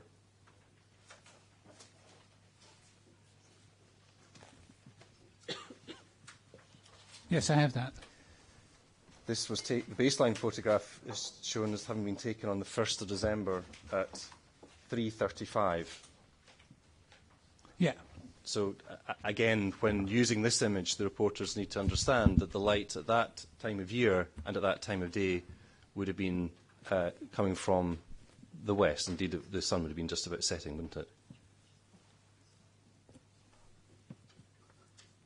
If the sun was visible, it wasn't cloudy, it would be getting low towards the western horizon. Thank you, Mr. Van Grieken. Thank you, Mr. Mackay. Did you have some questions, Mr. Coburn? Well done, sir. No, thank you. I don't. Sorry about earlier. That's all right. I won't hold it against you, I promise. She will.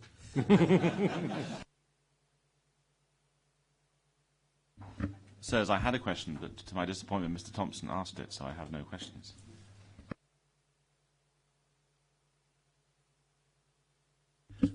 Well, let's say we'd finished and we got to this point, so we'll do that. We'll finish now. It's 3 o'clock. We'll come back at, I think, 10 on Monday because we'll need to reset the room. We do have to clear the room this evening, if I might remind you of that. The room that we used last weekend is still available, I'm told, so we can store stuff in there. Yeah, I think that's it, unless there's anything else. Oh, the order of witnesses. Just to confirm that with you, Mr. Steele. Ah, yes. We return to Mr. Van Grieken on Monday, but thereafter. Yes. Mr. Van Grieken will be on Monday, sir, and I'm assuming he will finish around lunchtime on Monday. If my learned friend Mr. Innes is going to be 2.5, I think he two, said. 2 hours, which possibly may become 3, I guess. So that's it. Let's say lunchtime. Then we have Professor Taverner I don't know how long he might take. It all depends on cross-examination. And I can identify to foreshorten things. For one reason, we will not call Mr Collins as a witness. We'll simply rely on his written statement, sir. That's for a variety of reasons. We've noted the position about cross-examination. There are practical issues and time issues, so we're not going to call him. Then we'll have Mr Mappin after that, and I would imagine that will certainly be into Tuesday. Mr Innes has indicated informally he'll be 2 days cross-examining him, but I'm not taking that seriously, and I anticipate, therefore, that Mr Mappin will finish on Tuesday, possibly Wednesday. Thank you, that's helpful. We'll see how we get on Monday. Any other comments?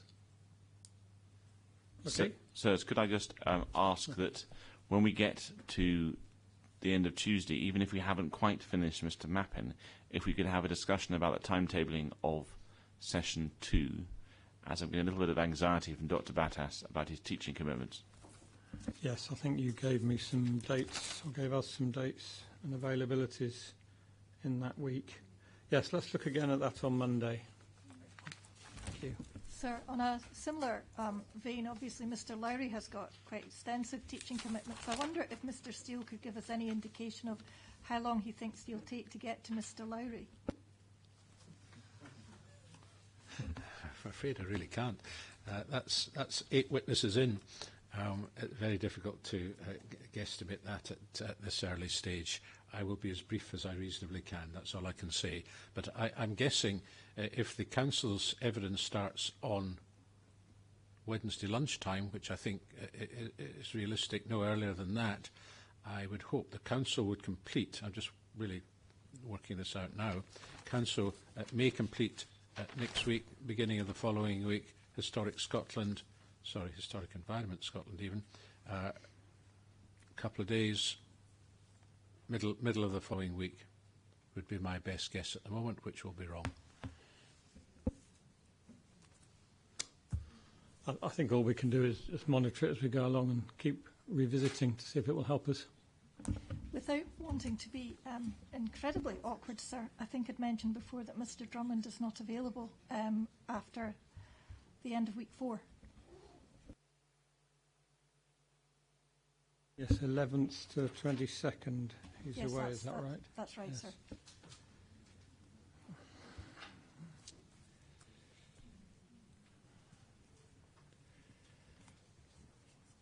Not got the diary in front of me, but we'll have to look at that and bear that in mind, see what we can do to make sure that he's heard properly. So Okay. on the bigger picture, I would still hope we'll finish within now 6 weeks. That looks possible to me, certainly, yes. I certainly hope. I note that Mr McIntosh is not available on the Thursday, so realistically it means we would need to finish by the 24th of October, and I would hope that that is achievable. Okay, let's hope for that. Sir, may I ask you something?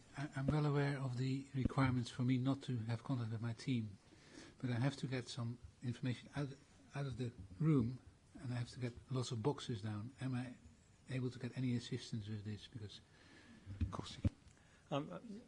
We will trust you. Of course you can get assistance with that. I've obviously just been given notification that the appellants are not going to lead Mr Collins.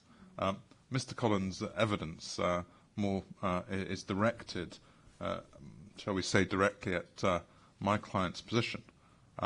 I do want to consider the matter and reserve my position as to what the consequence of the appellants choosing not to lead this evidence is, because on one view it doesn't seem particularly fair that a precognition should be lodged, taken as read, and then used in terms of cross-examination.